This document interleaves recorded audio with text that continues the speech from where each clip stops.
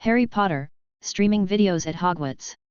Jang Dong traveled to Hogwarts and was considering whether to stick with the protagonist or run away. He found that he could watch short videos online, and the content he watched could be projected to the entire Hogwarts. And there were rewards as the plot changed. Hannah Abbott. Accompanied by Professor McGonagall's gentle but high voice, a cute girl with a ruddy face and 2 golden braids walked towards the sorting hat on the platform shyly. Hogwarts, sorting ceremony. Looking at the girl on the stage, Jang Dong sighed helplessly. And looking at Jang Dong sighing, Zhang Qiu, who had been watching him silently not far away, was trying to cheer up her lovely brother. Unfortunately, Jang Dong at this moment had no time to respond to her. Finally, it's time. Jang Dong looked at Hannah Abbott on the stage with a dazed look. He was originally an ordinary young man on Earth. He accidentally traveled to the world of Harry Potter and became Jang Dong, the younger brother of Zhang Qiu, the current flower of Ravenclaw. However, Jang Dong knew that the title of sister would change with the joining of little Luna next year, but he didn't care so much. After all, it was not important to him. I am just an ordinary magician, without blood, family, and no one to help me secretly. Forget it, I'd better live honestly for a few years. When Voldemort is defeated by Harry Potter and others, I will go out to do business honestly. Jang Dong is now in 1991. When he graduates, he will just catch up with the arrival of the new century. With the music, movies, and novels in his mind, he will definitely be able to rise to prominence. But Jang Dong flipped his hand, and an ordinary mobile phone appeared in his hand. No one else noticed Jang Dong's action, not because they were not curious, but because it was something he brought when he transmigrated, and only he could see it. But the pitfall is that this broken mobile phone can't be turned on. No matter how Jang Dong repaired it, it couldn't be fixed. At this time, Jang Dong was already considering whether he should completely forget about this mobile phone and start a new life. However, just when Jang Dong was about to say goodbye to this useless thing, suddenly, this phone that had been turned off all the time actually lit up. Hey? You can actually turn it on. Jang Dong immediately turned on his phone. Could it be that the plug-in he had been waiting for finally arrived? At this moment, he had begun to guess what functions his phone had. For example, Beta can let you search for all kinds of information in the 21st century. Another example is Penguin, which allows you to join various chat groups. Another example is 91, which allows you to. Why is there only one Pili Pala? After Jang Dong flipped through all the interfaces of his phone, he was dumbfounded. There was only one video software. What use could this thing have? However, having said that, Jang Dong still subconsciously clicked on the Pili Pala video software. After all, something is better than nothing. Even if there is only one software, it is better than nothing. When I opened Pili Pala, I saw that the homepage recommendations were all kinds of Hogwarts videos. Those who often watch videos know the power of big data. Jang Dong is a Harry Potter fan, and the homepage recommendation is Harry Potter.Strange. And the first video was Harry Potter and the Philosopher's Stone, Sorting Hat. Jang Dong didn't know if he could watch it, so he just clicked on the video. However, at the moment when Jang Dong's finger fell on the screen, something happened that shocked everyone. In an instant, in the hall of Hogwarts, a huge light screen appeared out of thin air, turning the entire Hogwarts into a huge movie theater. Look! What is that? Magic! It's magic! It must be magic! Who is casting magic here? You're playing pranks on the first day of school, don't you want to live? Swish! Almost instantly, everyone's eyes fell on the 2 identical figures on the Gryffindor table. According to their experience, usually when such strange things happen, it's absolutely right to find these 2 guys. George. Fred. Being watched by so many people, the twins of the Weasley family suddenly felt a numbness on their backs. Hey! Why are you looking at me like that? It has nothing to do with us. But who did this? Are they going to show a movie during the sorting ceremony? This is simply a genius prank. Please accept us as your disciples. Looking at the blank expressions of the 2, everyone retracted their gazes. The blank expressions of the 2 of them should not be done by them, right? Seeing that it was not someone's prank, almost instantly, all the professors of Hogwarts took out their wands at the same time, and then Expelliarmus! Shattered to pieces. Recovered as before. Avada, woohoo! After Dumbledore silenced someone with a silent, he raised his hand to signal everyone to stop. You can't stop now. Look at those little lions, if you don't stop, they will probably join in too. Then do I still want Hogwarts? Which friend is teasing us? If you have no ill intentions, please show up. I have delicious raspberry jam bread and delicious cockroaches. Hogwarts will welcome every friend who comes with good intentions. Welcome every friend with good intentions, that is to say, if you don't show up again, you will face the anger of Hogwarts. However, no matter how Dumbledore spoke, the light screen did not respond. Of course it could not respond, because the initiator of all this, Jang Dong, who was holding a mobile phone, was also stunned. Damn! How did my mobile phone become a projector? While Jang Dong was stunned, the video started playing. Accompanied by the most lively excerpt from Hedwig's Variations, an ancient door opened, and Professor McGonagall, wearing a wizard hat, walked in with a group of young 11-year-old boys and girls. The magnificent hall, the four-color decorations, and especially the one that cast the night sky the roof of the spell, all of which indicate that the location in the picture is exactly Hogwarts. That's me. Professor McGonagall was stunned for a moment. Isn't this what happened just now? Could it be that this light curtain that looks different is actually a large camera? Although this is the wizarding world, everyone still knows about cameras, and the cameras in their wizarding world are only more advanced than those of Muggles. But that's meaningless. She believes that their great headmaster Dumbledore will definitely find the person who is suspected of peeping at their Hogwarts secrets and then directly deduct his illegal income to build their school. But how can this light curtain be so simple? Read books every day on the 11th. Recharge 100 and get 500 VIP points. Recharge now, activity time, October 1st to October 7th. Chapter 2 It's not secretly filming. It's predicting. The light screen doesn't know what everyone is thinking. Anyway, Jang Dong didn't press the pause button, so it just continued to play it honestly. So, Professor McGonagall held the sorting hat in one hand and the parchment with the names of the new students in the other hand and said loudly, Hermione Granger. Under the stage, Hermione took a deep breath and whispered to comfort herself.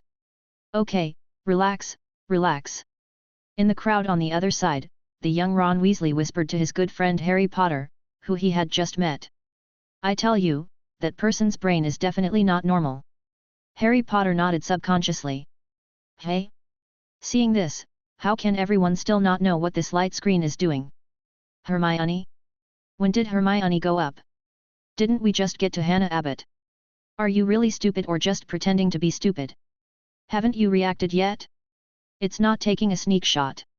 It's predicting. Hey? In other words, the sorting hat hasn't sorted the houses yet, but it knows which house Hermione will go to? Are you kidding?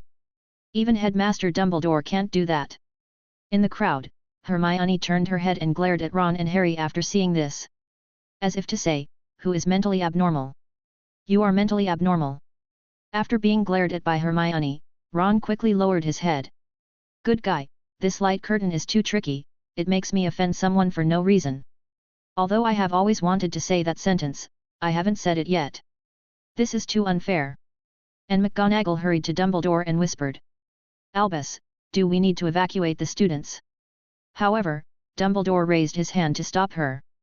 When you don't know the strength of the other party, breaking up into pieces is the most dangerous thing. Otherwise, why are the first to die in those horror movies all the ones who are alone? Besides, now he is here, and there are top wizards like McGonagall and Severus. If they are not safe around them, where is the safe place? The video is still going on. Good, Gryffindor. Yet. In the hall, the little lions of Gryffindor have cheered, and even Professor McGonagall has a smile on her face, which makes Snape on the side look black. What are you doing? It's just a prophecy made by someone unknown, why are you so excited? The sorting hat hasn't spoken yet. Draco Malfoy. The white-haired Malfoy walked up, Slytherin. Snape smiled, and then subconsciously raised his hand to applaud, but fortunately he reacted quickly and put his hand down.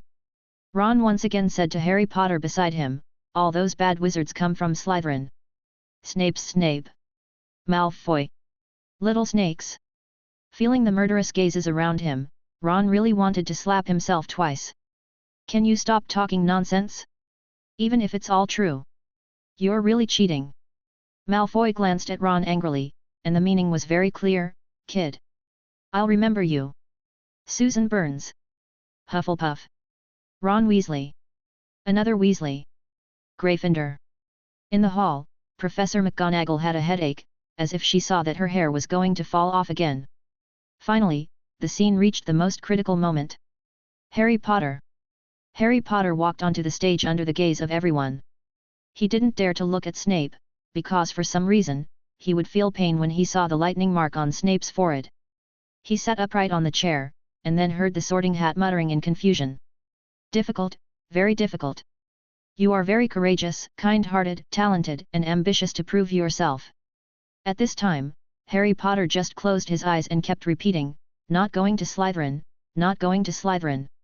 Little snakes. At this moment, Harry Potter also felt what Ron felt just now. Alas, this light curtain, on the first day, he offended a quarter of the Hogwarts students. Sorting Hat, not going to Slytherin? Obviously, going to Slytherin can make you brilliant, but since it is your own request, then respect your wishes, Gryffindor. Yet. The little lions cheered. Harry Potter was originally a star in the wizarding world. In addition, he obviously had the most roles in this light curtain, so everyone in Gryffindor was of course very happy. The video ended here, and Jang Dong quickly took back his phone. He still hadn't figured out how to use this plug-in. As the light curtain disappeared, Dumbledore was obviously relieved, but he soon fell into deep thought. Who put up this light curtain? What is the other party's purpose? Is the content inside true? Dumbledore pressed his hands down to signal everyone to be quiet, and then he returned to his seat and said to everyone. The sorting ceremony, continue. He couldn't wait to see if the future in this light curtain was real. And it wasn't just Dumbledore who couldn't wait, but everyone present, including the Sorting Hat. The Sorting Hat was shouting on the stage. Okay, let's get started. Don't believe what's inside the light screen. You have to believe in the sole authority of Hogwarts. Listening to the Sorting Hat's words, McGonagall also silently glanced at it, picked up the parchment and continued. Hermione Granger. Chapter 3 The Sorting Hat feels useless. Hermione Granger. Gryffindor. Draco Malfoy. Slytherin. Susan Burns. Hutch, Puff. Ron Weasley. Damn. I think you know what you are. Gryffindor. The Sorting Hat announced one by one, and looking at the results of the sorting that were exactly the same as in the video, the Sorting Hat felt unprecedented frustration at this moment. What? Why is the light screen exactly the same as the result of my sorting? In this case, what use am I? Harry Potter. When Harry Potter put on the Sorting Hat, the Sorting Hat said. You are very courageous, kind-hearted, talented, and ambitious to prove yourself. It's difficult, very difficult, shit. Didn't the light screen tell the result? So I go to Gryffindor? Harry asked cautiously, fearing that the Sorting Hat would get angry and assign him to Slytherin. Of course the Sorting Hat would not do this. It is a principled Sorting Hat. After all, one of its decisions may affect the child's life. But the Sorting Hat still said unhappily, of course, but I want you to go to Slytherin, not for my reputation, but because you are a perfect match for Slytherin. Don't you really want to consider it? I choose Gryffindor. Damn it. Gryffindor. As the Sorting Hat sorted Harry Potter to Gryffindor, the little wizards present finally couldn't help but discuss it. It all came true. Everything in the light curtain is true. But why did the light curtain only predict a few people? What about me? What's wrong with me? Maybe it's the face. I don't think it's a prediction. Although theoretically everyone has a 1/4 chance, there are still traces of how the Sorting Hat sorts people. As long as there is enough information, it's not impossible to guess. That's right, just like Draco, basically all Slytherins, and Weasley, the whole family is Gryffindor. It's still not right, aren't there other people? There are even a few Muggle-borns.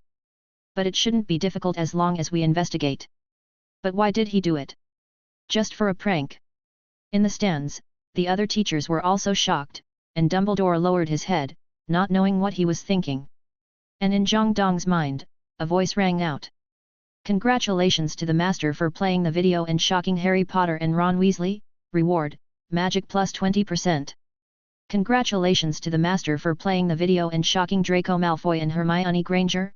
Reward, oolong out of the hole, primary, recovery, primary. Congratulations to the master for playing the video and shocking Minerva McGonagall. Reward, transfiguration, intermediate. Congratulations to the master for playing the video that shocked Albus Dumbledore. Reward, silent spell. Congratulations to the master for playing the video that shocked the Sorting Hat. Reward, Death Hat of the Destroyer. Listening to the voice of the system, Jang Dong instantly mastered several spells, and one of them was intermediate. Jang Dong is not a genius. He barely mastered one armor protection, Protego, before school started. He practiced this trick hard and only reached the elementary level. Elementary level is equivalent to the average level of junior wizards. If you reach the intermediate level, it will be enough to pass the OWL exam. And there is also an equipment. Equipment, Death Hat of the Destroyer. As long as the user wears it on his head, all magic power will increase by 35%. 35%. This has raised Jang Dong's strength to another level. This shows how much benefit this short video has brought to Jang Dong. Jang Dong was very excited, but everyone was very excited after experiencing so many magical things, so no one felt that Jang Dong was strange. At this time, Dong. Jang. Professor McGonagall's voice rang again. Hearing that he was called, Jang Dong calmed down and walked up. At this time, everyone's eyes fell on Jang Dong. After all, in Hogwarts, this oriental face was still very attractive. Add to that Jang Dong's name, it is easy to know that he is Zhang Chu's younger brother. Okay, kid, you can sit down. Professor McGonagall motioned Jang Dong to sit down, and then she picked up the not-so-good sorting hat and put it on Jang Dong's head. Okay, young man, your college is, wait a minute. Oops. Jang Dong was a little nervous. The sorting hat can read memories and information. It wouldn't know about his mobile phone. You little guy, it's very difficult to deal with. Let me see. You obviously have the ambition to conquer everything, but you just want to hide. You obviously have mastered several spells, but you just want to hide. You obviously have a kind heart, but you just want to hide. Young man, don't be so cowardly, okay? Jang Dong. Okay, it seems that I think too much. Yes, so many senior time travelers have experienced the sorting hat, and I haven't seen anyone who was identified as a time traveler by the sorting hat. It's just. I just love peace. Jang Dong explained. The sorting hat. Okay, I already know where you should go. Gryffindor. Jang Dong. Oops. Things will turn against themselves when they reach the extreme.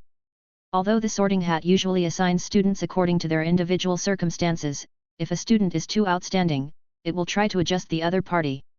For example, the famous Gryffindor sword master Neville Longbottom is the one who the sorting hat feels that he too timid and needs training, so he was sorted into Gryffindor.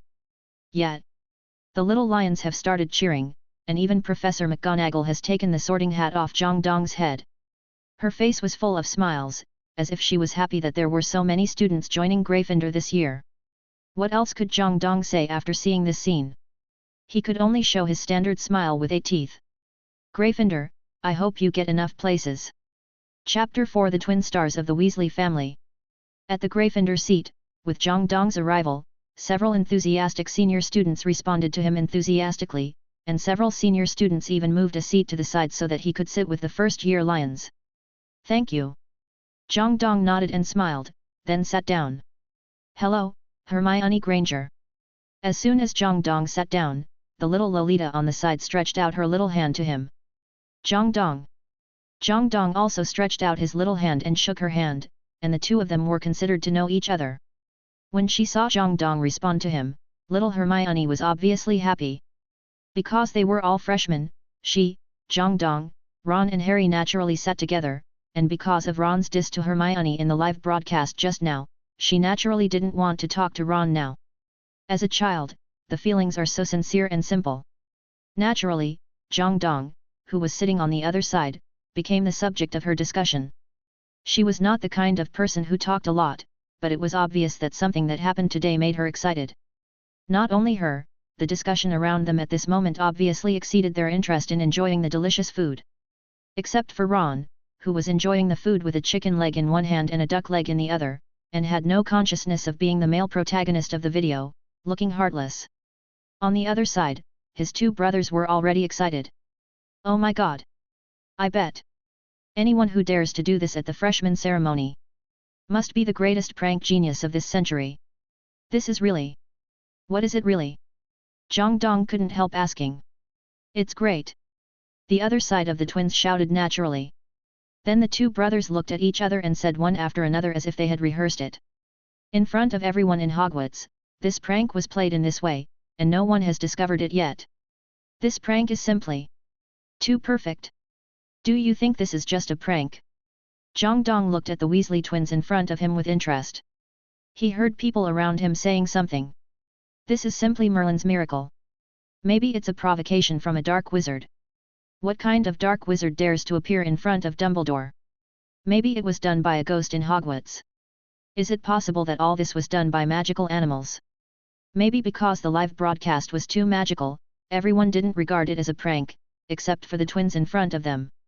Hearing Jang Dong's voice, the twins in front of him also smiled and said to him, "Hello, my name is George Weasley, he is my brother Fred, next time you meet, you must tell us apart, otherwise, we will be angry." Fred said and blinked at his brother.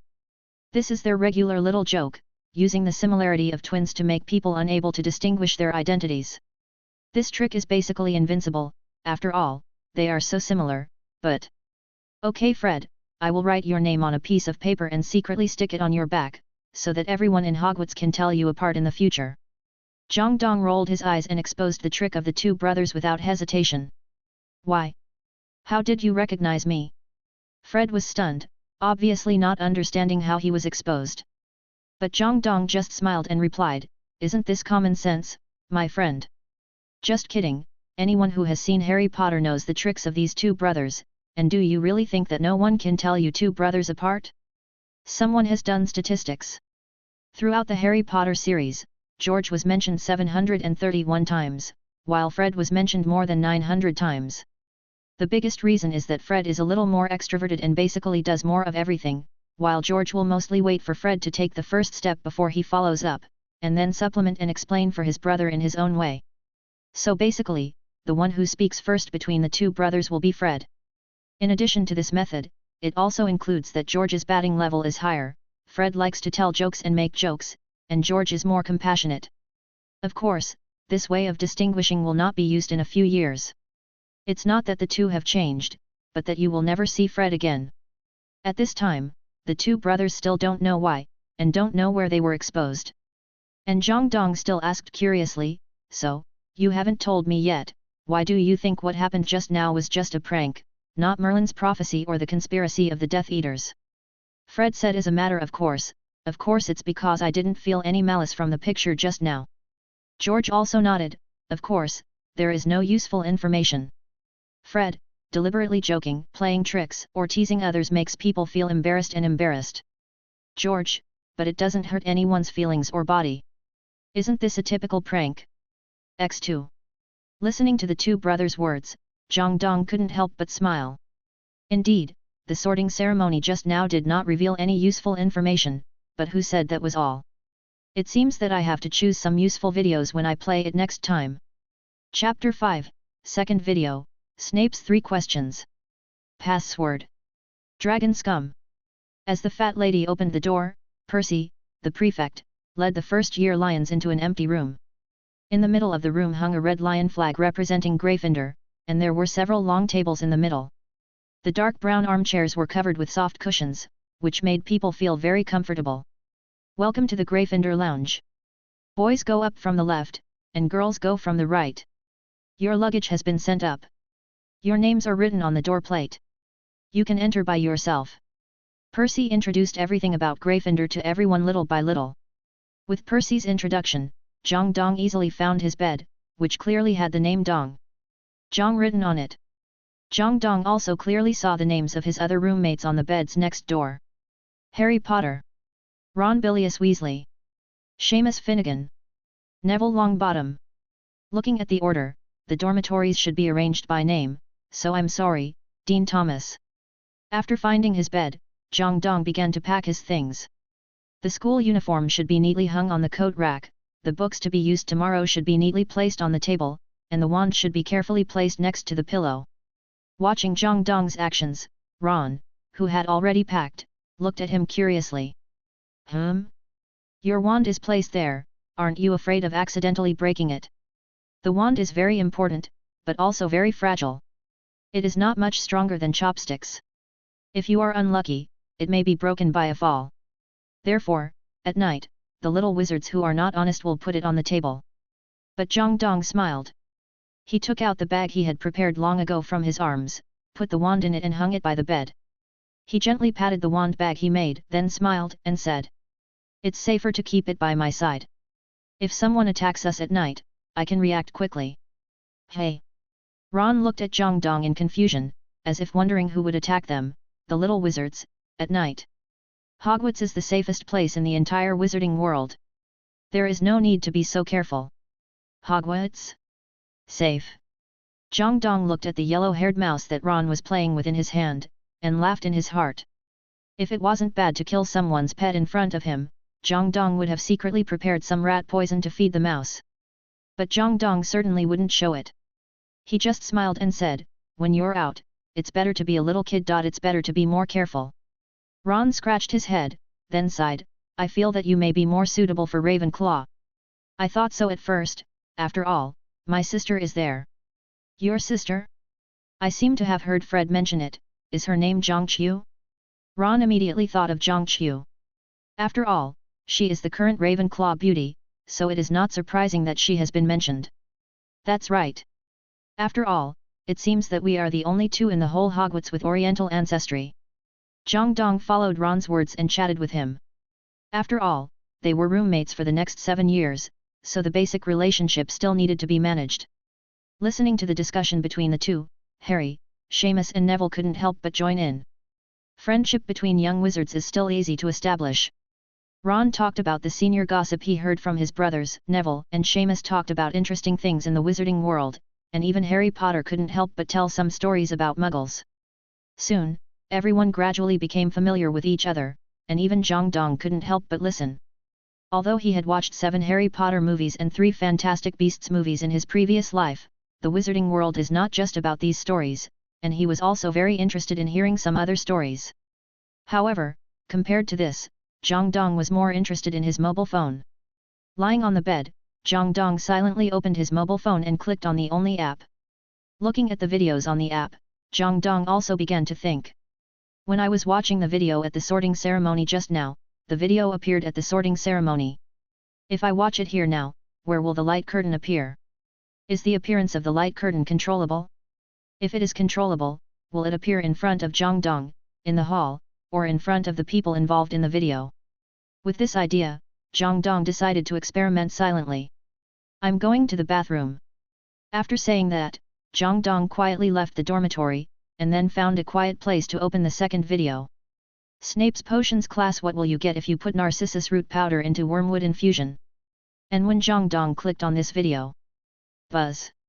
Instantly, in Jang Dong's dormitory, a transparent light curtain appeared out of thin air. Swish, swish, swish. Almost at the same time, several little heads in the dormitory who were already sleepy all raised their heads.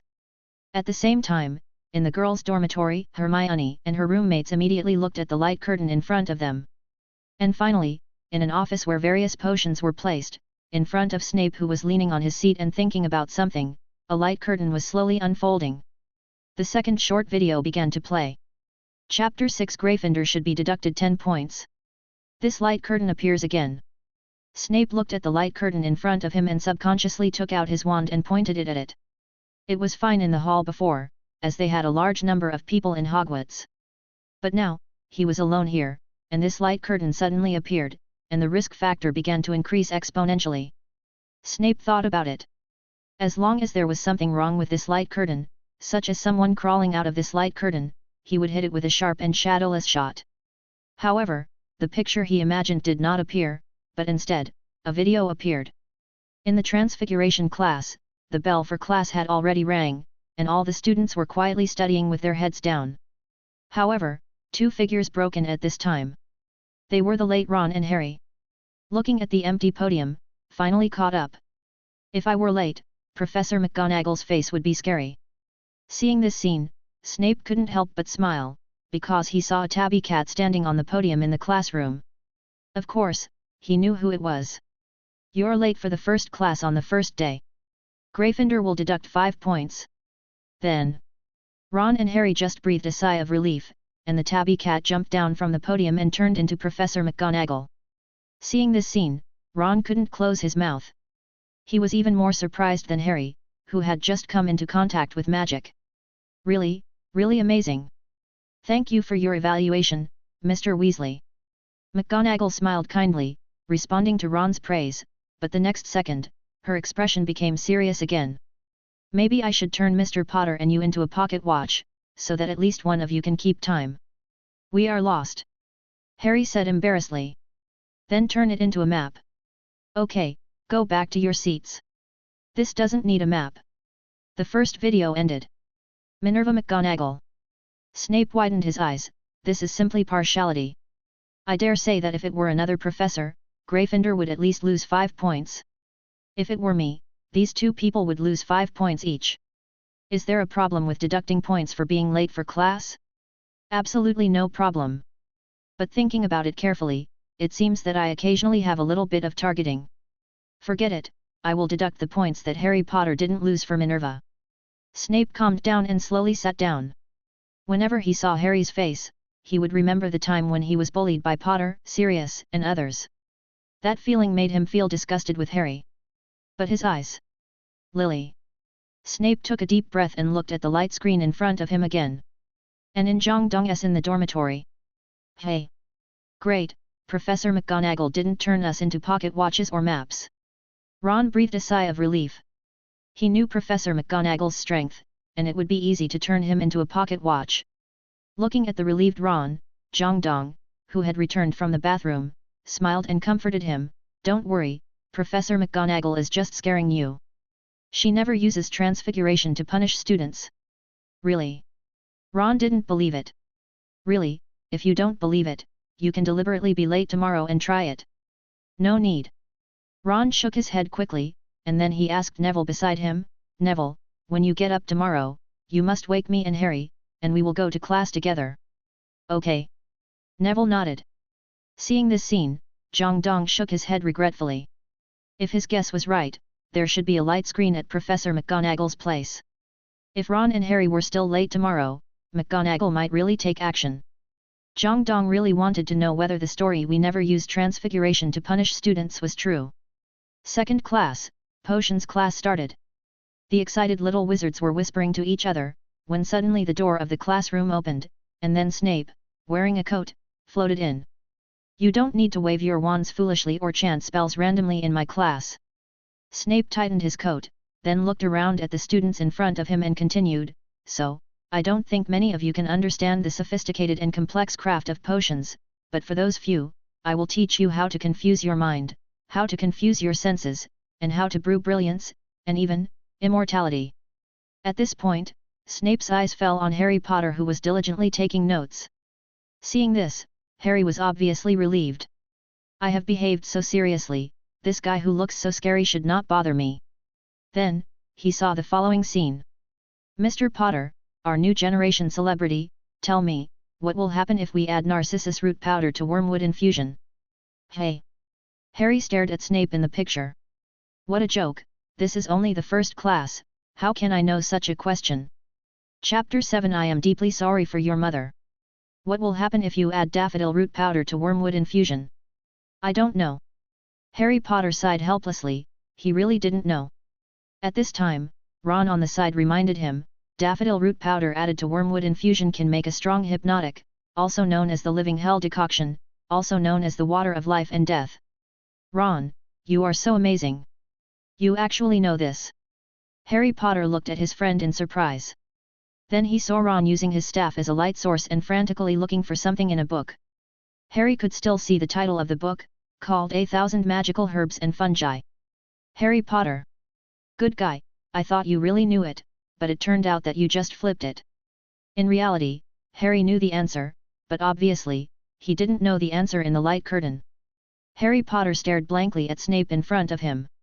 Snape ignored Hermione, who kept raising her hand, and continued to ask. Well, let me ask you again. If I need a bezoar, where should I find it? Harry still didn't know the answer. He didn't even know what a bezoar was. Ron on the other side had already started flipping through the book frantically. Obviously, the person in the light curtain couldn't rely on Ron, and that was indeed the case. Harry looked at Ron, who looked confused. Draco and his two followers were laughing so hard that they were rolling on the ground. As for Hermione, she had raised her hand and never put it down. Unfortunately, Snape could not see it at all. Instead, he spoke to himself. Okay, Mr. Potter, what is the difference between aconitum naviculatum and aconitum camajasm? Ron, who was flipping through a book on the bed, shouted, Harry, bezoar can be found in the stomach of a cow. Harry. It's the next question, Ron. Harry didn't know how to complain about his friend. Ron, can you be faster? But fortunately, he at least remembered the answer to the previous question. In this way, at least Snape won't embarrass him tomorrow. I don't know, but I think Hermione should know. Why don't you ask her? Harry said in a low voice, but the one who responded to him was Snape, whose face was even gloomier. Well, let me tell you, Mr. Potter, narcissus root powder and wormwood can be combined to make a very effective sleeping pill, the living hell decoction. Bezoar is a kind of stone that can be taken out of the stomach of a cow and has a very strong detoxifying effect. As for aconitum naviculatum and aconitum camajasm, they are the same plant, also collectively known as aconitum. Do you understand now, Potter? Harry nodded imperceptibly. Then why don't you write all this down? 5 points from Gryffindor. I was just taking notes. Harry felt very wronged. How could there be such a guy? Hyde's definitely targeting me. Professor Snape is very scary, second only to my grandmother. Neville beside him also whispered. It can be seen that Snape's horror has planted the seeds of terror in his little heart. And Jang Dong on the side comforted him, then you can imagine what Professor Snape looks like wearing your grandmother's clothes. Putchy. Maybe thinking of that interesting picture, Neville couldn't help laughing in the quilt. At this time, Harry saw that on that light curtain, a long bullet screen slid past. The flower language of daffodils is my regret follows you to the grave, and wormwood represents absence and bitter sadness. What Professor Snape actually wanted to say is, I feel extremely sorry for your mother's death. What? Harry was stunned. He couldn't believe what he saw. Did Snape's question have such a meaning? Impossible, he looks like he hates me so much. Harry Potter subconsciously wanted to refute, but he didn't know how to refute.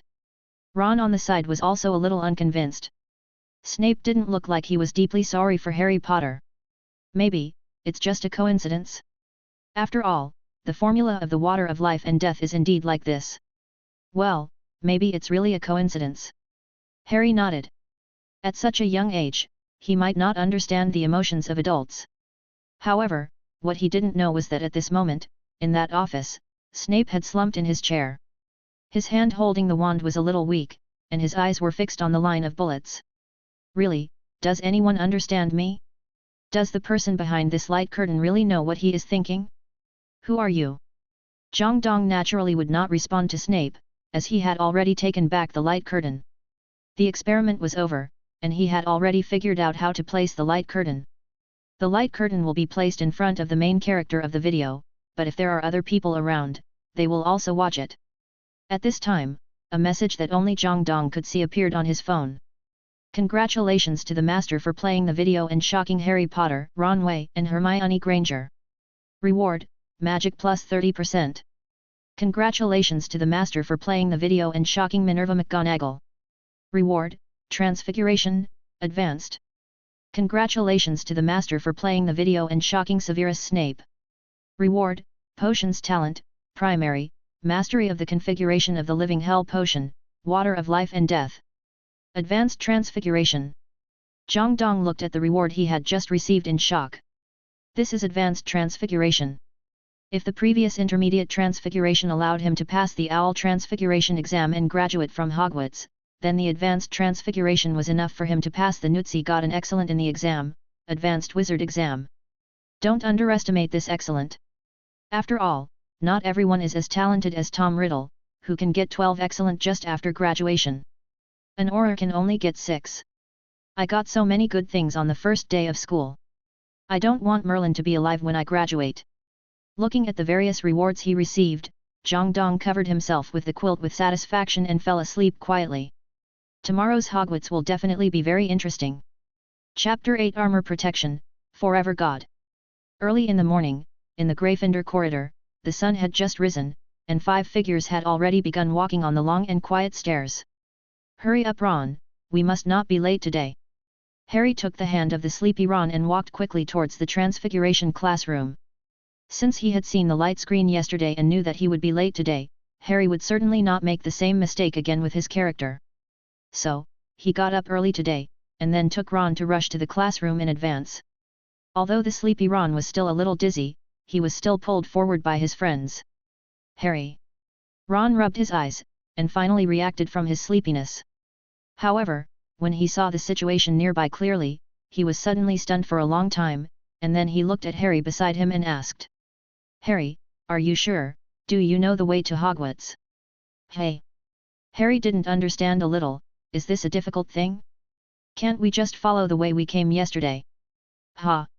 Ron was completely awake at this time. He covered his face and looked at his friends around him helplessly. Harry. In fact, the road to Hogwarts is alive. In each time period, the stairs under our feet will be arranged and combined in different forms. What? Harry suddenly reacted. He looked at Ron beside him a little embarrassedly and asked in a low voice, so we are lost. Ron spread his hands helplessly.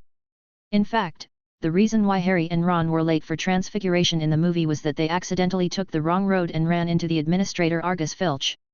They were lost and pushed the door randomly, and Filch found that the door they were about to push was actually the exit to the corridor outside, so they were unlucky. If Kira hadn't happened to pass by and saved them, I'm afraid they wouldn't be late, but would have been locked up in the dungeon by Filch to reflect. Looking at the unfamiliar corridor, Ron could only say helplessly. In fact, we should have walked with Neville, Jang Dong, and others.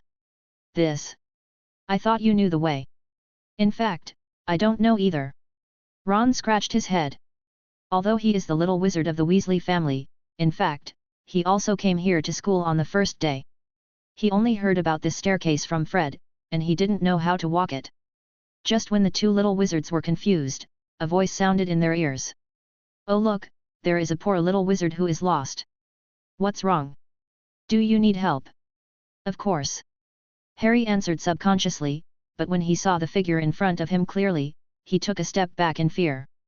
Because, the person in front of him is not a person, but Peeves the noisy ghost. No. Harry. Go. Ron reacted. Almost in an instant, he thought of the identity of the ghost in front of him. There are 142 staircases in Hogwarts. Even senior students may get lost. But it doesn't matter. As long as you meet Nick the Headless Ghost, he will show you the direction. However, if you are unlucky and meet Peeves the Noisy Ghost, you can only consider yourself unlucky, because... Want to run? Since you are here, then play with me for a while. Ha ha ha. The noisy ghost laughed and waved his hand at the same time. The red carpet under Harry and Ron's feet was instantly taken away. Pa! The two little figures lost their balance and hit the stairs directly. It hurts. Harry screamed and got up, but before he could react, a wastebasket fell on his head. Harry! Seeing his friend being defeated, Ron immediately drew his wand and wanted to attack the talking ghost, but unfortunately, a wastebasket also flew towards him. Fortunately, Ron was prepared and raised his hand to knock down the wastebasket in front of him, but with this action, Ron could no longer find the talking ghost. Where is he? Ron stared with wide eyes looking for the talking ghost, but... Here! Suddenly, a figure appeared from behind Ron. It was the talking ghost. He waved his hand. Ron's little nose was directly caught in his hand. Ha ha ha! I'm grabbing your nose! The talking ghost shouted happily, and then pinched it hard. Ah! Ron could only squat down, covering his nose. When he raised his head, his originally pretty little nose had become red and big, and his snot and tears flowed down helplessly. Ron! Harry, who had just taken off the wastebasket, looked at his miserable friend beside him. He wanted to help, but unfortunately, he didn't know any magic on his first day at Hogwarts. It's your turn. The talking ghost screamed and rushed towards Harry Potter again. At this time, Harry didn't know how to resist, so he could only try to cover his nose with his hands, hoping that he would not be as bruised and swollen as Ron beside him. Prodigal. Suddenly, a voice sounded. Bang! The next second, the talking ghost seemed to hit an invisible wall. Ouch! He screamed, and then he fled away, covering his nose. Are you all right? At this time, Jang Dong, who had put down his wand, slowly came over. Jang Dong. Fortunately, you are here. Thank you so much. Harry looked at Jang Dong with surprise and expressed his gratitude. Although he didn't know what the spell was just now, he felt so handsome when he saw him easily repel the noise ghost. Really know when I can master such a spell. Ron on the side also covered his swollen nose and kept thanking Jang Dong. Your proficiency in the armor charm is so high. Oh my god! How did you do it? You must have practiced hard for a long time. But, why did you practice the armor charm? Usually, young wizards can barely master a spell before entering school. And most young wizards' first spells are attack or functional spells. It's the first time he has seen someone like Jang Dong master armor protection right away. As for Ron's words, Jang Dong just rolled his eyes helplessly. Just kidding, this is the first spell I have learned in this world. Do you understand the value of the armor charm? Let alone other things, just ask the players who have completed Hogwarts Legacy. You can skip the Avada Melon, but who dares not practice the armor charm? Armor protects. Eternal God. Professor McGonagall had just arrived at the transfiguration class. She was almost late today. The reason was simple. A light screen suddenly appeared in front of her last night. Then, she studied it for a long time, but unfortunately, nothing was found. It seems that I have to go find Albus after class. A light screen suddenly appeared, and then after looking at it for a while, she completely believed the content in the light screen. McGonagall was not a kid like Harry, so how could she completely believe it so easily? However, before the light screen did something evil, she still had reservations. After all, this is the wizarding world, and it is not strange for anything strange to happen. And I'm glad to see that you are not late, Mr. Weasley and Mr. Potter. McGonagall smiled at the two children who were already sitting in their seats. As smart as she was, she had guessed that they should have looked at the light screen and that was why they were not late. You see, she couldn't tell whether this light screen had any malicious intent, but it had successfully helped the two little wizards get rid of the problem of being late, didn't it? After hearing Professor McGonagall's words, Harry and Ron smiled back, and then said to Jang Dong, who was sitting next to them, with gratitude. Jang Dong, thank you so much. If it weren't for you, we would definitely be late today. I said it's nothing, it's just a pity. Jang Dong looked at Professor McGonagall on the stage with a little regret. It's a pity that he couldn't see their professor turning into a cat. Professor McGonagall tapped the podium with her hand, and the classroom, which was originally a bit noisy, suddenly became quiet.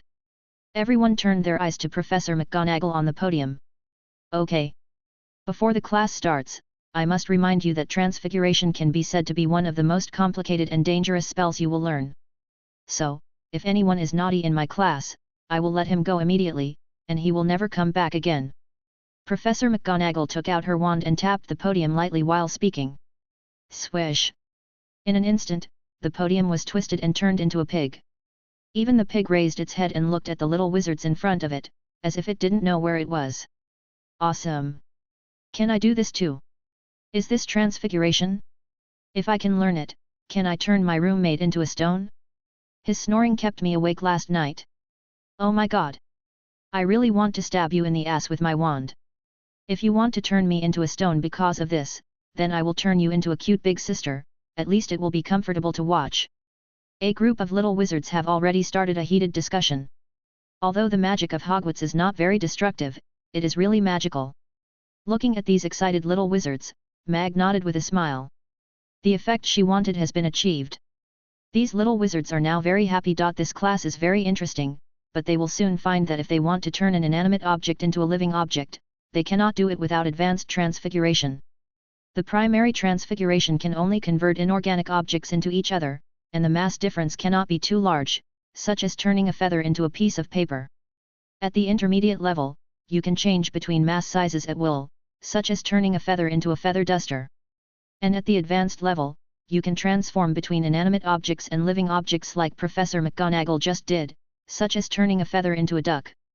At the top level, the target of this magic is no longer a single individual, but a pile of sand, a forest, or a group of dark wizards. As for the ultimate, there is usually another adjective. Animagus. Thinking so, Professor McGonagall began today's lecture. The little wizards also took notes hard, even Jang Dong did the same. When the theoretical knowledge was almost explained, Professor McGonagall gave each of the young wizards a match and asked them to turn it into a needle.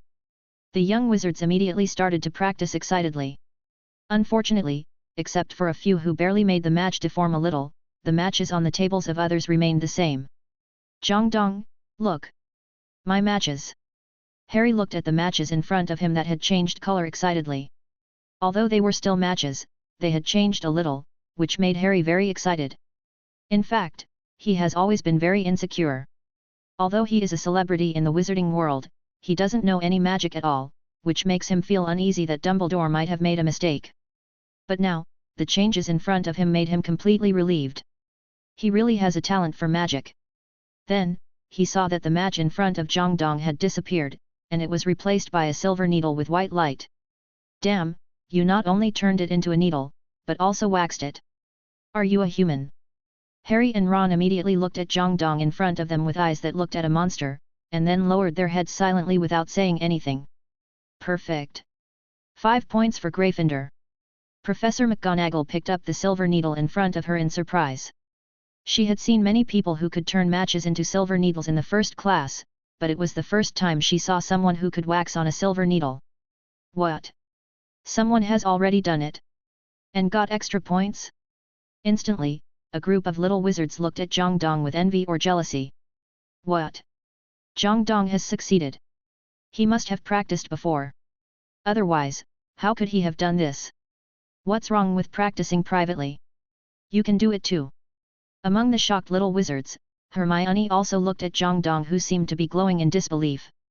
In front of her, the half-changed matchstick was lying there quietly. I was almost there. I was almost there to surpass him. I should have practiced more yesterday. It's all because of that sudden light screen that disrupted my study plan. My 5 points. Hermione pouted unhappily and continued to lower her head to fight against the matches in front of her. Sure enough, if she wanted to surpass these people, she had to work harder. P.S. I'm just starting a new book. I don't ask for rewards, but I hope everyone will support me with flowers and comments. Let me briefly talk about the plan. The video will definitely still focus on Harry Potter, but occasionally some magical animals will be added. As for Hogwarts Legacy, I also want to write a little bit, but I don't know if you will be distracted by it. If you have any ideas, you can say it in the comment section. Professor McGonagall took the needle and looked at it carefully. After a long time, she looked at Jang Dong in front of her again. It seems that you have a talent for transfiguration, Mr. Dong Zhang. Of course, you may have learned transfiguration in private in advance, but I want to see where your limit is. Professor McGonagall handed the needle to Jang Dong in front of her, and then pointed to the podium next to her and said, if you can turn this needle into this podium, maybe I can pass your transfiguration exam this semester. Turning a needle into a podium is something that only intermediate transfiguration can do. What Professor McGonagall didn't say is that under normal circumstances, a first-year wizard can pass the final exam as long as he can turn a match into a needle. Turning a needle into a podium is already the final exam standard for third-year students. However, Jang Dong still nodded silently, and then he tapped the needle with his wand. Swish! The next second, a huge podium appeared in front of everyone. Gryffindor plus 10 points. Professor McGonagall's face was full of joy. At this moment, she seemed to see a new Animagus about to be born. The students around were all looking at Jang Dong in shock. After they were stunned for a few seconds, cheers, worship and applause rang out. At this moment, even the always proud little Hermione looked at Jang Dong beside her with admiration. If a person is a little better than her, then she may try to see if she can surpass him, but if a person is much better than her, then she has only one choice: to worship him. They are all little wizards of the same age, how can they be so powerful? After transforming the podium, Jang Dong did not continue to use advanced transfiguration. Although it is rare for a first-year student to master intermediate transfiguration, it is not strange. But if a first-year student mastered advanced transfiguration, there would be only a few people who could compare with him in the history of Hogwarts.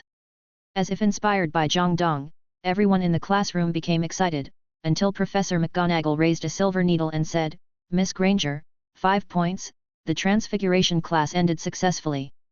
As soon as the class was over, Hermione ran to Jang Dong's side. "Jang Dong, wait a minute. What's the matter, Miss Granger?" Jang Dong stopped and looked at Hermione, who was chasing after him. "What is this little loli going to do? Isn't she coming here to challenge me because she thinks I stole her first place?" Jang Dong knows Hermione very well. Although Hermione always looks arrogant, she is actually more inferior than anyone else in her heart. The name Muggleborn is not very nice, so Hermione works so hard to prove that Muggleborns or Mudbloods are no worse than anyone else. In fact, this is true. Throughout Harry Potter, Hermione insisted on someone proved one thing: blood does not represent everything about a person. Looking at Jang Dong in front of her, Hermione, who had just run over, also tried to calm her breath, and then said to Jang Dong, "Just call me Hermione, how did you do it? Although the book has the spell and method of using transfiguration, why can't I turn the needle into a podium no matter how hard I try?" Hermione opened her eyes and tried hard to look at Jang Dong in front of her, as if to find the answer from his face. How could Jang Dong have an answer? He couldn't say that his transfiguration was directly rewarded by the system, right? What's the difference between that and self-destruction? You can't rely on textbooks. The knowledge in the textbooks is all the most basic common sense. If you want to improve your transfiguration level, I recommend you to find Madame Pants. Irma Pants, the librarian of Hogwarts, doesn't know if she is strong in combat, but her knowledge is definitely the second strongest in Hogwarts. Hogwarts has the most complete library in the entire wizarding world. You can find some suitable books to study. I recommend detailed explanation of basic spell principles and transfiguration guide for beginners. If you have mastered these 2 books, it will not be a problem to pass the second-year transfiguration exam. Really? Thank you so much. Hermione immediately became excited. Yes, as a child from a Muggle family, she does not have the background of those pure-blood wizards, but hard work can make up for shortcomings. Besides, she is not stupid. As long as she works hard, she will definitely catch up soon. Seeing that Jang Dong was actually able to chat with Hermione enthusiastically, Ron put his arm around Harry's shoulders and said, "Okay, Harry, don't look at Jang Dong first. Have you memorized the answers I asked you to memorize? Potions class is coming soon. Next, it depends on your performance." Ron's words instantly pulled Harry's eyes back. He adjusted his glasses and showed an extremely confident smile on his face. "Don't worry, let me add points for Gryffindor next." "You're kidding, the questions are all clear, how can he get them wrong? These 5 points? He's got them for sure." Chapter 11 Such a Potions Class. In my class, you don't need to wave your wands foolishly or chant spells randomly. Snape tightened his coat, then looked around at the students in front of him and continued. "So, I don't think many of you can understand the sophisticated and complex craft of potions, but for those few, I will teach you how to confuse your mind, how to confuse your senses, and how to brew brilliance, and even, immortality. The same lines and actions as in the light curtain, even the tone of voice is no different." Harry Potter breathed a sigh of relief, and then he heard Snape's voice. "Potter." Snape looked at Harry as expected. "What will you get if you add narcissus root powder to wormwood infusion?" Harry stood up calmly, and then said confidently. "Narcissus root powder added to wormwood infusion can make a strong hypnotic, also known as the living hell decoction, also known as the water of life and death." Swish! In an instant, the students in the entire classroom looked at Harry in admiration, and even the little snakes who were in class with him looked at him in shock. What's going on? He knows the answer to this kind of question? Is this guy a hidden academic master? Feeling the admiring eyes around him, Harry suddenly felt the happiness of Jang Dong during the transfiguration class. This feeling is great. Only Hermione, who was sitting next to Jang Dong, was unhappy. She also knew this question. Snape was stunned for a moment, and Jang Dong, who had been observing him, clearly felt his surprise. But Snape is Snape after all, and he has to manage his expression. Well, let me ask you again. If I need a piece of bezoar, where should I find it? Bezoar is a kind of stone that can be taken out of the stomach of a cow. It has a strong detoxification effect. Harry answered calmly. And Jang Dong had already seen Snape's slightly raised smile. So, Snape asked the third question. When making the original potion, what is the ratio of water to herbs? How long do you need to wait? Aconitum naviculatum and Aconitum davidianum are the same. Hey! Harry Potter stared at Snape in front of him. Damn! Why don't you play by the rules? This is not your third question. At this moment, Harry finally reacted. The other party must have seen the light screen yesterday. At this time, Harry could only answer awkwardly. Sorry, I don't know, Professor Snape. Harry didn't dare to look at Snape's face. He knew that the other party's face must be frighteningly gloomy at this time. I thought you knew the principle of previewing before class, Mr. Potter. Snape said coldly. The brewing of potions, this is written on the first page of the textbook. Remember, when making the original potion, pay attention to the order of pouring boiling water into the herbs. The ratio of the two is 1 pint of water to 1 ounce of herbs. You need to wait for 15 to 30 minutes. You still need to read the book, Mr. Potter. Snape glanced at Harry Potter and was about to turn back to his podium. Although he didn't answer the last question correctly, he got 2 questions right, so even Snape was embarrassed to deduct his points. However, at this moment, he suddenly heard Harry's voice behind him. So, do you really regret my mother's death? Professor Snape? Harry Potter stared at Snape's back.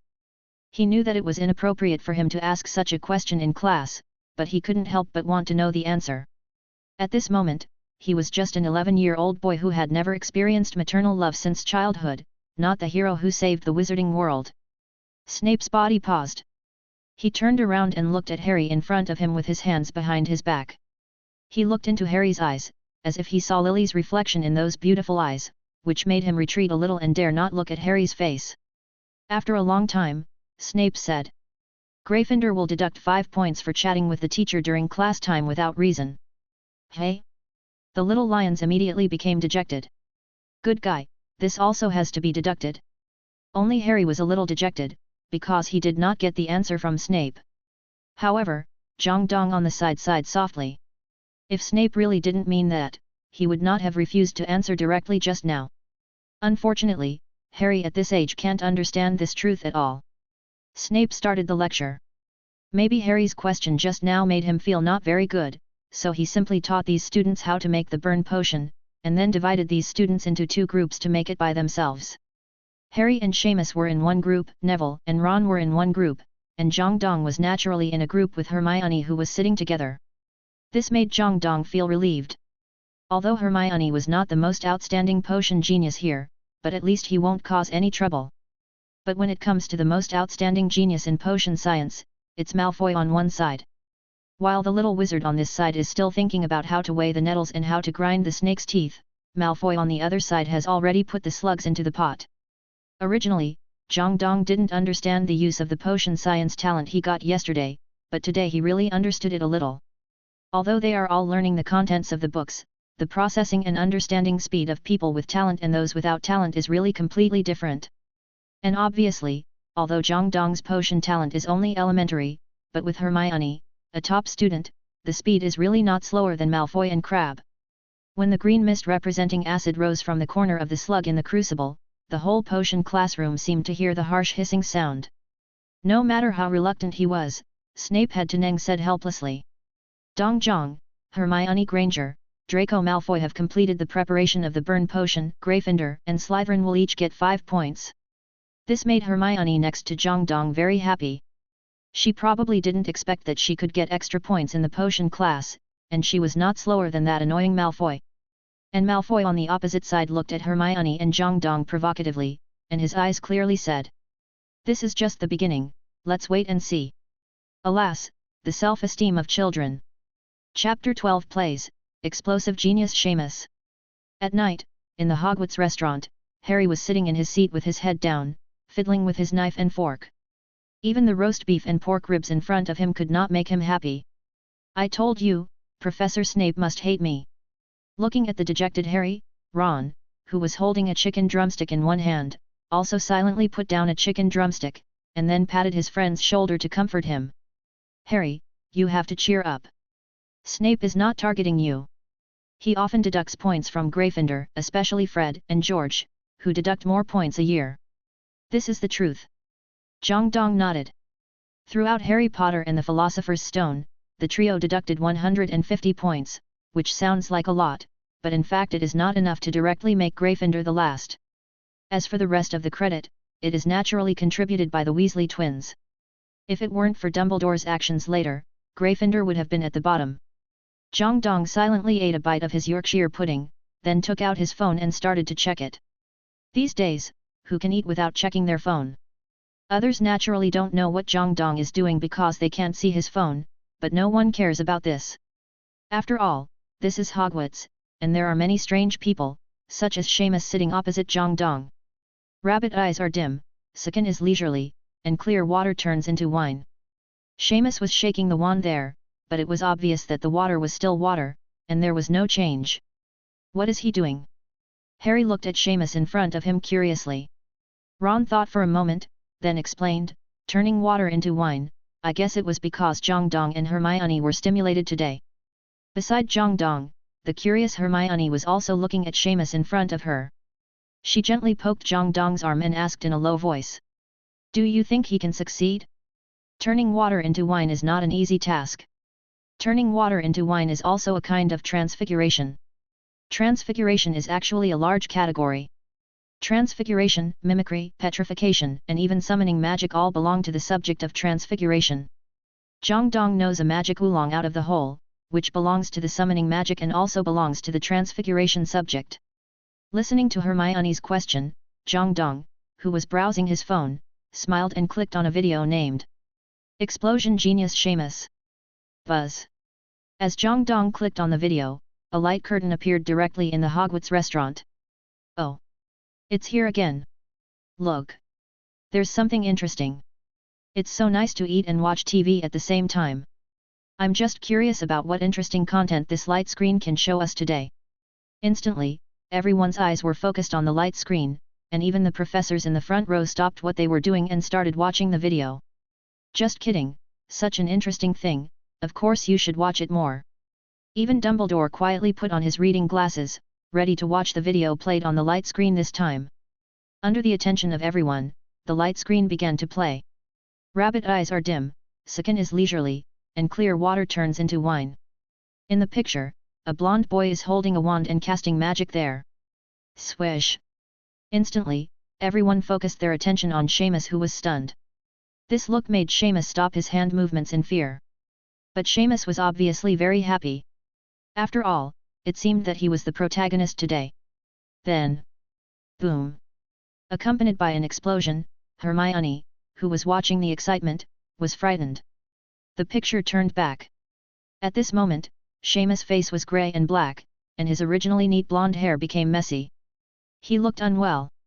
Ha ha ha! Everyone in the restaurant laughed. Is this the so-called explosive genius? It's so funny. Is his name Sheamus? Oh my god, how did he manage to practice transfiguration until it exploded? Is this the explosive genius? Sheamus, stop practicing, or we will send you to the infirmary in a while. Listening to everyone's laughter, Sheamus's face suddenly turned red. Now he wanted to get under the table directly. Shameful, too shameful. He just wanted to run away now, but the video would not stop playing because of his embarrassment. The scene changed. In the spell class, Professor Flitwick was teaching everyone the levitation spell. As a wizard, the most basic spell is levitation. Have you all got the feather? Hermione raised the feather in front of her and shook it. Very good, everyone follow me and wave your wrists, first wave and then shake, and then recite the spell, Wingardium Leviosa, you start practicing.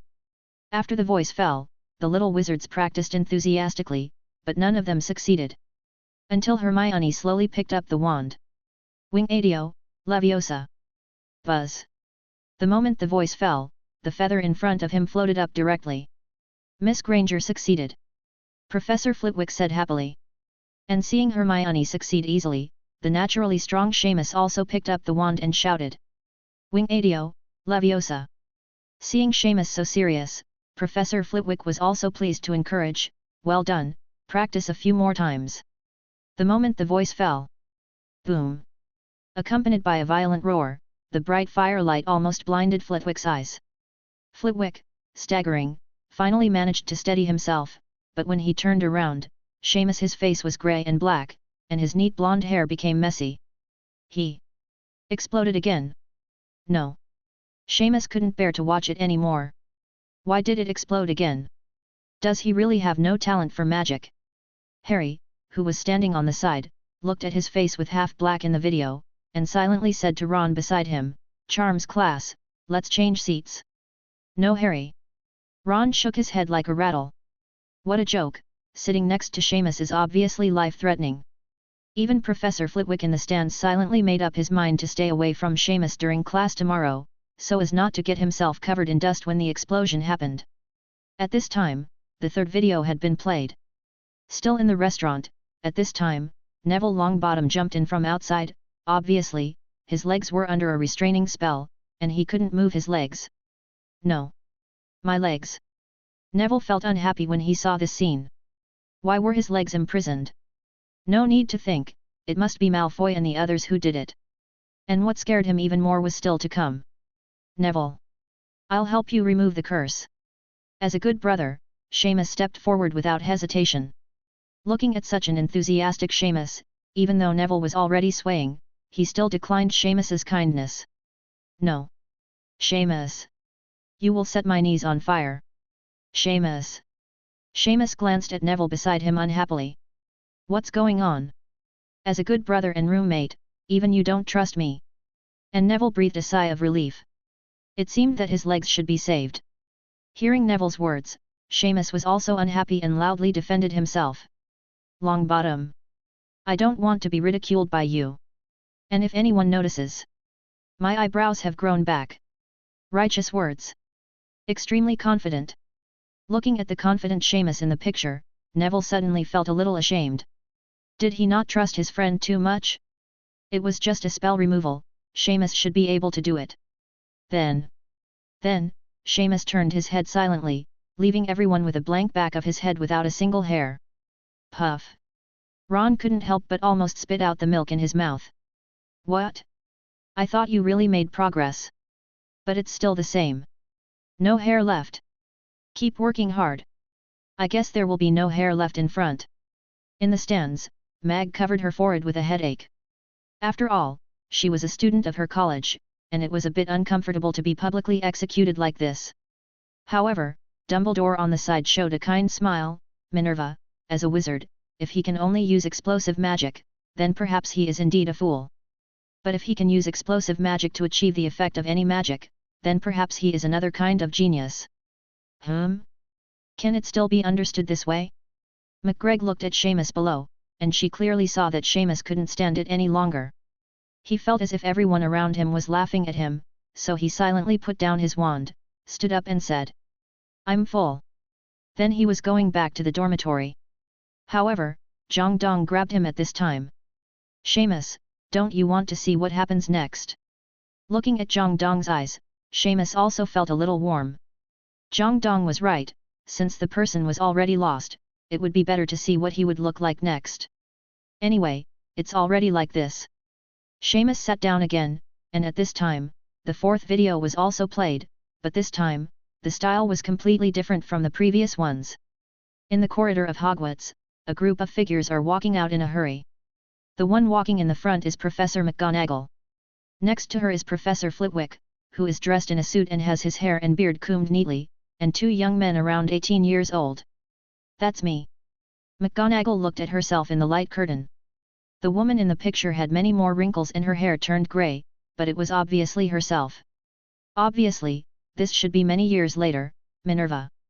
Dumbledore thought about it and guessed the answer. He combed his grey beard, wondering what he was thinking. Flitwick on the side looked at himself in the picture and his eyes lit up. This look seems good, maybe I should change my look.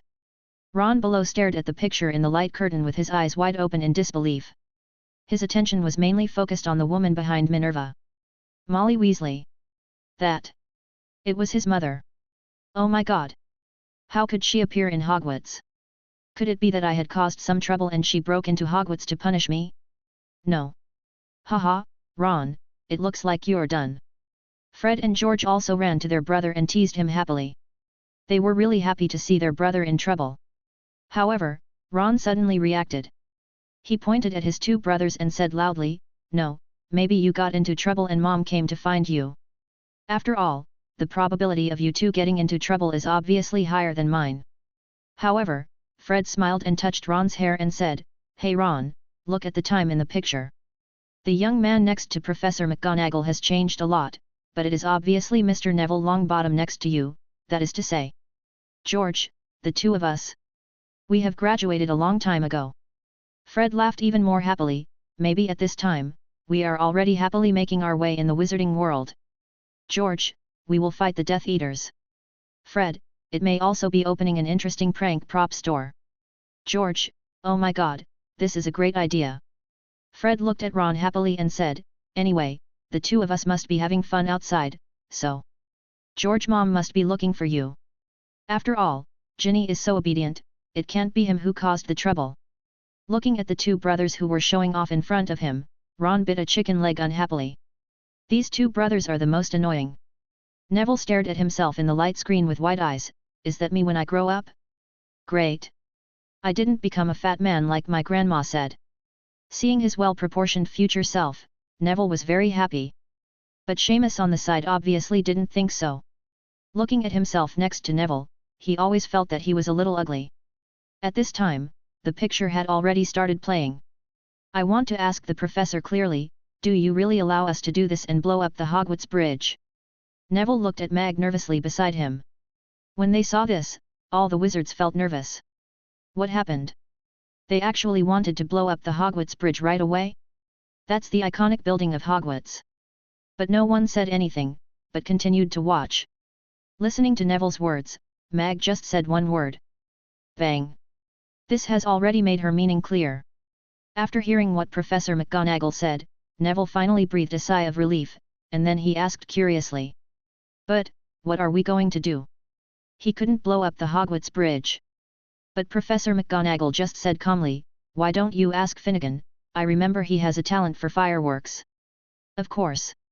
Sheamus immediately stood up from behind Neville, and he said confidently, "I can blow him up."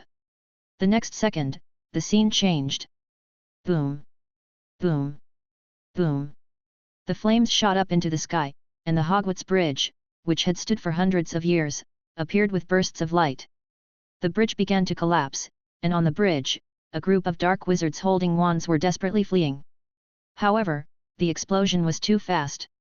In just a few seconds, they all fell into the river outside the gate of Hogwarts, and their lives and deaths were unknown. Cool. So cool. Sheamus couldn't help but stand up and shout. Proud. So proud. See who dares to say my talent is useless.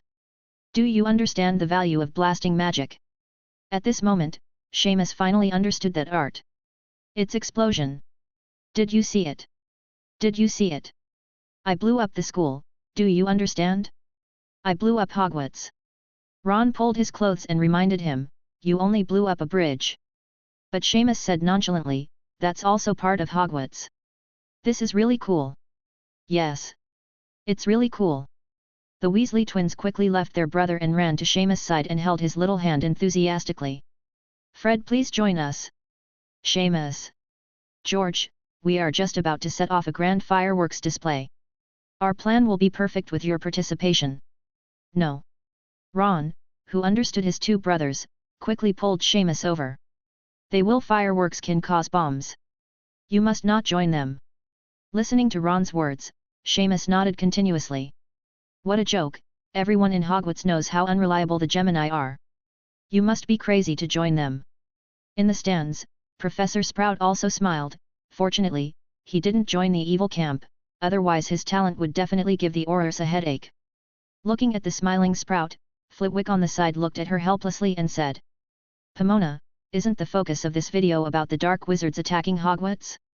Dean Dumbledore, what do you think?" Listening to Flitwick's words, Dumbledore just took a deep breath. and after a long time, he said leisurely, "It's nothing, Flitwick. There have always been people who want to challenge the authority of Hogwarts since its establishment, but we have survived every time, haven't we?" "But Dean Dumbledore.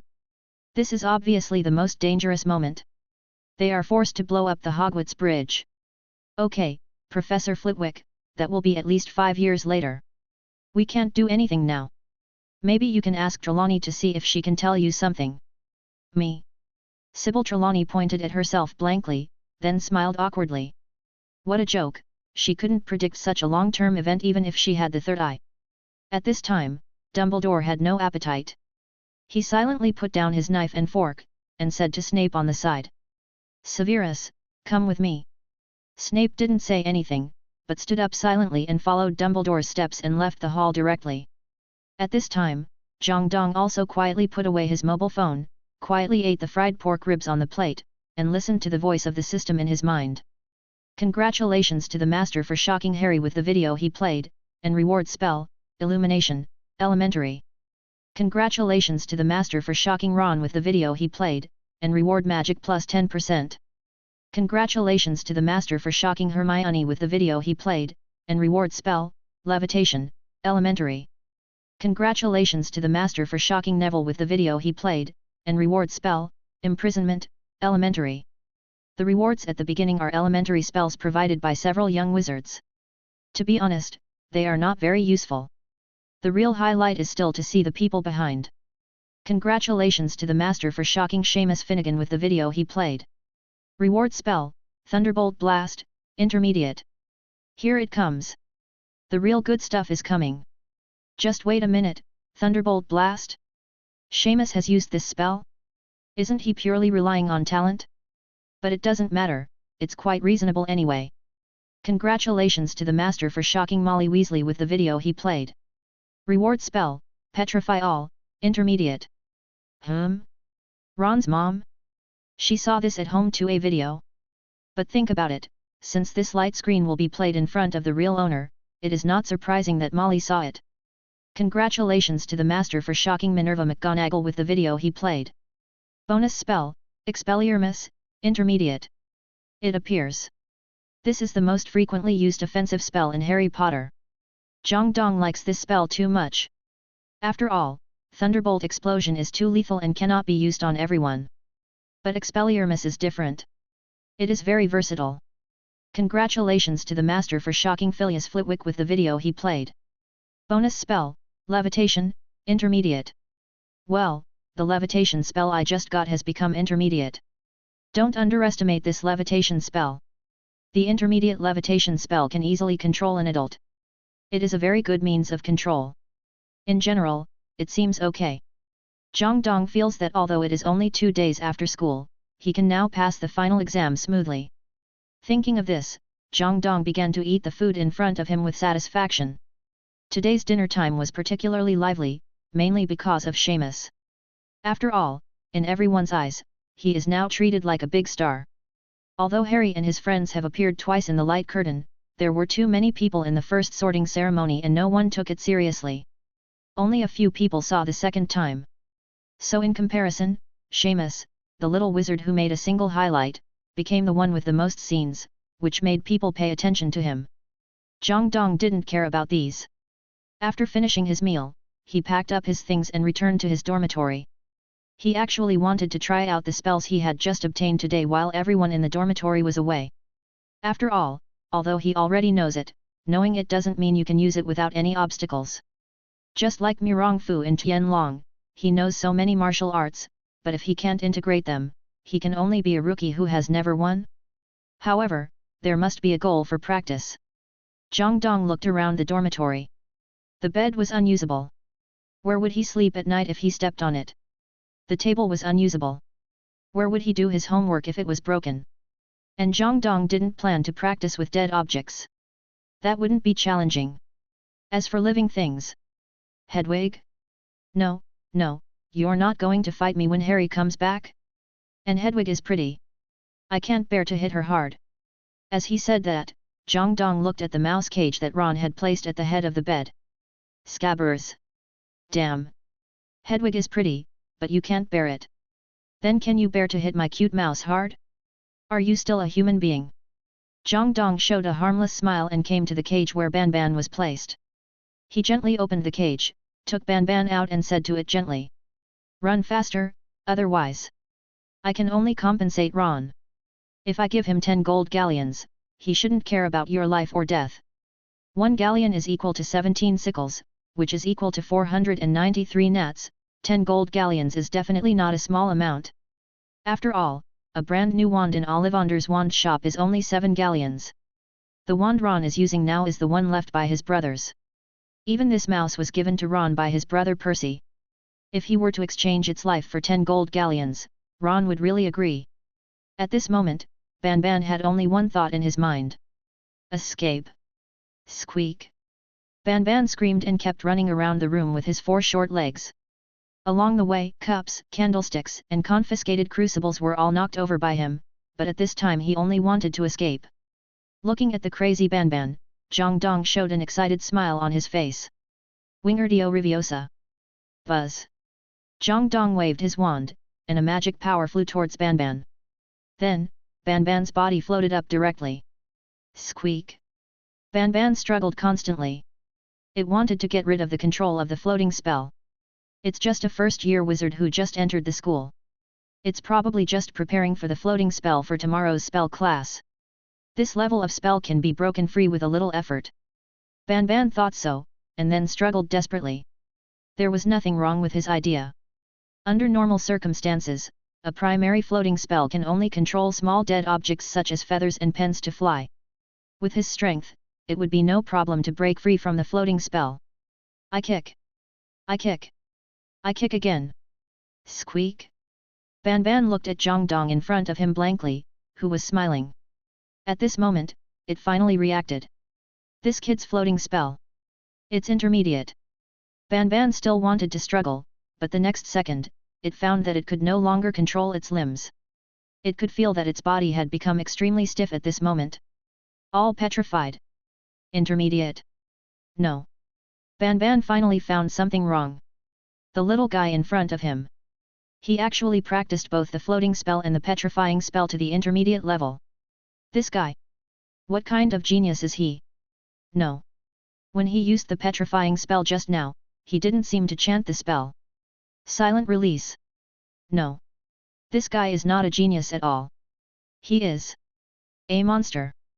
Ban Ban almost wanted to remove his animagus immediately, because he really felt the coming of death. Especially, when Jang Dong looked at it with a smile, he said as if he was talking to himself. The combination of floating spell and petrifying spell looks good, so what should I use next? Oh, it should be thunder explosion, first petrify and then explode, the scene of being shattered should be very interesting. Squeak. Devil. Are you a devil? Ban Ban finally despaired, he wanted to remove the animagus, but unfortunately, he was already petrified and it was too late for him to resist. Thunderbolt. Just when Jang Dong raised his wand to try a combo, footsteps sounded at the door. Hearing this sound, Jang Dong stopped his hand. Let's practice here today. After saying that, Jang Dong used a floating spell to push Ban Ban back.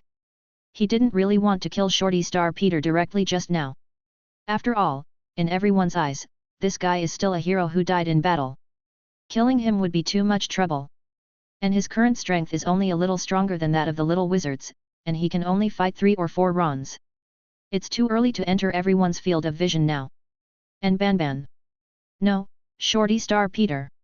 I really want to see what expression you will have when your black history is exposed. Chapter 16. You don't want your friend to live in a bad place, do you? Oh. Ban Ban. What's wrong with you? Ron asked Ban Ban with concern while holding him in his arms. In Ron's arms, the fat mouse was not quiet at all. Its short claws kept gesturing, as if to accuse Jang Dong of the atrocities it had just committed. Unfortunately, Ron didn't understand animal language.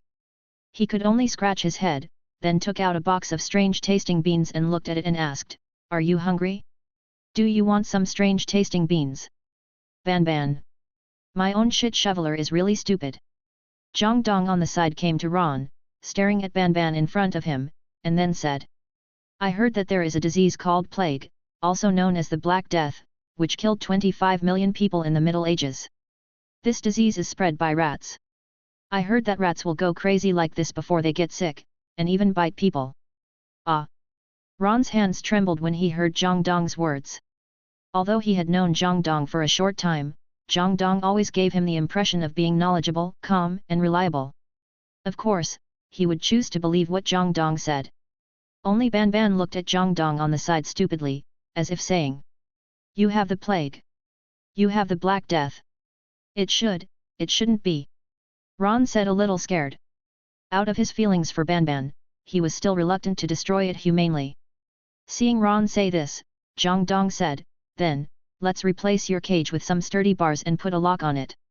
You don't want your mouse to bite your friends, do you?"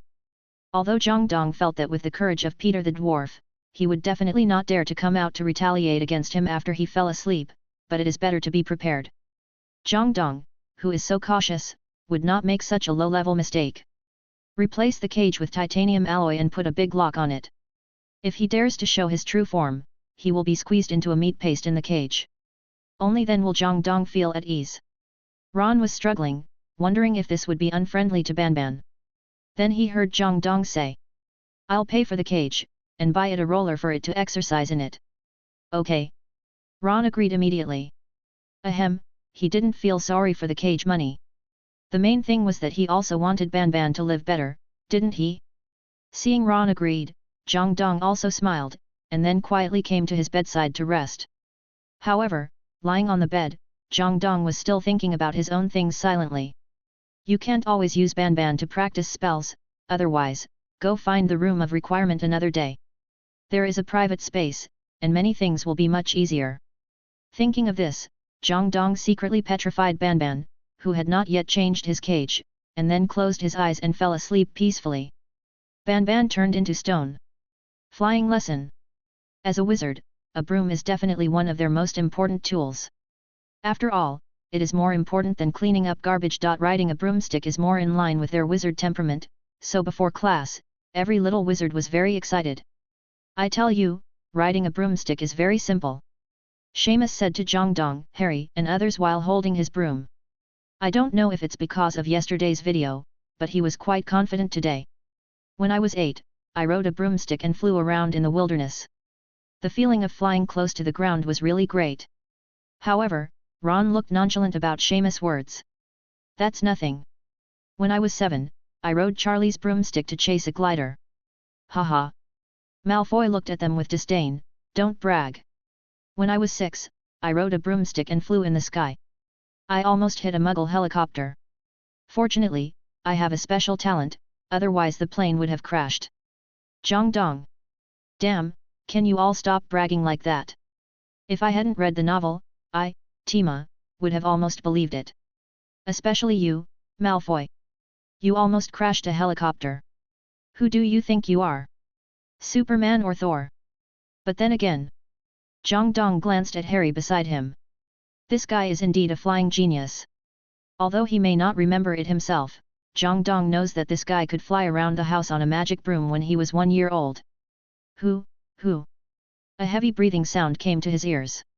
Jang Dong turned his head and saw Miss Granger trying to calm her nervous mood. Yes, it was nervousness, not excitement. Looking at Hermione like this, Jang Dong also encouraged, "Don't be nervous, flying is nothing to be afraid of." Who is afraid? "I'm just adjusting, yes, I'm just adjusting my state." The proud Hermione would never allow herself to be afraid of anything. In fact, Hermione is a top student, but she can't get first place in every course. For example, Harry is the first in flying class every year, Malfoy is the first in potions class every year, and Neville is the first in herbology every year. However, Hermione is in the top 3 in other classes, even if she is not the first, but it is only in flying class, it is good enough to barely pass. By the way, I still haven't drawn the flying talent. Harry has watched the videos so many times, why didn't I get the flying talent? Thinking so, Jang Dong, who was holding a broom, began to think about whether he should take time to practice flying in the future. If he passed all other classes with full A, but only failed the flying class, then, it would be too embarrassing. "Good afternoon." "Good afternoon, Madam Hooch." As a woman with short grey hair came over, the originally noisy lawn became quiet. Jang Dong looked at the Madame Hooch in front of him. Unlike the other professors, everyone called her Madame Hooch, not Professor Hooch, because she only taught everyone flying lessons for 1 year. After all, flying is a talent. What you can learn in 1 year will basically be what you will be like in the future. Is this our flying teacher? Harry said excitedly while looking at Madame Hooch in front of him. For some reason, he was very excited when he mentioned flying. Ron on the side also nodded slightly and said secretly, yes, she is Madame Hooch. I heard that during World War I, she flew in the sky on a broom and was even hit by an anti-aircraft gun. This is also something she always feels ashamed of. Why? Being hit by an anti-aircraft gun and not dying, this is super cool, okay. Harry didn't understand why Madame Hooch would feel ashamed of such a cool thing. Jang Dong thought about it, and then said to him, those balloon cannons during the First World War couldn't even do anything to the most basic wooden biplanes, but they actually shot down the wizard's flying broom. If you think so, it would be embarrassing for the wizard to tell others about it. Okay. Harry thought about it, and then nodded silently. But her eyes are so beautiful. Hermione said enviously, girls always focus on different things than boys. But it must be said that Madame Hooch's eyes are really beautiful, with yellow eyes that look just like eagle's eyes. Okay, move faster, put your hand right above the broom, and then shout, up. Madame Hooch began to lecture, and hearing her words, the little snakes and lions who couldn't wait immediately stretched out their hands and shouted, up. As the first sound rang, a broom fell directly into Harry Potter's hands in an instant. As expected of a flying genius. Jang Dong took a look, then looked at Malfoy. Get up, get up. With just 2 clicks, the broom fell into Malfoy's hands, and Malfoy also showed a proud smile. As a flying genius second only to Harry, he is indeed qualified to be proud. Jang Dong thought so, and then said casually. Get up, get up, get up. Swish. Almost at the moment of the 3rd click, the broom fell into Jang Dong's hands. Damn it! Jang Dong was stunned, what's going on? He was so obedient when I shouted. Could it be? I am actually a flying genius? Jang Dong finally understood why he didn't draw the flying talent from Harry 3 times. It turned out that his talent was actually quite good. This is normal. Judging from the previous few lessons, if there were no video rewards, his transfiguration and potions talents would probably be about 0. He knew that he had no talent for herbology and prophecy. If he didn't have a talent for flying, what would Jang Dong be? Is he a super waste? This is normal now. However, my talent is still a little worse than Malfoy and Harry. If Harry's flying talent is top-notch, then I'm at least advanced. Thinking like this, Jang Dong was relieved. Without saying too much, at least he didn't have to worry about failing the flying class. In fact, Jang Dong's flying talent is good enough, and it is normal to join the Quidditch team. It is even better than Wood and the Weasley twins, and can be a seeker. If I had entered Ravenclaw at that time, I would definitely have joined the Quidditch team in the first year. Quidditch games require a total of 8 people. 7-person games, 1 substitute. However, Ravenclaw. It's hard to put together a 7-person team. By the way, Chu seems to have always been interested in Quidditch. If I remember correctly, she later became a seeker for Ravenclaw. Zhang Chu's flying talent is comparable to Jang Dong's. If Cedric, Harry, and Malfoy were not too dazzling, Zhang Chu might really win the Quidditch Cup for Ravenclaw. Next, gently ride on your brooms, lean forward slightly, keep a good balance, and push your legs lightly. Don't push too hard. Just let the broom fly 3 feet. As soon as Madame Hooch finished speaking, a figure flew out from the Gryffindor team. Neville. Neville. We haven't started yet.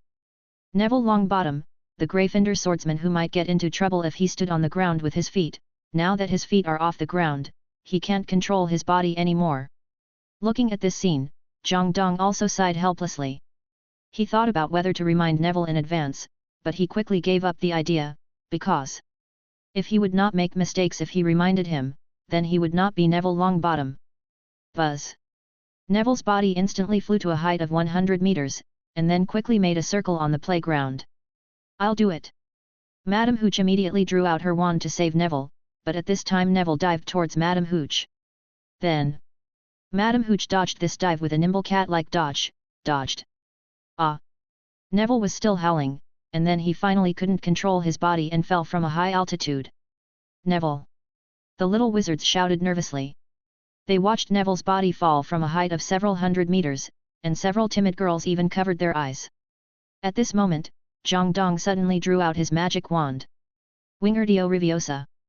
The intermediate floating spell was used instantly, and Neville's body was directly frozen. It was 1 meter above the ground, and then slowly fell down.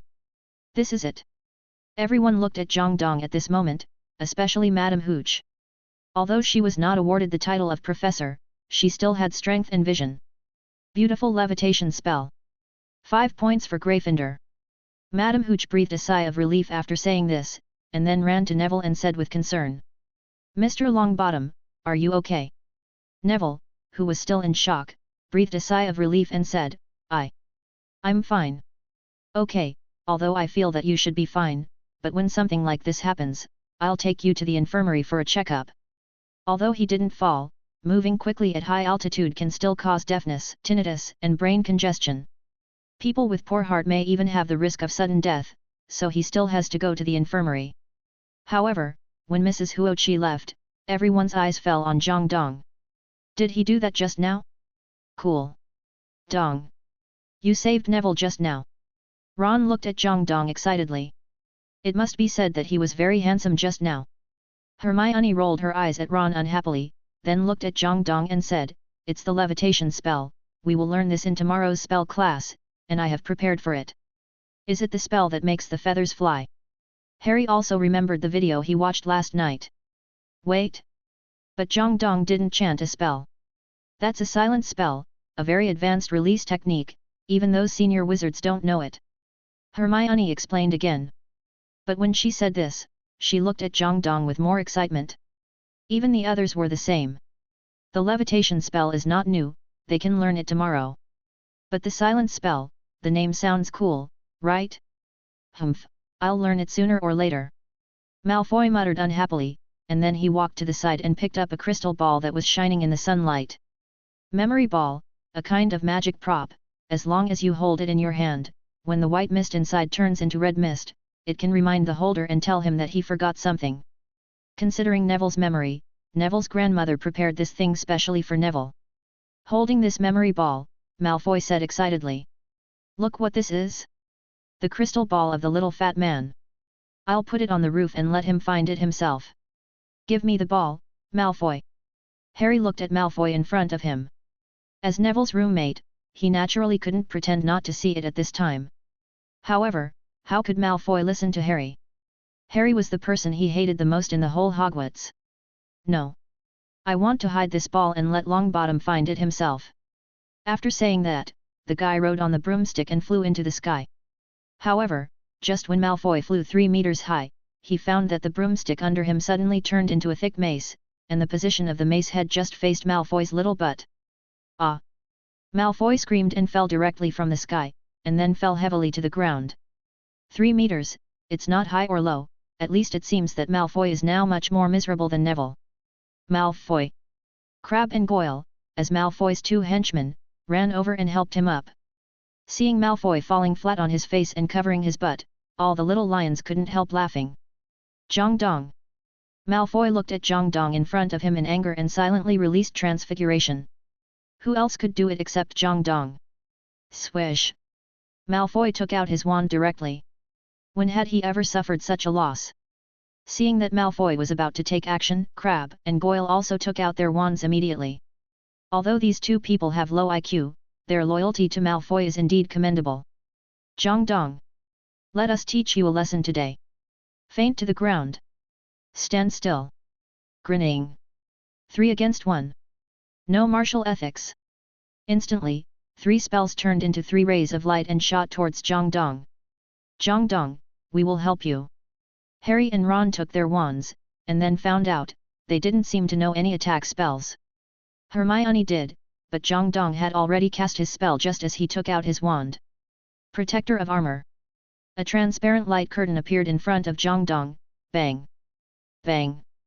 Bang! The light of the 3 spells was directly blocked by the Protector of Armor and turned into magic power. However, the barrier of the Protector of Armor was also offset by these 3 spells.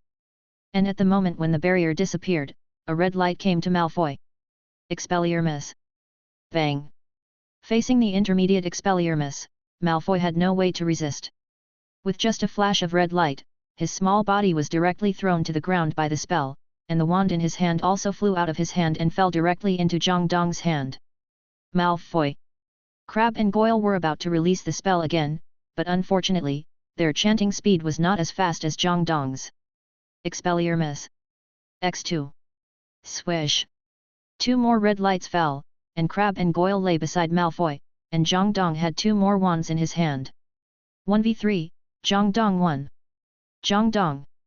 The remaining snakes also saw that something was wrong, and they quickly took out their wands to block Malfoy and the other 2. Who said Slytherin was not united? Now it seems that the cohesion is quite strong. Looking at the group of snakes in front of him, Jang Dong calmly pointed his wand at them. Seeing Jang Dong's action, the group of snakes subconsciously took a step back. Don't blame them for being timid, mainly because it's just the beginning of the school year, and they don't know many spells. Seeing that something was not right, a sarcastic woman finally stood out from the crowd and shouted loudly. Jang Dong! Don't be so arrogant. We have a lot of people here. You may not be able to defeat us before your magic runs out. I advise you to stop immediately. We can let bygones be bygones. Jang Dong looked at the girl in front of him speechlessly. If he remembered correctly, the girl should be called Pansy Parkinson. Jang Dong still had some impression of this girl. In The Philosopher's Stone, Rowling described her as ugly and domineering. In The Prisoner of Azkaban, she was described as having a face like a poodle. Although she looks ugly, she is Malfoy's first love. I don't know how Malfoy fell in love with her. You say it's true love? That's not possible. Later, Malfoy decisively broke up with her, and then married the Slytherin school beauty Astoria. Just when Jang Dong was thinking about it, a group of little lions took out their wands without hesitation and stood behind Jang Dong. Even Harry, who couldn't cast spells, silently picked up a broom and stood beside Jang Dong, looking ready to fight with the opponent. Just kidding, the little lions of Gryffindor dare not say anything else, but their unity is definitely the best among the 4 colleges, especially in fighting with others. Anyone who is timid will definitely be looked down upon by everyone. At this moment, the atmosphere between the 2 sides is already like fire and water. As long as Jang Dong gives an order, the war will start directly. However, at the moment when the first wave of group battle between Gryffindor and Slytherin was about to start, a voice sounded in everyone's ears. You! What are you going to do? Hearing this voice, the little lions who were fierce just now suddenly became more obedient than cats. There was no other way, they had to behave, because the person who came was none other than their Gryffindor headmaster. Minerva McGonagall. Professor McGonagall. Jang Dong beat up students. Seeing Professor McGonagall appear, Malfoy and his friends immediately came to complain. The whole Hogwarts knew that Professor McGonagall was fair and strict, so they were naturally not afraid of Professor McGonagall's partiality and abuse of power. Hearing Malfoy's accusation, McGonagall looked up and down at Malfoy, Crabbe, and Goyle, and looked at the 3 people covered in dust, and asked in a suspicious tone. You 3 were beaten like this by Jang Dong alone. That's right. Malfoy nodded continuously. Well done. Ahem, I mean, Jang Dong, how can you bully your classmates? McGonagall almost shouted out what was in his heart. Fairness is fairness, but his students won a 1-on-3 match. Which professor would not be happy to see it? If it were Malfoy fighting Harry, Ron, and Hermione, Snape might have given Malfoy a point bonus. Seeing what McGonagall said, Jang Dong said politely, I'm sorry, Professor McGonagall. I shouldn't have attacked Malfoy and the others, and beat them so badly. After all, he just took away one of Neville's memory balls, and maybe they just wanted to play a little joke on Neville. Even if the 3 of them pointed their wands at me, I shouldn't have fought back, but fortunately, I only used Expelliarmus instead of Thunderbolt Explosion, and no one was injured. McGonagall heard something was wrong, she looked at Malfoy beside her, and then asked directly. So, you took Longbottom's things first and didn't return them. This. Professor McGonagall, I didn't. Lying is not a good habit, Mr. Malfoy, and although my level of legilimency is not high, it is still no problem to use it on a little wizard. After all, you should not know the brain occlusion, Mr. Malfoy. Professor McGonagall just said that it was not worth using legilimency for such a small matter. However, Malfoy was still a little scared. He quickly took out the memory ball and handed it to Professor McGonagall and said, "Professor McGonagall, actually." Professor McGonagall interrupted what he was about to say, and then said directly to Jang Dong, "No matter what, your behavior of bullying classmates is a fact, Gryffindor will be deducted 5 points. The little lions were immediately dejected. But the next second, they heard Professor McGonagall continue to say, "You helped your classmates to recover the lost important items, and you did not hesitate to fight against the majority and win. Gryffindor will add 10 points to praise your unity and bravery. Long live!" The little lions cheered happily. Professor McGonagall smiled, then turned to look at Malfoy on the side. "As for you, Mr. Malfoy, bullying classmates is not a good habit. Even if Professor Snape is here, you still have only one result for bullying one person with 3 people and losing. Slytherin will lose 5 points. Hey?" Malfoy and the other two looked at McGonagall in front of them blankly. Professor McGonagall turned around and left without even looking at them. There was nothing wrong with Professor McGonagall's handling of the matter.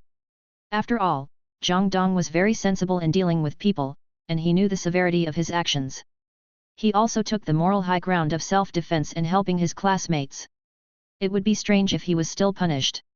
Looking at Professor McGonagall's back as she left, Jang Dong suddenly remembered something. "Wait! Professor McGonagall, didn't you come here for Harry? Oh, by the way, I was having so much fun just now that Harry didn't show his superb flying talent, so Professor McGonagall naturally didn't take Harry away." Looking at Professor McGonagall's back as she left, Ron couldn't help but sigh. Professor McGonagall is still so concerned about the flying class. That's right, it seems that Gryffindor hasn't won the Quidditch Cup for 7 years since Charlie won the championship. Charlie Weasley, Ron's second brother, was also Gryffindor's previous seeker. He led Gryffindor to win the Quidditch Cup in his second year. He just graduated last year, so Gryffindor just had a vacant seeker position. Alas, I'm afraid we won't be able to win the Quidditch Cup this year. Sheamus on the side also sighed. 7 years. In these 7 years, Slytherin has won 4 championships, Hufflepuff has emerged as a dark horse under the leadership of Cedric and won 3 championships, while the old powerhouse Gryffindor is in a period of transition. As for Ravenclaw, the independent Little Eagles said, "You play your own games, and we just need to participate." Listening to the discussion of these people, Jang Dong also glanced at Harry beside him. "Isn't it just a Quidditch Cup? Isn't it just a lack of a seeker? Tonight, I will use the video to tell you the answer." At this time, Mrs. Hooch, who came late, didn't know what happened. She was even quite satisfied that no little wizards were secretly flying in the sky while she was away. This class of little wizards is really obedient. So, Mrs. Hooch, who was in a good mood, also took everyone to a very relaxing flying class until the end of class. Jang Dong tidied up his messy hair and clothes blown by the wind, and then walked towards the restaurant. He had decided to play the Quidditch Cup for everyone tonight, and just when Jang Dong just walked to the door, he felt a small hand gently patting his shoulder. "Who?" Jang Dong turned around and saw a slender, beautiful girl wearing a wizard robe with a blue edge, blinking her big eyes and looking at him. Looking at this figure, Jang Dong also greeted helplessly, "Good evening, sister." It's not that Jang Dong is sweet and calls the beautiful girl sister, but the one in front of him is indeed his sister. The current Ravenclaw beauty, Zhang Qiu. Zhang Qiu, as you can tell from the name, is Jang Dong's sister, but Jang Dong only has this one sister, and he doesn't know any Zhang Chun or Zhang Xia. Under normal circumstances, if the age difference between siblings is not big, the relationship between them will not be very harmonious. However, because Jang Dong is a time traveler, he has been more mature since he was a child. He takes Zhang Qiu to play with him every day, giving others the impression that Jang Dong is the older brother. But it is also for this reason that Zhang Qiu, who is gradually growing up, always wants to take the initiative and wants to put on the posture of a sister for everyone to see. Looking at Jang Dong looking back, Zhang Qiu also smiled at him and said, "What? Are you unhappy to see that it's me?" After that, she walked up quite naturally, holding Jang Dong's hand and walked towards the restaurant. She also deliberately led by half a body, as if this could prove to others that she was the older sister. In fact, no one misunderstood. After all, she and Jang Dong were the only 2 Chinese people in Hogwarts, and everyone knew the relationship between them at a glance. When Zhang Qiu pulled her, Jang Dong looked at her helplessly and said, Zhang Qiu, this is not my first day in Hogwarts. I know the way to the restaurant. Call me sister. Also, you said you have been in Hogwarts for several days. Look at you, you haven't come to see me. Zhang Qiu looked at Jang Dong unhappily.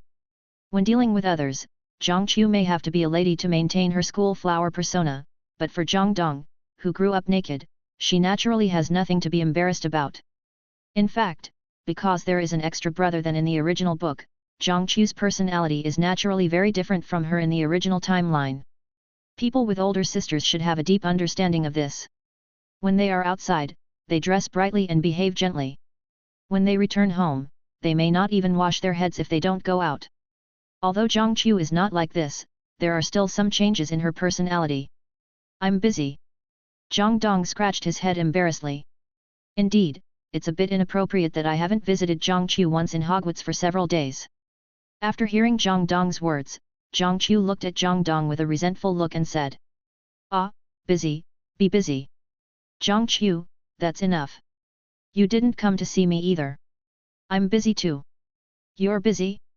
What are you busy with? Excuses, all excuses. Jang Dong looked at Zhang Qiu in confusion. Logically speaking, the second grade wizard is the most relaxed one among the 7 grades. What can she be busy with? Not at all. I've been practicing flying recently. I'm preparing to participate in this year's Ravenclaw Quidditch trials. Zhang Qiu said this, and proudly looked at Jang Dong with her small chest that had just begun to develop. However, Jang Dong only glanced at her and advised her bluntly, be obedient and don't waste your time. You don't have the talent for Quidditch, and you will be abused if you participate. Jang Dong. Don't you have any confidence in your sister? Have you forgotten that I have been practicing for a long time with the goal of the Tut Hill Tornado team? Don't say anything. When I play, don't forget to come and cheer for me. Got it. Jang Dong sighed helplessly, and then lost hope in Zhang Qiu. After all, Zhang Qiu originally joined the Ravenclaw team in the 3rd grade. Now she is only in the 2nd grade, and even if she joins, she may just sit on the sidelines and watch the water dispenser. After Zhang Qiu once again reminded Jang Dong to come to watch her game, she returned to the Ravenclaw seat to wait for dinner, and Jang Dong also returned to his seat in Gryffindor and sat down. Seeing Jang Dong coming back, Hermione asked curiously at the first time, Jang Dong, is that your sister just now? Yeah. Jang Dong nodded.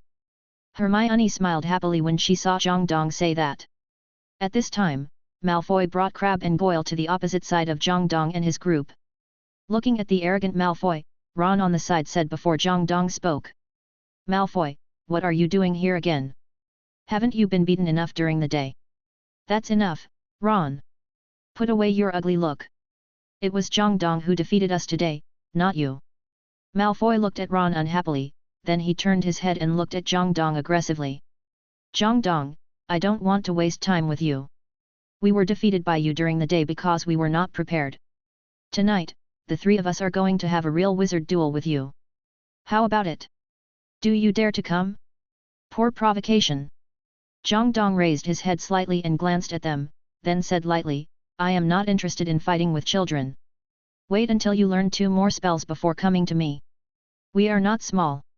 And you are not big either. Malfoy shouted angrily. His words made Jang Dong speechless. Big or small, can't you speak more completely? Look at how others look at me.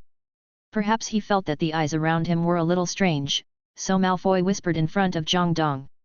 I don't care whether you agree or not. Anyway, tonight, in the trophy display room, we will wait for you there. If you don't come, we will let everyone in Hogwarts know tomorrow that you are actually a coward.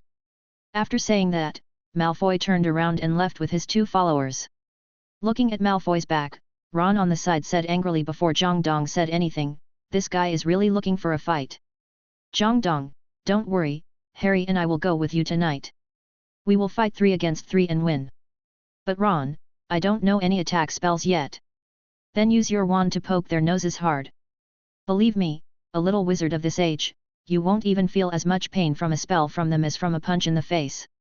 Okay. Harry also nodded firmly. And Jang Dong was speechless. I took a look at them. With your fighting power, what's the use of 1 more or 1 less? Besides, you can't tell whether you are really stupid or just pretending to be stupid. Isn't this obviously a trap waiting for you to jump into? Malfoy's provocation was not because he really wanted to have a solo fight with Jang Dong and the others. This little guy was very smart. On the surface, he wanted to duel with Jang Dong and the others, but in fact, he was deliberately playing tricks on them, making them leave the Gryffindor dormitory in the middle of the night, and then he would go to Professor McGonagall to report them. In this case, according to the school rule, little wizards are not allowed to go out at night. Each of Jang Dong and the others will be deducted at least 50 points. This is enough to bring Gryffindor's total score from first to last. Jang Dong knew this very well, so he would not be fooled. But he knew even more that Ron and Harry, the two young men, would be fooled by this one 10,000 times. But in this case, forget it, let's play this part of the video together. I worked hard to get the points, don't let me lose them so easily. Thinking of this, Jang Dong also silently took out his mobile phone and started flipping through the videos. As usual, watching videos while eating is good for physical and mental health. Watch. The light curtain appeared in the restaurant again, but this time, everyone was not nervous when seeing the sudden light curtain. It seemed that everyone had gotten used to it.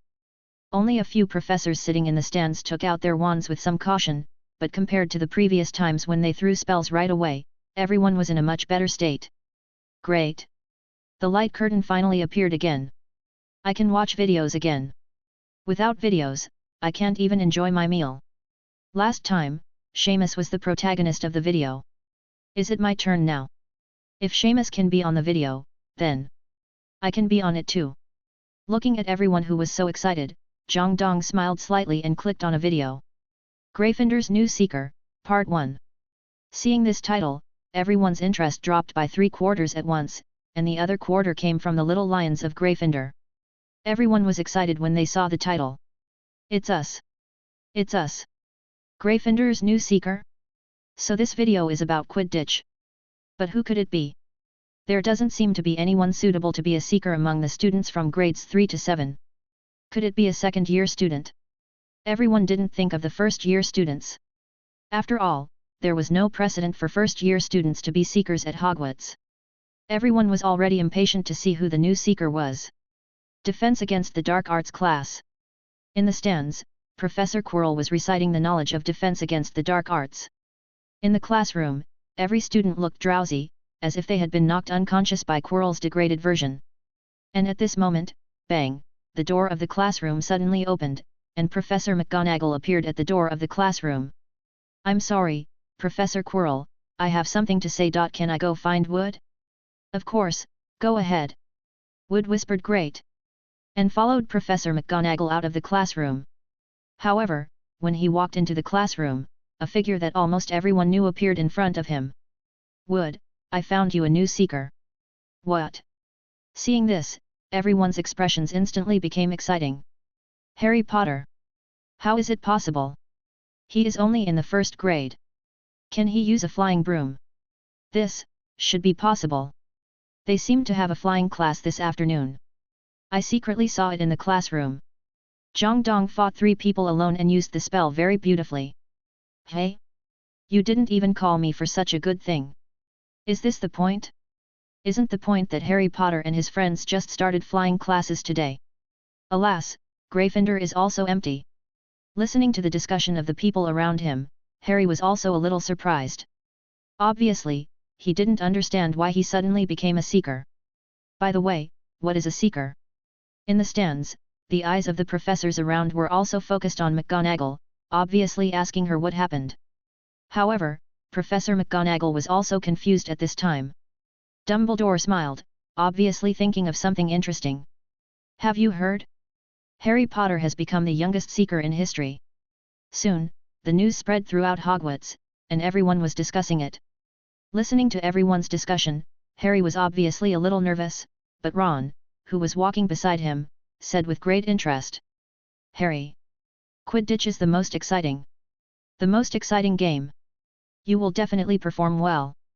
Looking at Ron, who was more excited than himself, Harry said with some uncertainty, but Ron, I have never played Quidditch before. What if I make a fool of myself? Ron didn't know how to persuade his friend for a moment, but Hermione looked at him happily and said. You won't make a fool of yourself. I know the reason. Follow me. After that, Hermione took Harry and Ron to the Gryffindor medal display case. Look. Harry looked in the direction of Hermione's finger, and saw 3 bright names appearing in front of him on the bright Quidditch Cup Championship medal. The 3 names were, Minerva McGonagall on the left, Charlie Weasley on the right, and James Potter in the center. What a disgusting name! Snape muttered in a low voice in annoyance, and then looked at Mag opposite and said, McGreg, if you think James Potter will become an excellent seeker, then his son can also become an excellent seeker, then I think you should think too much. As for Professor McGonagall only said lightly to Snape's kind reminder. I don't need your reminder, Professor Snape, and I believe my student will inherit his father's excellent talent. Professor McGonagall didn't give Snape any face. Mainly, she suddenly remembered the Quidditch Cup last year, when Gryffindor was defeated by Slytherin, which made her embarrassed to meet Snape for a week. Perhaps, she really has hope now. So, my father is also a seeker. Harry looked at the screen in front of him excitedly. For an orphan like him, knowing a little news about his parents is enough to make him happy for a long time. Beside him, Neville looked at Jang Dong beside him in shock and asked. Professor McGonagall was also a seeker. Of course, and she was the best seeker. Jang Dong nodded, and then explained. In the past 100 years, there have been 3 Gryffindor Quidditch eras. The most recent one was the Charlie era led by Ron's brother, and the oldest one was the Minerva era led by Professor McGonagall. Of course, the peak period was the Potter era led by Harry's father. In those 7 years, the other 3 major colleges were almost autistic, but this could not cover up the glory of Professor McGonagall. Listening to Jang Dong's words, Neville admired Professor McGonagall and the others even more. But what happened today made him realize that he really had no talent in flying, so he admired him but had no intention of participating in the competition. At this moment, the 3rd video began to play. On the lawn, Wood was explaining the basic rules of Quidditch to Potter. Quidditch requires 3 chasers, 2 beaters, a goalkeeper, and you, a seeker. Harry listened carefully, and then saw Wood took out a stick and handed it to Harry, then untied a bludger, and in an instant, the bludger rushed into the sky. Be careful, it will be back soon. As soon as Wood finished speaking, the bludger had already dived down. However, the moment it approached Harry, Harry immediately swung the bat in his hand. Bang! In an instant, the bludger was hit directly by Harry and landed right in the middle of the 2 swords held by the stone statue on the roof in the distance. Wow! Wood couldn't help but sigh, the gap between people is really big. However, Gryffindor is not lacking a beater. Whether Harry can really join the Gryffindor team depends on his final performance. Potter, your batting is not bad, but you are a seeker. Wood silently took out a small golden ball from the box and handed it to Harry in front of him. The only thing you have to care about is this, the golden snitch. It's cute, I like it very much. Harry felt close to the golden snitch in front of him, but Wood smiled. That's now, wait and see, it flies very fast, you can't even see its movements clearly. After saying that, Wood let go of his hand, and then he really couldn't see where the golden ball flew to. However, no matter how the golden snitch moved, Harry could always see its moving trajectory clearly. Looking at the golden snitch shining in the sun, Harry smiled happily. Harry! We Gryffindor wants it! Wood finally couldn't help shouting out. In the video, he couldn't feel Harry's terror, but now, with the god's perspective, he could fully see Harry's excellence, and this excellence was exactly what their Quidditch team needed most now. Wood, don't get excited. McGonagall smiled and raised her hand to signal Wood to calm down. At least we should get Harry a broom first, whether it's the sweeping 7 stars or the Nimbus 2000, and now, you should eat quietly. Okay, Professor McGonagall. Wood scratched his head embarrassedly, and then sat down. On the other side, Fred and George came to Harry and said to him. Fred, welcome to join, Harry. George, we are also the beaters of the Gryffindor team, and your teammates after that. Fred, we haven't won since Charlie left. George, but this year, we will definitely create glory again. Looking at the excited little Gryffindor lions over there, Malfoy lowered his head and ate his meal unhappily. Why can't Professor Snape let me join the Slytherin team as an exception? Wait and see, Harry. When I join Slytherin, I will definitely let you see my strength. Malfoy decided that when he joined Slytherin, he would give everyone a Nimbus 2000. He didn't believe that he couldn't beat Harry with money. In fact, he really couldn't beat Harry in terms of money. The Potter family is one of the richest families in the wizarding world. The shampoo invented by Harry's grandfather is still popular among wizards of all sizes. It seems that Snape doesn't like washing his hair in the novel because of this reason, but because of Snape's fairy-like character in the movie, the setting was not adopted in the movie. Thinking of this, Jang Dong also took a special look at Snape's hair on the stage. Well, it seems that Snape is more concerned about personal hygiene in reality. Of course, Malfoy's family is definitely richer than Harry's family, after all, they are also old-fashioned nobles. But the little money that Malfoy can use personally is definitely not comparable to Potter's. Unless Lucius suddenly dies, he has a chance to surpass Potter. Do you think that if Harry joins Gryffindor, can Gryffindor win the championship this year? I think it's hard. Even if Harry is talented, he is only 11 years old. He has no advantage in size or proficiency. I guess he will fall down if someone hits him. What you said is that Harry is just a little small. Being small also has small advantages. I believe in Harry. Hufflepuff will win. Slytherin is the only king. Gryffindor will rise in the end. Jang Dong looked at the people nearby who had already started discussing enthusiastically, and nodded with satisfaction. It looks like the effect is pretty good. In that case, let's play another video. With this thought in mind, Jang Dong clicked on the second video. Hagrid, who keeps his mouth shut. Reading during Dragon Boat Festival. Recharge 100 and get 500 VIP points. Recharge now, activity time, June 8th to June 10th. In the restaurant, everyone who had just finished watching the video was already discussing the content of today's video while eating. However, at this time, everyone found that after the light screen played the video today, it did not disappear directly, but a new topic appeared. Hagrid who keeps his mouth shut. There is still a video. Quick, stop eating. There is still a video to watch. Hagrid who keeps his mouth shut. The protagonist of this video is Hagrid. The little wizards in the audience naturally did not know about the Philosopher's Stone, but Hagrid in the stands glanced at Dumbledore and then showed a proud little expression. Keep his mouth shut, what a beautiful adjective. Yes, I, Hagrid, am such a person. At midnight, because of Malfoy's provocation during the day, 3 small figures were walking in a dark room, Filch's trophy display room. Harry walked around the room with his wand lightly, on guard against the possible appearance of Malfoy, but time passed by and Malfoy still did not appear. Ron breathed a sigh of relief, silently put down his wand and said, "He is late, maybe he doesn't dare to come."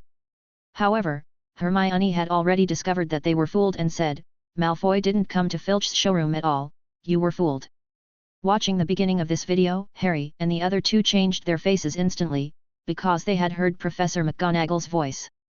"Mr. Potter, Mr. Weasley and Miss Granger, please explain to me why you appeared outside the lounge at this time." "Ah, this." Harry opened his mouth and couldn't say anything. What could he say? They were known in advance before they went out in the middle of the night. This feeling was too uncomfortable. Hermione responded quickly and said, "Professor McGonagall, this video should be about something that will happen in the future.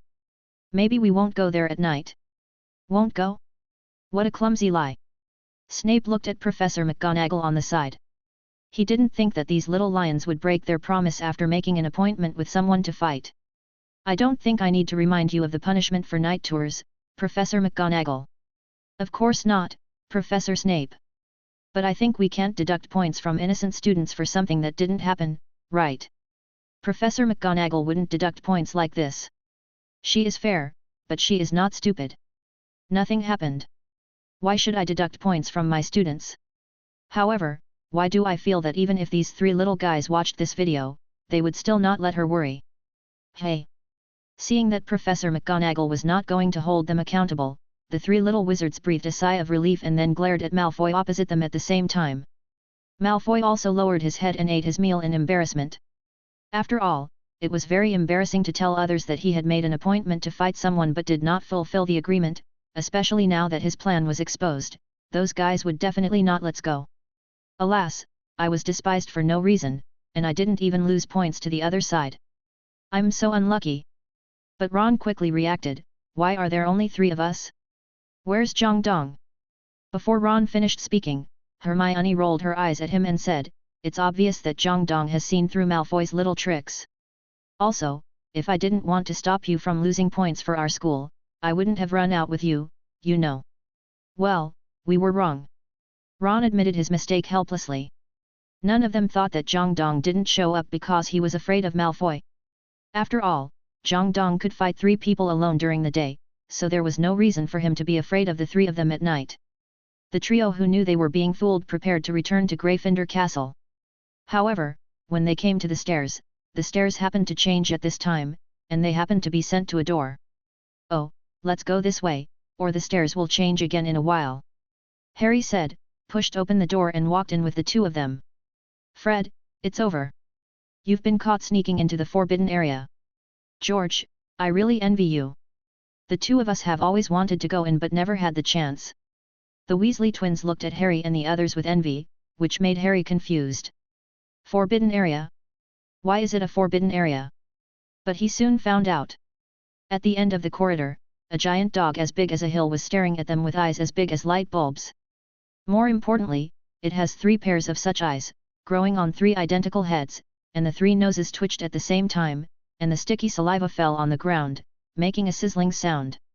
The 3-headed dog of hell. Fluffy. Ah! The 3 of them yelled, then turned around and ran. The 3-headed dog also discovered their presence and rushed towards them like a dump truck. The door back is locked. Harry shouted nervously. At the critical moment, Hermione reacted. She quickly drew out her wand and came to the door and said, "Let me do it." Allaho, open. The lock opened instantly, and the trio also ran out quickly, leaving only 3 dog heads barking wildly at the narrow door. Harry. Ron. Hermione. McGonagall couldn't bear it anymore. She felt a little headache. These 3 little guys really didn't give her any peace of mind. And the trio also lowered their heads embarrassedly and didn't dare to look at Professor McGonagall's expression. Just think about it and you know that expression must not be very good. What is that? Ron asked secretly in a low voice below. Listening to Ron's words, Jang Dong explained. The 3-headed dog is also called the 3-headed dog of hell. Legend has it that it is a creature that guards the gates of hell. Later, it was defeated by a warrior named Hercules and brought to the human world. Of course, this 3-headed dog is definitely not a carved 3-headed dog. Herberos, maybe you can ask Hagrid, he should know something. Okay, but I don't think he will tell us. Don't forget the title of this video, The Tight-Lipped Hagrid. Ron really didn't think Hagrid would tell them about this. After all, isn't that what the title of the video says? Hagrid, have you ever met a stranger in the leaky cauldron and talked to him? Harry, Ron, and Hermione went straight to Hagrid. After all, it was no secret that Hagrid raised Fluffy, a 3-headed dog. Looking at the excited trio, Hagrid said calmly, "I did meet a man. He discussed with me the magical animals I had taken care of before. I told him that I could raise a 3-headed dog, so taking care of a dragon would definitely not be a problem. Is he very interested in Fluffy?" Of course he is interested. Even magical animal dealers rarely see 3-headed dogs. Hagrid was quite proud when he said this. Obviously, being able to raise so many magical animals is definitely his proudest thing. At that time, I told him that the best way to tame a beast is to know how to make it quiet. Take Fluffy for example. If you play some music to it, it will fall asleep. Hagrid? Swish. Instantly, the eyes of all the teachers and students in the school were focused on Hagrid. Good fellow, you have a really big mouth.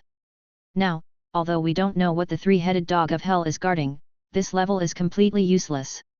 So, listening to some music can deal with the 3-headed dog? Is it that easy?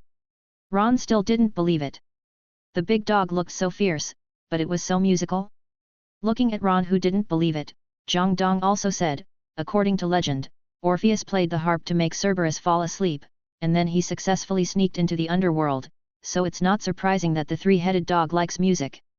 Listening to Jang Dong's popular science, Harry nodded silently, but soon he focused his attention on Hagrid. Alas, poor Hagrid, nothing will happen to him.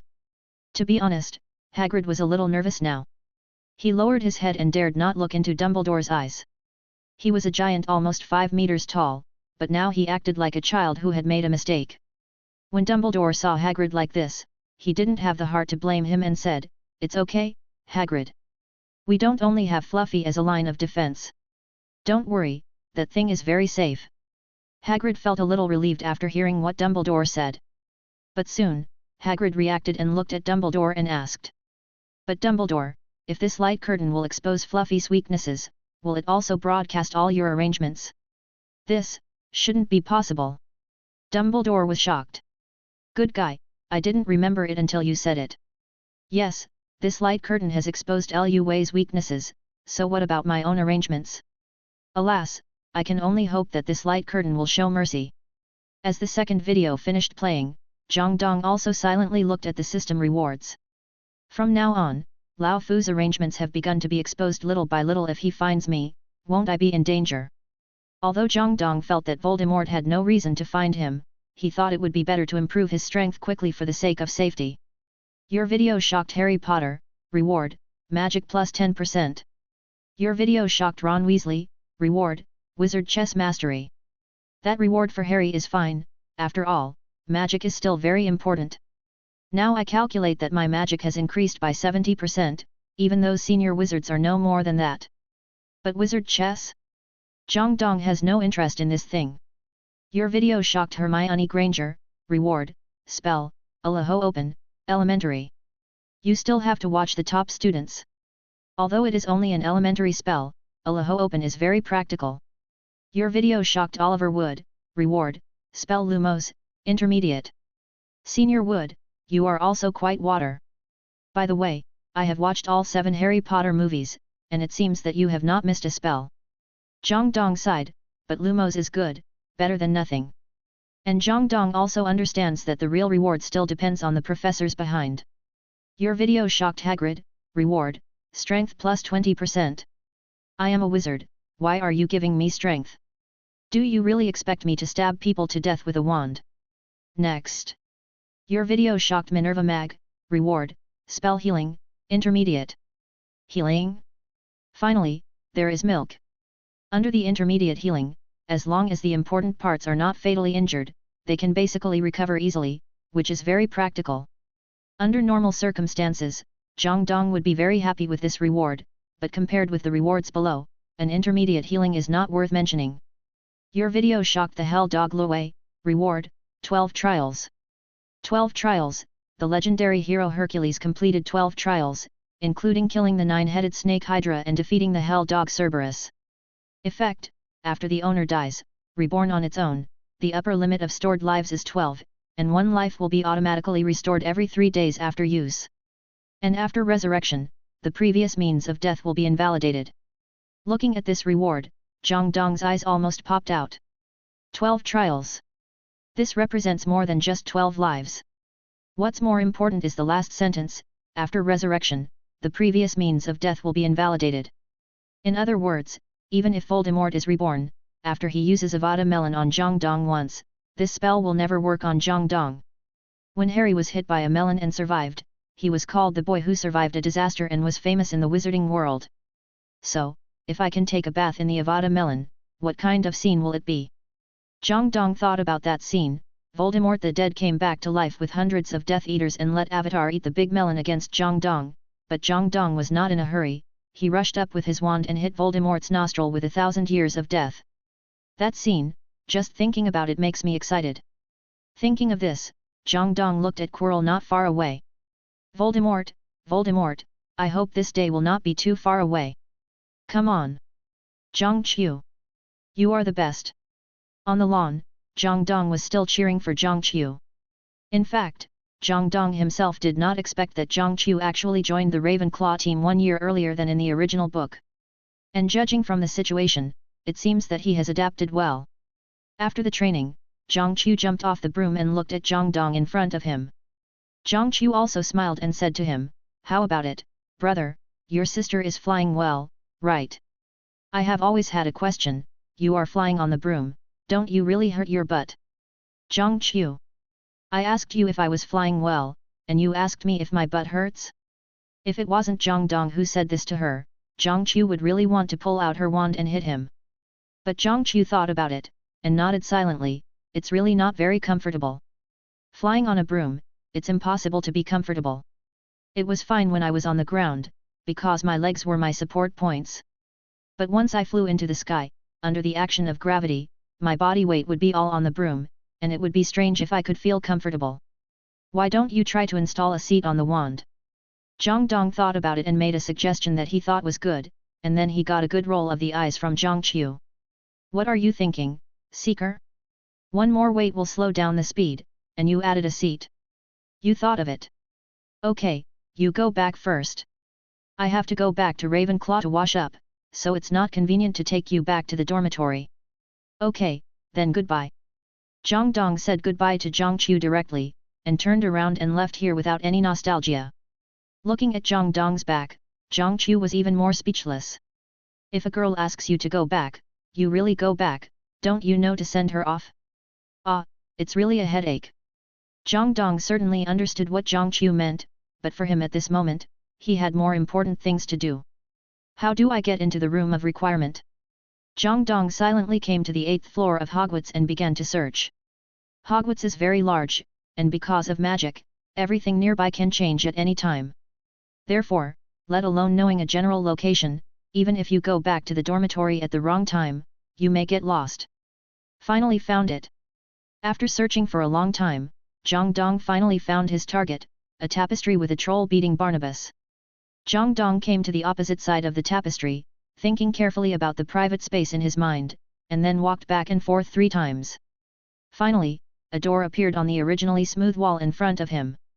Jang Dong smiled, he gently pushed the door open and walked in.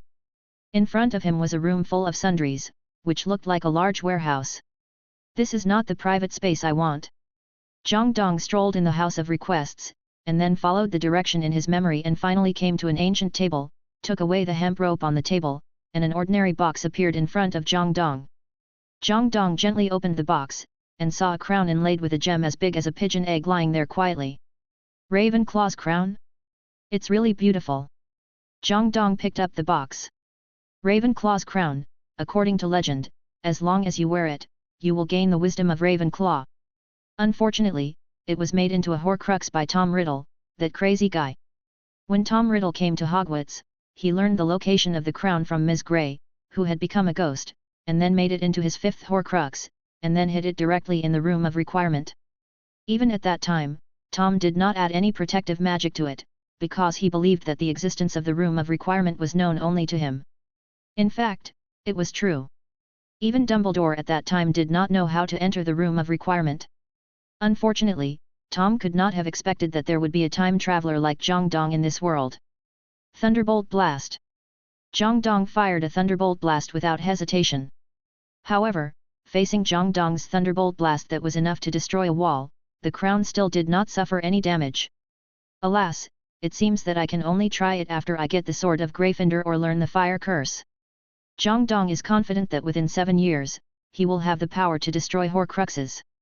Okay, let's change to the training room next. I need a target more than the warehouse to let me adapt to the new power. Then, one dummies after another appeared.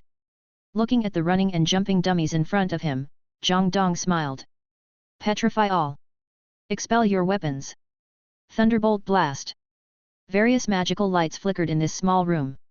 Knowing spells and being able to hit with spells are 2 different concepts. After all, not everyone is like Malfoy's 3 rookies, who only know how to stand still and wait for Jang Dong's spell to fall on them. Sometimes, learning to hit a moving target is more important than mastering all kinds of magic. 2 months passed quickly.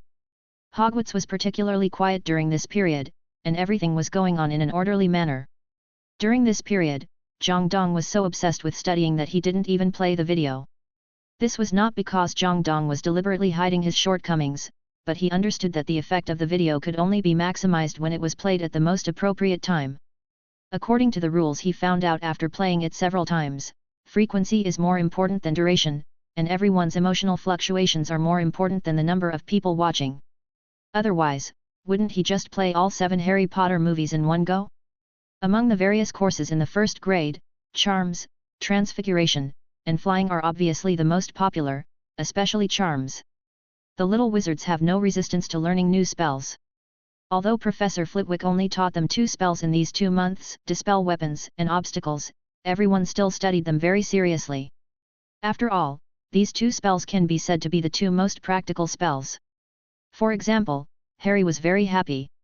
Although he could only do expelliarmus, obstacles, and a little transfiguration now, this sense of satisfaction made him particularly excited.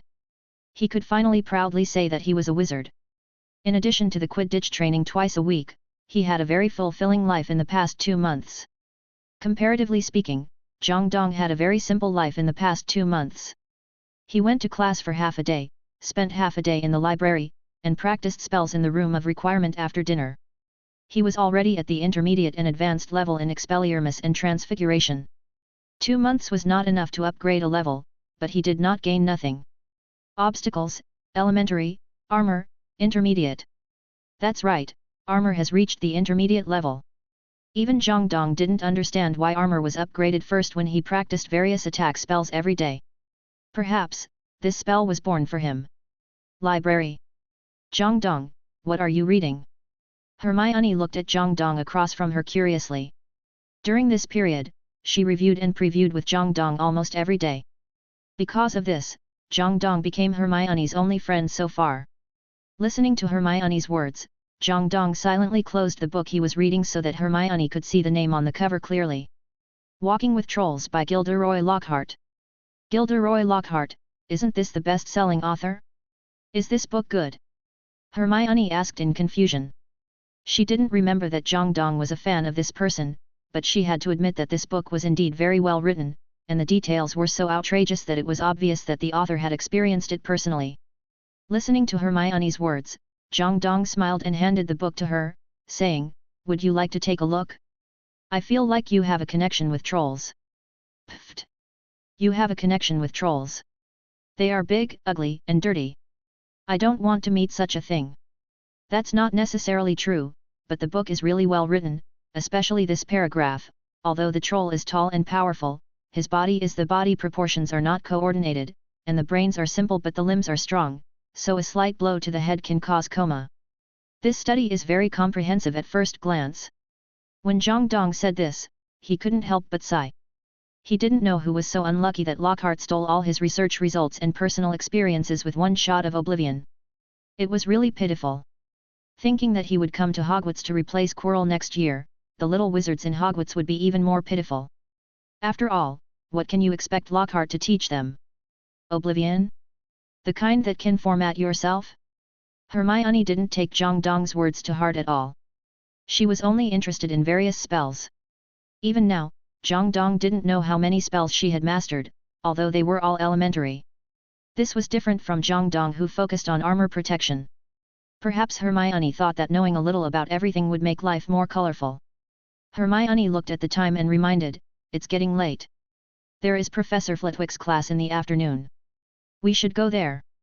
Professor Flitwick's class? He will teach new content, right? Well, it should be the levitation charm. I will definitely get these 5 points today. Hermione said confidently. She had mastered the levitation charm a long time ago. Although her level was not as high as Jang Dong's, she would have no problem passing the final exam. Looking at the confident Hermione, Jang Dong also smiled and said, "Then, let's give Professor Flitwick a little shock with the levitation charm." In the charms class, Professor Flitwick stood on a special podium and looked at the students below. Because of the light curtain, he had changed into the suit he wore a few years later today. He looked much more energetic. Now, he was explaining today's spell to several wizards below. I won't repeat the importance of the levitation charm after everyone has seen the light curtain, but I still want to remind you, especially Mr. Finnegan, that the pronunciation of the spell is very important. Don't pronounce it wrong. I once had a friend who pronounced a syllable wrong, and then found himself lying on the floor with a bison standing on his chest.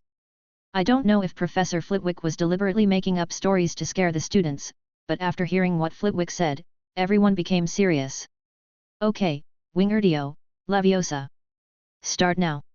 After Flitwick finished speaking, he silently walked a few steps in the opposite direction of Sheamus. Perhaps he felt unsafe, so he took a few more steps. Professor Flitwick. Sheamus obviously saw the other party's actions, which was simply an insult to him. Professor Flitwick, watch it. For today. I have already learned levitation from Jang Dong for a week. Today, I, Sheamus Finnegan, will prove to you. I not only know how to blast. I am also good at levitation. Looking at the confident Sheamus, Flitwick suddenly felt a little guilty. What a good child, his actions just now must have hurt his heart. Thinking of this, he silently walked in front of Sheamus, and then held his hand and said. Well said, classmate Finnegan. I believe you can do it. Come. Now. Win points for your house. Okay. Sheamus nodded, then picked up his wand, Wingardium Leviosa. Boom. A minute later, Flitwick, who had washed his face, slowly walked back. He glanced at Sheamus, who had not yet recovered from his trance, and made a decision in his heart. If I believe you again. Curse me to never grow taller in my life. Chapter 27 Gryffindor adds 20 points.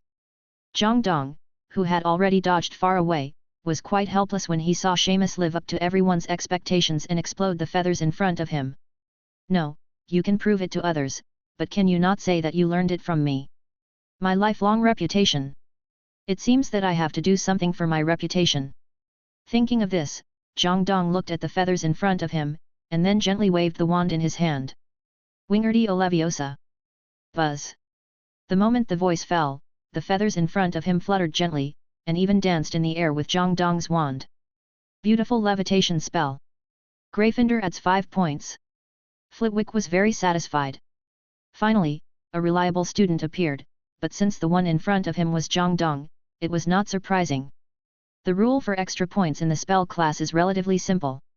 That is, when teaching a spell, if someone successfully uses it in the first class, extra points can be given, but not in the second class.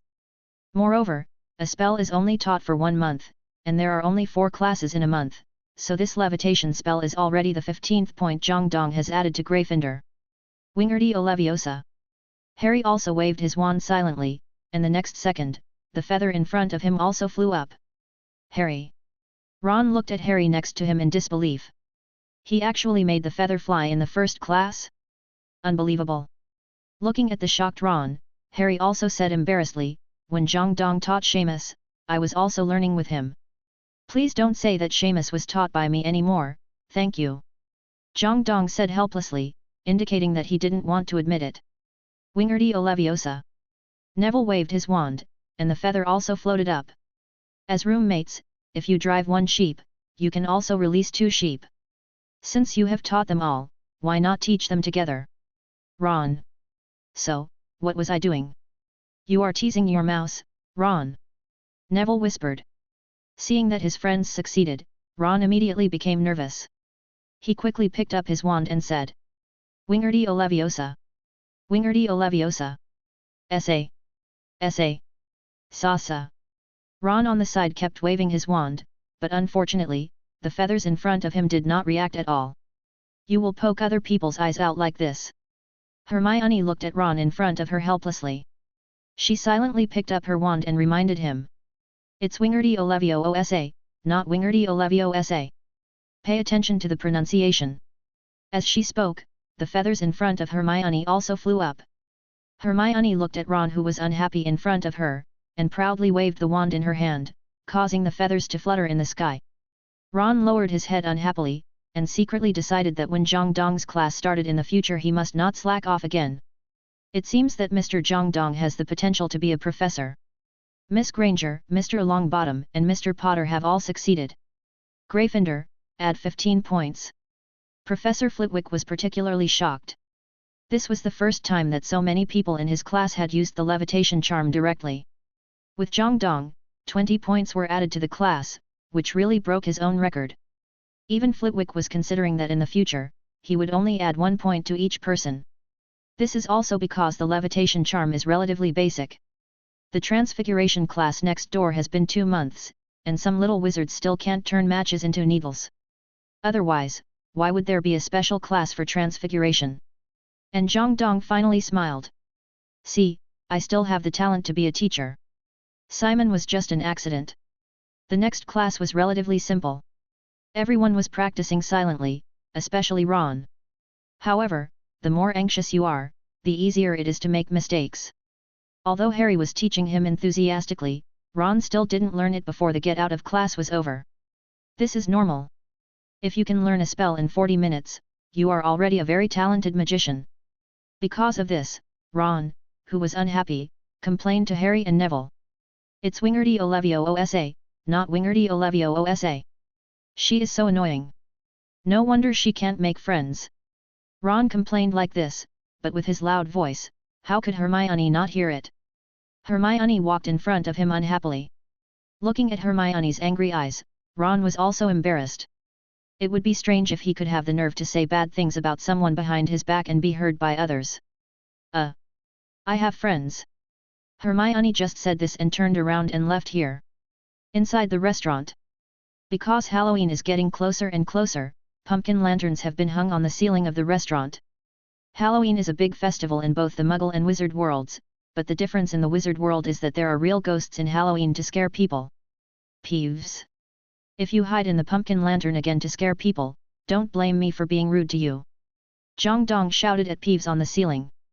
He didn't want to be woken up by this guy pulling his nose in the middle of the night when he was sleeping well.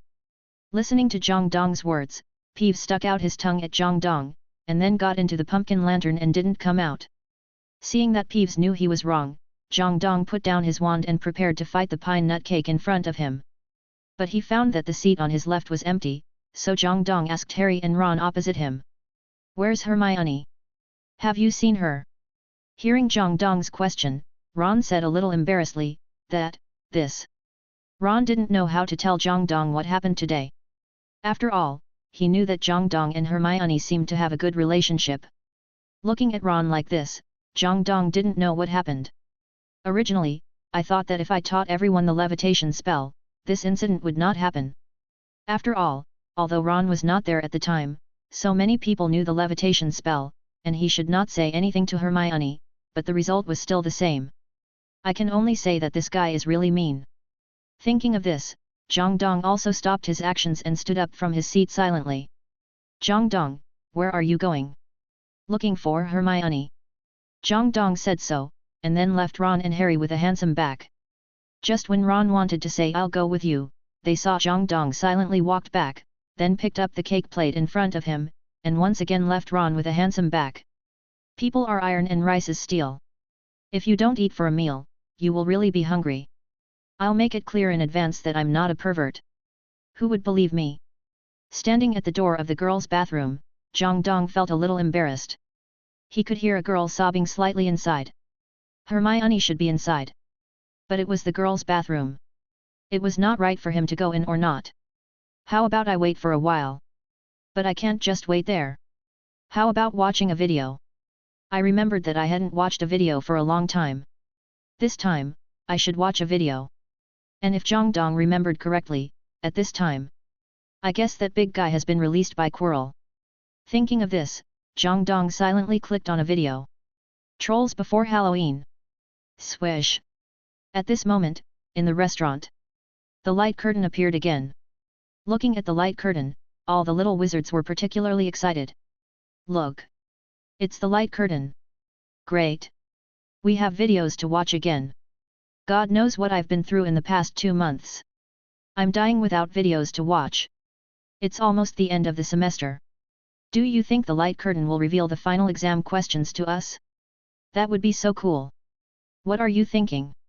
Even if the questions are revealed to you, do you think the professors are dead? Don't you know how to change them? Besides, except for Professor Binz's magical history class, other exams require practice. What's the point of knowing the questions without practice?" The little wizards at the table have already started to discuss enthusiastically, and in the stands, Dumbledore is really a little nervous. The light curtain hasn't appeared for 2 months, and he thought that the unknown prophet had just passed by and left, but now it seems, has he always been there? Or has he come back? From the previous videos, the unknown existence should have no malicious intent, but the problem is, I have arranged so much, what if you expose it to me, then will Harry and the others come over? Wouldn't it be a waste of my arrangements? Hermione was also surprised. She was hiding in the bathroom and her face flushed with shame when she saw the light screen that suddenly appeared in front of her. Because in this case, she always felt like she was being monitored. But since the light screen had appeared, Hermione naturally didn't rush to watch it.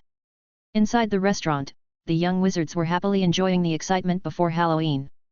Suddenly, the door of the restaurant was opened, and a figure ran in as if frightened. It was the Professor of Defense against the Dark Arts Quirrell. I have never known why someone like Professor Quirrell would become the teacher of defense against the dark arts. He is too timid. That's right, and Professor Quirrell's class is really boring. He has never taught me anything except reading from the book. And he is not stable at all. We have Dumbledore, the greatest wizard in the entire wizarding world, here. What is there to be afraid of him? The young wizards discussed, looking completely indifferent. Then, they saw the following content. Giant, there is a giant in the basement. I think I should inform someone. After saying that, Quirrell's eyes rolled and he fell to the ground. Ah! Instantly, in the video and the screen, two groups of young wizards shouted at the same time, and then all jumped up from their seats and made a mess. Then the door opened, and Quirrell, who was panicked, ran in at this time. Giant, there is a giant in the basement, hey! Quirrell was confused by the situation in front of him. What's going on? I haven't spread the news yet, why are you guys messing around first? Why are there other people making trouble besides me? Isn't this stealing my job? If you had this plan, you should have said it earlier. Silence. Dumbledore in the light screen and in reality spoke at the same time. Looking at this strange scene, everyone suddenly felt like they were watching a live broadcast. Although there is no live broadcast service in this era. Dumbledore in the video said, "Prefects, take the students from each class to the classroom, and the teachers follow me to the basement." In the stands, Dumbledore opened his mouth but did not speak. After a long time, he said, "He is right, everyone just do it." Perhaps because the atmosphere was quite humorous, everyone's nervousness dissipated a lot. Yes, with Dumbledore and so many excellent teachers around, it's just a giant monster, what's there to be afraid of? They even started watching videos again after feeling relieved. Walking up the stairs of Gryffindor, Harry looked at Ron in confusion and asked, "How did the trolls suddenly appear?" "I don't know either. The trolls are not smart. Someone must have let them in on purpose. Maybe it was a prank." "Harry, where are you going?" "Go find Hermione. She doesn't know about the trolls yet." After that, Harry and Ron walked towards the underground classroom together. Professor McGonagall. Harry. Ron. Although I admire your courage, Percy, keep an eye on them. Don't let them leave your sight for a second. Professor McGonagall sternly asked Percy, the prefect, to keep an eye on Harry and Ron. What a joke! How can we let the children intervene in such a dangerous matter? Isn't that just asking for death? After giving the instructions, Professor McGonagall also hurried to the underground classroom. Knowing that Hermione was there, she became even more nervous. Professor McGonagall is indeed a qualified teacher. But, watching the teachers leave, Harry and Ron immediately prepared to follow them, but Percy grabbed them one by one. "Stop, you two! Professor McGonagall just gave me instructions and you ran away. What am I doing as a prefect? I won't do it anymore." Looking at Percy who was doing his job, Harry and Ron were getting more and more helpless. "Harry, what should we do now? By the way, Jang Dong has gone. He is so powerful, he should be fine." Harry and Ron were not confident at this point. The troll was so powerful, and Jang Dong was just a first-year wizard after all. Could he really do it? Chapter 29 Troll? That's it. We should go back. Percy looked at Ron and Harry in front of him. At this time, Harry and Ron looked at Percy pleadingly. After a long time, Harry said, "At least, let us finish watching the light curtain. I want to know if Hermione will." Listening to Harry's words, Percy nodded helplessly. He turned to the Gryffindors and said, "Fred, George, take everyone back to the dormitory first. I want to watch them here." "Hey!" George and Fred looked at their brother in a daze. "You really trust us?" Moreover, they also want to stay and watch the light curtain. But at the critical moment, the Gemini is still reliable. And Harry and the others looked at the light curtain again.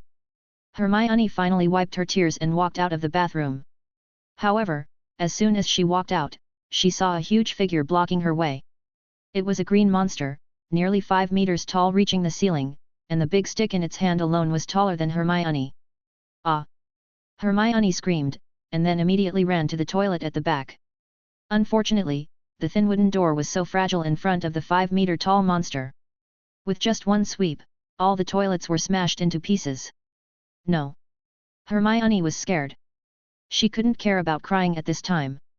She pushed open the door of the bathroom. She was still shaking at this moment. She was afraid that as soon as she opened the door, she would see the terrible monster blocking her and then smash her into a pulp with a stick. However, the moment she opened the door, she saw a figure standing at the entrance of the bathroom, smiling at him. "I've cried enough. Let's go back. Otherwise, the big guy will be here soon." Jang Dong. Looking at Jang Dong in front of her, Hermione almost couldn't help crying again. She was at her most helpless moment. At this time, seeing her only friend risking his life to save her, how could she not be moved? "Yes, let's go. The troll is coming soon." Hermione ran to Jang Dong and grabbed his hand to escape. However, Hermione found that no matter how hard she tried, she couldn't pull Jang Dong away, because it seems too late. The big guy is coming. In the restaurant, Harry, Ron, and Percy had clenched their fists nervously.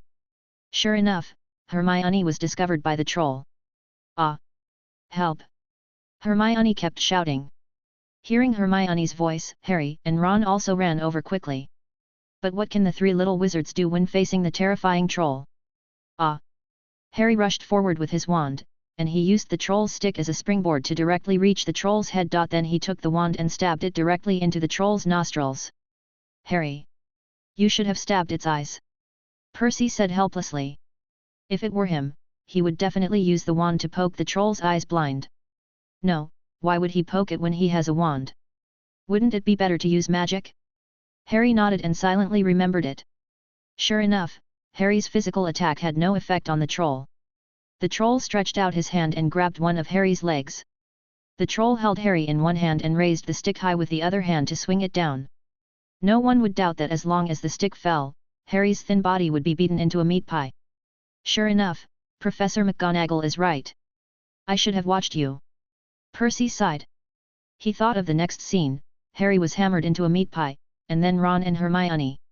He couldn't imagine how sad his mother would be if she saw Ron dying.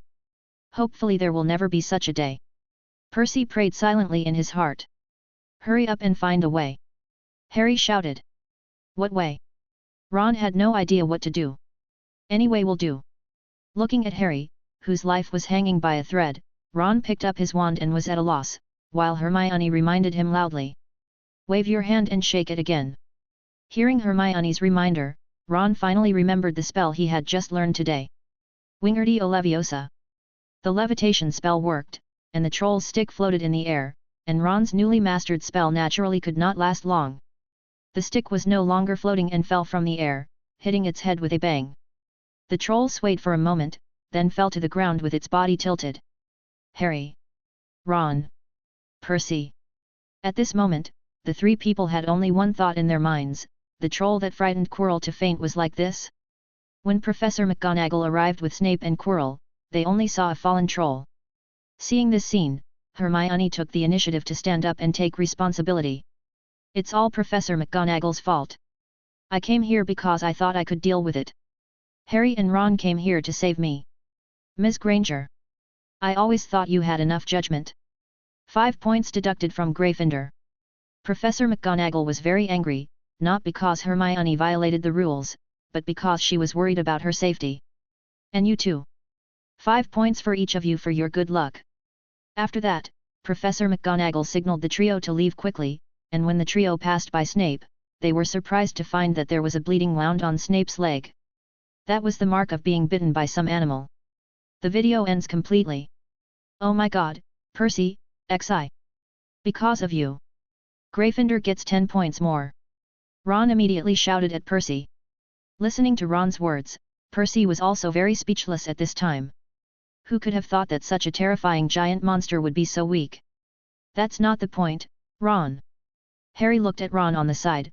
The point is, if fate arranges for the two of us to save Hermione, then now that we are not here, will Hermione be in danger? It shouldn't be. Ron said so. After all, Jang Dong is there, and his strength is much stronger than ours. Chapter 30 Avada eats a big melon. Bang! Bang! The sound of heavy footsteps sounded, and Hermione pulled Jang Dong's clothes in fear. She didn't bring a wand, so she could only rely on Jang Dong at this moment. But Jang Dong didn't react at all at this time. He just stood there like a stone statue, as if he was scared by the troll. Of course, Jang Dong was not scared, he was just checking his rewards. Your video shocked Harry Potter, and you got a reward, a flying broom, a 2000 light wheel. Your video shocked Ron Weasley, and you got a reward, a spell, a quick appearance, elementary. Your video shocked Hermione Granger, and you got a reward, a spell, a new one, elementary. The rewards for the trio were the same as usual, but Harry's reward was quite good, a 2000 light wheel. Although Jang Dong doesn't know how much this broom costs, it is definitely worth a lot. Your video shocked the trolls, and you get a reward, strength plus 30%. Jang Dong. They are both magical creatures. Look at the three-headed dog and you. Tima is really rubbish. Also, why is it strength again? Do you really want me to change my job to a tank mage? Your video shocked Percy Weasley, and you get a reward, spell, end of all spells, intermediate. Damn. End of all spells. Should I say, it's really Percy Weasley? Jang Dong still knows Percy. After all, he is the current head of Gryffindor, so he is certainly not unfamiliar with him. Although he is only 18 years old, he has obtained 12 certificates of OWL, Ordinary Wizarding Examination, in the upcoming graduation exam. It is equivalent to reaching the intermediate level in 12 subjects. The last person who could do this was Percy's brother Bill. Of course, senior wizards can usually master 1 or 2 intermediate spells, but the end of all spells is different. If spells are difficult, then the end of all spells is definitely one of the most difficult spells. Your video shocks Snape, and you get a reward, a Clumency, intermediate. Snape should be the best at Occlumency in the entire Hogwarts, or even the entire Harry Potter world. Who doesn't have some secrets? It's always good to know this. Your video shocked Quirrell, and you get a reward, spell Avada Kedavra, intermediate. Jang Dong. Jang Dong, who was quite excited just now, suddenly froze. Damn. Avada is eating a big melon. If you ask what is the strongest spell in the whole Harry Potter series, everyone may have a different answer. Some people think it is Expecto Patronus, some think it is Fire Curse, and some think it is Gas Stove. But if you ask what is the most famous spell, it must be Avada Kedavra.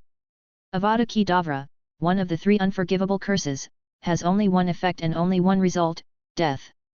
But there are exceptions. For example, Harry Potter became famous in the wizarding world because he survived the Avada Kedavra spell. Of course, there was a reason for Harry Potter's death, and it is difficult to replicate it successfully.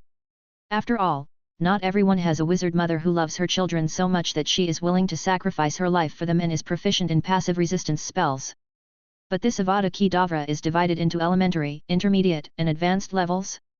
Isn't it a death spell? Jang Dong was a little confused, but he still kept this spell in his heart. After all, it is one of the 3 unforgivable curses. In this peaceful period, if he is discovered, he will be thrown into Azkaban for life. Jang Dong does not want to end up like that.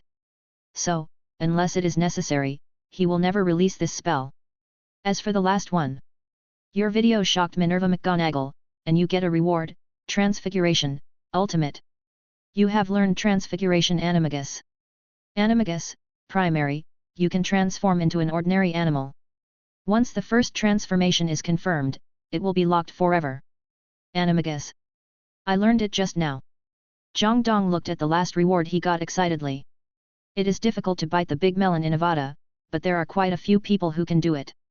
At least those dark wizards and some elite aurors of the Ministry of Magic can do it. Oh, and there is Hogwarts. Although Dumbledore has never used it, who dares to say that he can't do it? But Animagus is different. It is known that in the Harry Potter world, there are only 7 people who have this ability. Of course, there are many people who may have it but have not reported it to the Ministry of Magic, so there are definitely more than 7 people, but there will definitely not be too many. However, are Animagus still divided into elementary, intermediate, and advanced levels? Being able to transform into an ordinary animal is just elementary. What is the intermediate level? Transforming into more ordinary animals? Or, being able to transform into magical animals? Jang Dong's eyes were shining. At this moment, he finally discovered the horror of his system. Although the original rewards of the system were good, except for a few, Jang Dong could still get them as long as he worked hard. But now, there are only 7 Animagus in the book, and they are only elementary in the system evaluation. The potential of this system is unimaginable. Jang Dong. It's coming. Just when Jang Dong was imagining the future of the system, Hermione's voice pulled Jang Dong's thoughts back. At this moment, the huge monster was only a short distance away from Jang Dong. Looking at the giant monster in front of him, Jang Dong protected Hermione behind him, then took out his wand and whispered. Hermione, stay away. Yet. Hermione nodded. She knew that if she stayed here without a wand, she would only make things worse, so she decided not to stay here and get in the way. Hermione ran to the corner of the corridor and secretly looked at Jang Dong. Facing the giant monster so close, Jang Dong was certainly not afraid. In fact, indeed, if he had not been drawn to the 12 trials before, with Jang Dong's steady character, he might have already dragged Hermione away. But now, let you test my current strength. Roar. The giant monster roared, and Jang Dong could even smell the stench in his mouth. It raised the giant stick in its hand high, and then dropped it fiercely towards Jang Dong below. Armor protection. The barrier appeared instantly.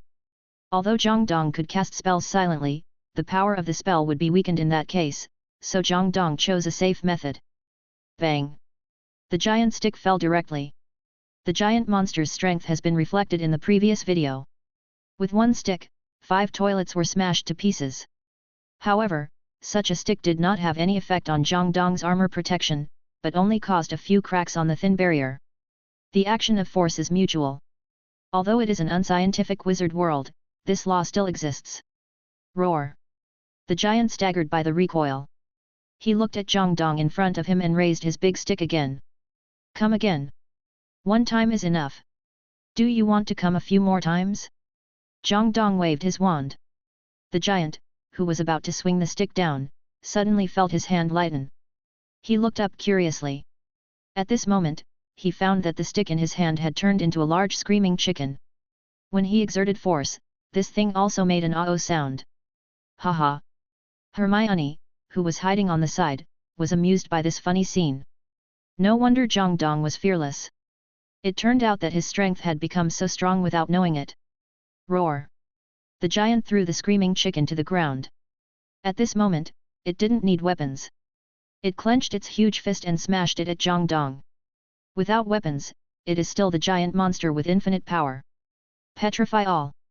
Jang Dong just waved his magic wand lightly, a white light fell, and a layer of white-grey shell appeared on the giant monster in front of him. If it is the primary level of petrification, it can only petrify some ordinary people. It is useless against the giant monster, a magical creature that is several times larger than ordinary people. Fortunately, Jang Dong's petrification is intermediate. Even magical creatures like giant monsters can be petrified for a short period of time, and this period of time is enough for him to do many things. Use the transfiguration again. In an instant, the giant stick that just turned into a screaming chicken changed again, but it did not turn back into a giant stick, but directly turned into an extra-large iron hammer. The hammer head alone is as big as the giant monster's head. Wingardium Leviosa. Using the intermediate levitation technique, the oversized hammer flew directly into the sky. Hermione, who was peeking at the side, suddenly remembered what Jang Dong had just said to her. Although the giant monster is tall and powerful, its body proportions are not coordinated, and its mind is simple and its limbs are strong. Therefore, a slight impact on the head may cause coma. That's right. The head is the weak point of the giant monster. But, you smashed it with such a big hammer. You are not going to faint, you are going to smash it to death. It's better to be prepared. After all, who knows whether the head of this thing can withstand the blow? If the giant stick can't kill it, will it get up and kill itself? Bang! Jang Dong used the floating technique to swing the hammer and fell hard. Although Jang Dong's strength increased by 50%, he was just an 11-year-old boy after all. It was impossible to swing such a big hammer even if he increased it by 50%. Bang! With a muffled sound, the giant monster in front of him, whose body was as high as a hill, collapsed with a bang, directly crushing the floor of Hogwarts that had been used for hundreds of years.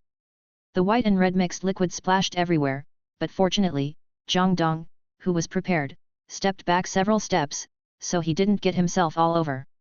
Otherwise, it would be disgusting. In the distance, Hermione was so stunned by the scene that she couldn't speak. She had always thought that she was better than Jang Dong, but Jang Dong, who was born in a wizard family, had an early advantage, which was why he could beat her in everything. But now, looking at the troll lying on the ground, she finally understood what the gap was between her and Jang Dong. Oh my god! What happened here? Professor McGonagall, who was late, finally rushed over with Snape and Quirrell. To be honest, Professor McGonagall's speed this time was definitely much faster than the original timeline. After all, she knew that Hermione was in the bathroom from the beginning. But Jang Dong's movements were also much faster than Harry and Ron. 1 armor protection, 2 transformation spells, 1 petrification spell, and 1 levitation spell. 5 spells, less than 20 words in total. Unless Professor McGonagall used apparition, there was no way she could make it in time. And there are restrictions in Hogwarts. Apparition cannot be used in Hogwarts, except for Dumbledore. Looking at the troll that was dead, Professor McGonagall couldn't believe her eyes. Snape on the side was almost the same. The face that seemed to never change changed a little. As for Quirrell, he was shaking all over as if he was about to faint again. This time it didn't seem like acting. After all, he really didn't expect that the troll he deliberately released would die here, and died in the hands of a first-year wizard. Okay, Mr. Jang Dong, I think you should explain to us what happened and how you ran into it. Professor McGonagall finally calmed down and asked again. Seeing Professor McGonagall's question, Hermione almost wanted to stand up and take the responsibility immediately, but Jang Dong quietly raised his hand and held her down. Professor, we just passed by here and happened to encounter this giant monster, and then I was lucky enough to defeat it. Jang Dong blinked at Professor McGonagall. The two of them were the first to come to the underground. The young wizards in the restaurant can prove that it was all just a coincidence. Good luck? Luck can't let a first-year student kill an adult troll easily. Professor McGonagall looked at the corpse of the troll on the ground. If it was just a victory, it might be attributed to luck. Although there are not many people who can defeat trolls in the first grade, Hogwarts has been there for so many years, and there are such people. But killing? It can only be said that such people are absolutely rare. But thinking about Jang Dong's past achievements, it seems not strange that he can do this. Gryffindor gives you 10 points for your bravery and luck. Professor McGonagall finally gave Jang Dong 10 points. He should give points. Killing a giant monster alone, what a record. Is it fair not to give him points? Thank you, Professor McGonagall. Jang Dong took Hermione to express his gratitude to Professor McGonagall, mainly thanking her for not deducting points from Hermione and himself. Go back quickly. They should be waiting for the results in their respective common rooms now. If you go back early, you may be able to catch a midnight snack. After saying that, Professor McGonagall motioned Jang Dong and Hermione to leave quickly. Jang Dong and Hermione naturally did not stay. After all, there was really nothing to linger on in this situation, although this was their own record. Hermione did not speak along the way. She was not good at expressing herself and did not know what to say to Jang Dong. Thank you. Is it too superficial? Jang Dong saved her life. Dedicate yourself to her? She is only 11 years old now. Even if she dared to promise, Jang Dong would not dare to ask for it. In this way, the two of them had unknowingly arrived at the door of the Gryffindor common room. Hurry up and go in. Harry and the others should have left us a midnight snack, or at least a few cakes. Although Jang Dong had eaten a few pieces of pine nut cake before coming, he got tired of eating 2 pieces of that thing. As a pure Chinese, he preferred food with a hint of fireworks. However, Hermione shook her head and said, No, I don't have much appetite after what happened just now. Jang Dong was too careless. She was so sick of the red and white flying everywhere that she was about to vomit. Who could eat it? After hearing Hermione's words, Jang Dong recalled that scene and felt a little sick. Right, Hermione finally seemed to have made up her mind. She looked at Jang Dong in front of her, and suddenly stood on tiptoe and gently touched his face while he was not ready. Then, she said in a voice that was not much louder than the sound of a mosquito. Thank you. Then, she ran away quickly. To be honest, the troll incident definitely played a key role in Hermione's ability to become a couple with Ron. Later, Harry Potter fans even called this incident the 3 oaths in the toilet. And because of the butterfly effect, Hermione's gratitude to Harry and Ron was all concentrated on Jang Dong alone, so it was not surprising that her favorability increased. Looking at Hermione leaving, Jang Dong smiled helplessly. Sure enough, girls are really precocious. Pig nose. The password is correct. The fat lady opened the door of the common room, and Jang Dong walked in directly. As soon as he entered, Harry, Ron, and Mavis Mo surrounded him. Jang Dong, you're back. Are you okay? Where's Hermione? Why didn't she come back with you? I'm telling you, Harry and I were going to help you, but Percy stopped us. That guy really listens to Professor McGonagall, not a Gryffindor at all. Jang Dong, it's great that you're back. Looking at the people talking at the same time, Jang Dong smiled and said, nothing, Hermione has gone back, and as for the troll. I've dealt with that guy, and I added 10 points by the way. Long live X4. Everyone cheered at the same time. After hearing the good news that Hermione and Jang Dong were fine, everyone was visibly relieved. Harry, I knew that the troll couldn't even beat us, so it must not be Jang Dong's opponent. That's not necessarily true. When we defeated the troll in the video, Professor McGonagall said that there are not many first-year students who can defeat the troll. Ron was obviously a little proud. After all, he defeated the troll in the video himself. Although it was a bit of a blind cat catching a dead mouse. Fortunately, the troll's weakness is the head. Just hit its head to defeat it. Hey? How did you know? Ron asked curiously. He also watched the video. But didn't he leave early? And Jang Dong looked at him helplessly and said, walking with trolls, Lockhart's work, you can take a look. Oh, I hate this name. My mother is his fan. I would rather never meet him in my life. Haha, I hope your dream comes true. But that's not the point. Harry shook his head. Obviously, he was focusing on a different place than Ron. Jang Dong, let me ask, when you saw Professor Snape, was his leg injured? Yes. Jang Dong nodded. Although he knew the reason, he felt that even if he told the truth, Harry and the others would not believe it. After all, prejudice in people's hearts is like a mountain. No matter how hard you try, you can't move it away. When seeing Jang Dong nod, Harry's eyes lit up instantly. Look! Isn't this a correspondence? Looking at the excited Harry, Ron expressed his confusion. Correspondence to what? Of course it means that when the troll appeared, Snape went to the forbidden area to pass the three-headed dog. Unfortunately, he was not fully prepared and was bitten by Fluffy. I have to say that Harry is quite smart. At least he guessed half of it right, but the main part was wrong. Jang Dong thought about it and felt that it would be better for him to say a few fair words for Snape. After all, Snape took the blame for 6.5 of the 7 Harry Potter movies. Snape shouldn't do that. He respects Dumbledore very much and is deeply trusted by Dumbledore. How could he steal Dumbledore's things? No, Jang Dong, that's because you don't understand him. You are too kind. Ron on the side also thought so, you are always kind and think that everyone is a good person, but Snape is obviously not like that. Have you forgotten that time when Neville accidentally knocked over the crucible? He deducted 1 point from Harry. It turned out that because Harry didn't remind Neville in time. This. Well, Jang Dong has nothing to say. Who told you to be so hateful? Otherwise, no one would believe you when you tell the truth. Sure enough, everything is Snape's fault. Charms?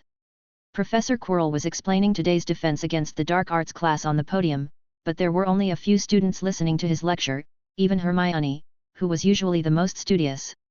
It's not that everyone doesn't like to study, but because Quirrell's class is really useless. The defense against the dark arts class mainly teaches how to resist various dark magic and some dangerous magical creatures. The most classic spells are Expelliarmus, Prototype Revealed, and Obstacles.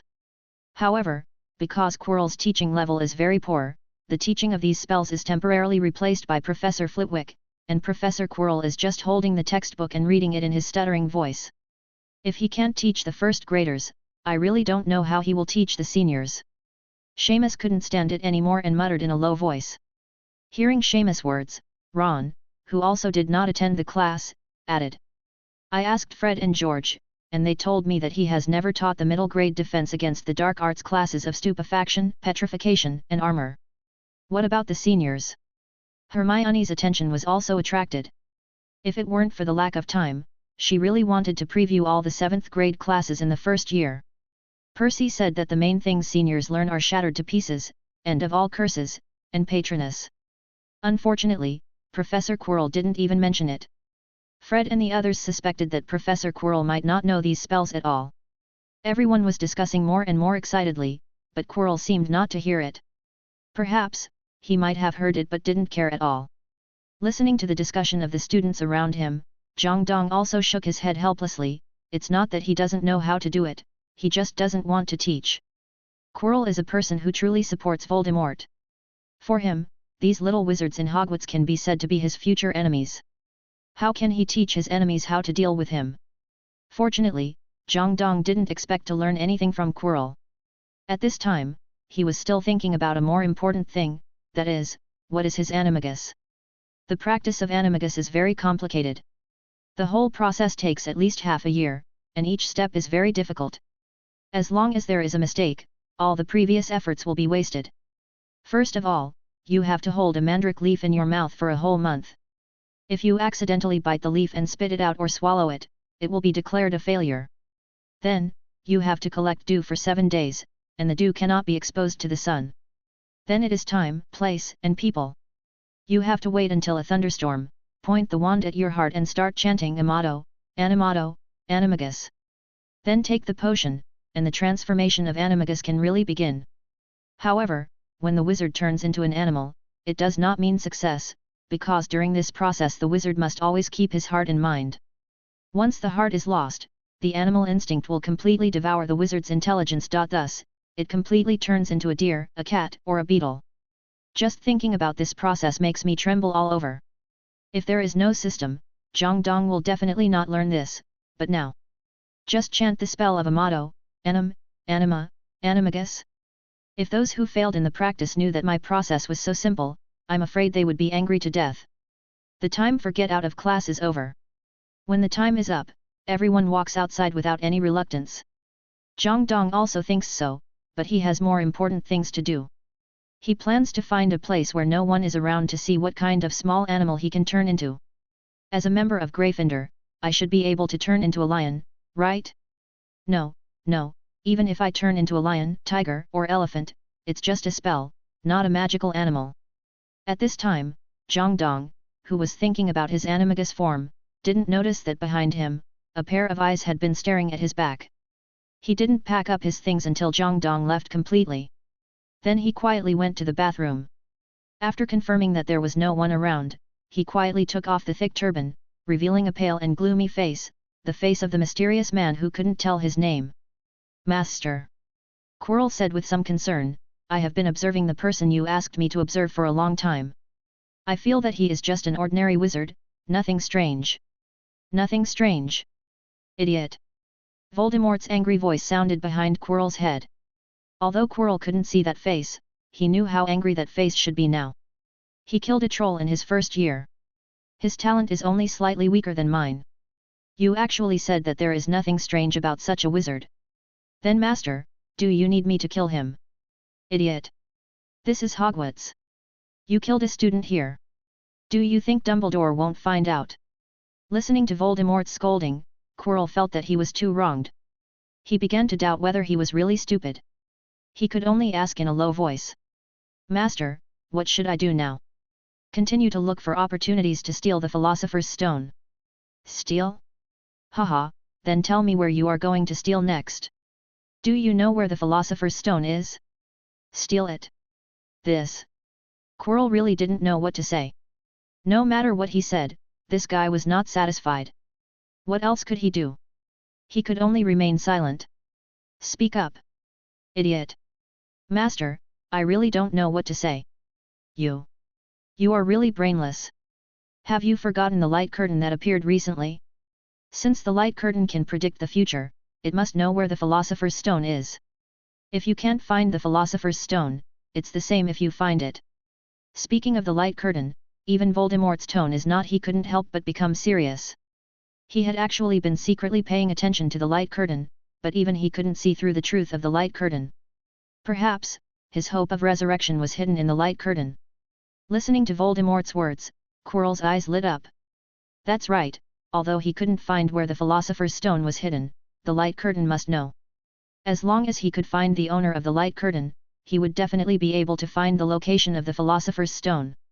Even considering the prophetic ability of the light curtain, perhaps he could really soar into the sky in the future. Quirrell didn't think that the owner of the light curtain was on Dumbledore's side, otherwise, why didn't he tell Dumbledore about his affairs directly? So, although he didn't know the true purpose of the mysterious man, at least he knew that he was definitely not the kind of person who had no desires. And for the Dark Lord, as long as there was desire, there was a chance for him to use it. Then the boy you asked me to observe. Don't worry about him for now, he's just a genius, and he's nothing compared to the Philosopher's Stone and the light curtain. Your main goal now is to find these two things. Yes, Master. Quirrell wrapped his turban again and left. As for Jang Dong, just like Voldemort said, he's just a genius, and he's worthless compared to the light curtain. It's not Quirrell's fault that he can't guess who the owner of the light curtain is. After all, who would have thought that the owner of such a magical light curtain that Dumbledore and Voldemort, the two most powerful black and white wizards, couldn't see through would be just an ordinary first-year student? Just like no one would doubt that the person who holds the button to launch nuclear weapons would be just an 11-year-old junior high school student. Jang Dong didn't know that Voldemort and Quirrell were ready to find him. Even if Jang Dong knew, he wouldn't care. After all his current behavior was within a reasonable range. At this time, Jang Dong was walking on the lawn of Hogwarts, with his head down, thinking about something. Mr. Jang Dong, if you don't want to hit your head on the pillar and be sent to the infirmary by me, you should stop now. Hearing this voice, Jang Dong turned his head silently. At this moment, he saw Professor McGonagall standing aside and watching him silently. Good afternoon, Professor McGonagall. Jang Dong greeted Professor McGonagall. Professor McGonagall nodded to him, then walked up to him and asked, Mr. Jang Dong, dinner time is coming soon. If you miss it, I don't think your friends will bring you any food. Thank you for your concern, Professor McGonagall. But I believe Harry, even if I miss my dinner, he will bring me a piece of cake and 2 chicken legs. Well, I envy your friendship. Now you can tell me why you didn't go to the restaurant but wandered here. This. Jang Dong wanted to say that I was losing weight, but looking at his standard figure, he was still embarrassed to say it. So he simply asked. Professor McGonagall, you know, I have always been very interested in transfiguration, but I still don't understand why these amazing wizards, including you, spend so much time and energy practicing Animagus. After all, according to existing theories, Animagus can only turn into ordinary animals and cannot turn into magical animals. It doesn't improve the strength of wizards much. On the contrary, during the Animagus period, they will become extremely weak. A first-year wizard may take their lives. Why bother? Mr. Jang Dong, learning magic is not to become stronger. Professor McGonagall shook her head gently. Although Animagus seems useless, it is the goal of our wizards' lifelong efforts and the end of transfiguration. Besides, who says Animagus is useless? Professor McGonagall pushed the glasses on her nose, with an extremely proud look. Although Animagus does not improve combat effectiveness much, it has an unparalleled advantage in espionage missions and crimes. Professor McGonagall was telling the truth. After all, as long as you don't turn into a jackal, tiger, or leopard, even if you lie next to the target may not care about your existence. And Professor McGonagall continued, in fact, for an Animagus, it is not a good thing to transform into a lion, tiger, dog, bear, elephant, or the like. Although they are at the top of the food chain, they are too big and can easily become the target of the spell. On the contrary, if you transform into a cat, a bird, or even a beetle, then you can not only flexibly avoid the wizard's spell, but also easily reach places that ordinary people cannot reach. This is the Animagus. The real meaning of Animagus. Perhaps because she felt that Jang Dong had a talent for transfiguration, Professor McGonagall explained it very carefully.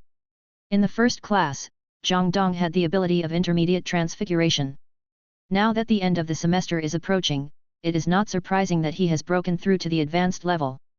Once transfiguration reaches the advanced level, it is natural to be interested in the ultimate Animagus, which is reasonable. After hearing what McGonagall said, Jang Dong also thought about it carefully. Among all the known Animagus, the largest one is the deer transformed by James Potter. It seems to be the most useless Animagus. If you don't believe me, look at Sirius Black. Its Animagus form is a dog. Is a dog strong in combat? Compared with wizards, it must be average. However, if he could not turn into a dog, how could he escape from the heavily guarded Azkaban? After figuring this out, Jang Dong's eyes lit up. He bowed deeply to Professor McGonagall, and then he continued to ask. Then Professor McGonagall, I have another question. Please speak. Professor McGonagall is always happy to answer questions for studious children. If a wizard turns into an animal through Animagus, will he turn into that animal from the inside out? Of course, this is exactly why Animagus cannot turn into a magical animal, because the transformation is too complete, and the magic structure of humans and magical animals is different, so they are incompatible. Is that so? Jang Dong nodded, and then he looked at Professor McGonagall in front of him and asked solemnly, So Professor McGonagall, if a woman, she transformed into a dog through Animagus, and then she had sex with a real dog, then would she get pregnant? Will there be promotion isolation? Professor McGonagall? Jang Dong's curiosity obviously had no intention of stopping, and he continued to ask, also, this female wizard had sex with another male wizard who transformed into a dog, so is the child they gave birth to a dog or a human? Professor McGonagall, this. Also, if this woman turned into a snake, then would the child she gave birth to with the snake be viviparous or oviparous? Professor McGonagall is well informed, but she really doesn't know the answer to Jang Dong's question. Why would a woman who is a good person turn into a dog and have sex with a dog? This is because Professor McGonagall is more traditional. If she knew more about Muggle society, she would know words like furry control or zoophilia. But Professor McGonagall really couldn't answer it. After all, there are not many Animagus who can devote themselves to doing such an experiment. And more. Mr. Jang Dong. I asked an owl to buy a gift and it will arrive soon. I have to go to receive it now. You should come back quickly too. Go ahead, don't miss the sunset, or you'll lose points if you're caught. After saying that, Professor McGonagall left in a hurry. She was afraid that if Jang Dong asked her 2 more questions, she would be overwhelmed by the questions. Looking at Professor McGonagall who had completely walked away, Jang Dong finally smiled. Thank you for your explanation, Professor McGonagall. Now, it's my Animagus' turn to appear. Inside the House of All Requests. According to what Professor McGonagall said just now, Animagus does not need to be a ferocious beast. After all, as a wizard, the wand is the best weapon. Jang Dong's Animagus needs to be intermediate to transform into a magical animal, and the shortcomings in attack can be made up at that time. So, at this moment, Jang Dong has only one idea in his mind. First, my Animagus should not be too big, the smaller the better, so that it will be convenient for me to sneak into any place or escape from a certain place. Secondly, my Animagus should be able to fly, and the faster the better, after all, flying is always the best way to travel. Finally, my Animagus should not be an insect, otherwise it will be small and can fly, not a mosquito but a fly, even if it is a butterfly, it is not a good-looking thing. Thinking so, Jang Dong silently took out the wand and pointed it at his chest. Amato, Animato, Animagus. Plop. Plop. Instantly, Jang Dong felt that he heard a strong heartbeat, and then he found that his body was changing rapidly. The original limbs had disappeared, replaced by a pair of small wings and a pointed beak. Animagus long-tailed hermit hummingbird. It's actually Hummingbird. Hummingbird, the smallest bird in the world, can reach a speed of 65 km per hour, which is 5 to 6 times that of an ordinary person. The body length is only 6 centimeters, which is about the same as a finger. With such a speed and such a body size, there is basically no place in the world that can block Jang Dong's way. Moreover, with such a small body size, even if it flies in front of people's eyes, people with ordinary eyesight will not notice that Jang Dong has just flown by. Let's not talk about anything else. With this size, if I was locked up in Azkaban, I would run out in less than 5 minutes. Wait! Why did I think of this first? Jang Dong sighed, then flapped his wings, and a shadow passed by. Jang Dong flew directly out of the room of requirement and began to stroll leisurely in Hogwarts. Potions classroom, public rest area, kitchen, library, infirmary, washroom. In short, Jang Dong went to all the places he could go, and it can be said that he had no obstacles along the way and no one found him. Jang Dong even ran in front of the 3-headed dog Fluffy and turned around twice, but the 3-headed dog, with 6 eyes and 3 noses, didn't find any trace of Jang Dong. This is the horror of hummingbirds. It was not until he arrived in front of the restaurant that Jang Dong returned to his original appearance. Awesome! Is this the magic of Animagus? Just one transformation makes him unstoppable in Hogwarts. Unless there is something like a Marauder's map, no one can find Jang Dong's existence. If Animagus is upgraded to the top level, can he have 72 transformations? With this in mind, Jang Dong slowly walked into the restaurant. Seeing Jang Dong coming in, Hermione also waved at Jang Dong. Jang Dong! Here! Looking at Hermione, who had reserved a seat for him, Jang Dong naturally would not refuse and walked over directly. As soon as Jang Dong sat down, Hermione looked at him curiously and asked, "Where did you go after class? I thought you wouldn't come tonight." "Nothing, I encountered some problems with transfiguration, so I went to ask Professor McGonagall." Jang Dong told the truth. It was indeed just a small problem, and he did ask Professor McGonagall. Hermione continued to ask, "Did you solve your problem?" "Of course." Jang Dong showed a relaxed smile, and it was obvious that he was in a good mood. When Ron saw Jang Dong say this, he looked at him with wide eyes. "Your transfiguration level is so high, and it is still improving. You are not going to tell me that your transfiguration has reached the advanced level?" "Almost," Jang Dong said vaguely. "Indeed, the ultimate and advanced are almost the same, only one level apart. But it is this level that has trapped 99.9% of wizards." "Abnormal." Ron only said these two words, and then lowered his head and ate his meal honestly. Compared with Jang Dong, it was just making things uncomfortable for himself. And at this moment, a white owl flew in with something longer and heavier than it. The owl flew in front of Harry, and then its claws loosened. Swish! The package fell directly into Harry's hands. "What is this?" Hermione looked at the package in front of her curiously, obviously wanting to know what was inside. Looking at the package in front of him, Harry immediately started to open it. "I don't know. This is the first time I've received a package." "Open it quickly and take a look." Ron also hurried to help open it. Soon, the object in the package appeared in front of everyone. This is a beautifully shaped broom. Each texture is so natural and harmonious, and on the top of the broom, its name is written clearly. Nimbus 2000. Harry remembered the name of this broom. It was when he first came to the wizarding world. At that time, it lay quietly in the window, surrounded by envious and eager eyes. Harry looked towards the place where the owl fell, which was Professor McGonagall's seat. Harry remembered what Professor McGonagall said a few days ago. She actually gave him such a good broom. Professor McGonagall just smiled at Harry. Tomorrow is the first game of the Quidditch Cup, and it is against Slytherin. It seems that in order to end the 7-game losing streak, Professor McGonagall really spent a lot of money. By the way, I also have a Nimbus 2000. Jang Dong remembered the reward he got 2 days ago, which was also a Nimbus 2000, but unfortunately, he had no interest in playing Quidditch, so he shrunk the broom and put it under the bed.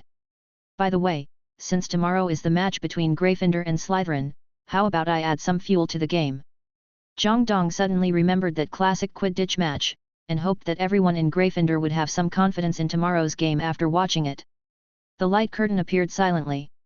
At the moment when the light curtain appeared, Jang Dong clearly felt that Dumbledore and Quirrell were subconsciously nervous. Especially Quirrell, although he was looking in the direction of the light curtain, his eyes kept moving around, as if he was looking for something. As for the others, including professors like Flitwick, they all watched the next video with great interest, their faces full of expectations. The light curtain began. On the green Gryffindor lawn, a team of wizards in orange-red clothes walked towards the backcourt with brooms. Among these people, Harry, who was obviously shorter and holding a beautiful light wheel, stood out. "This is tomorrow's Quidditch game," Wood exclaimed. "Good guy, they haven't started the game yet, and you just released tomorrow's results?" After the previous predictions, everyone's trust in the light curtain was already very high, so everyone became nervous in an instant. Standing in the waiting area, Wood looked at Harry beside him and comforted him. "Harry, how are you scared?" "A little." Harry swallowed subconsciously. "It's okay, I was like this the first time." "What happened next?"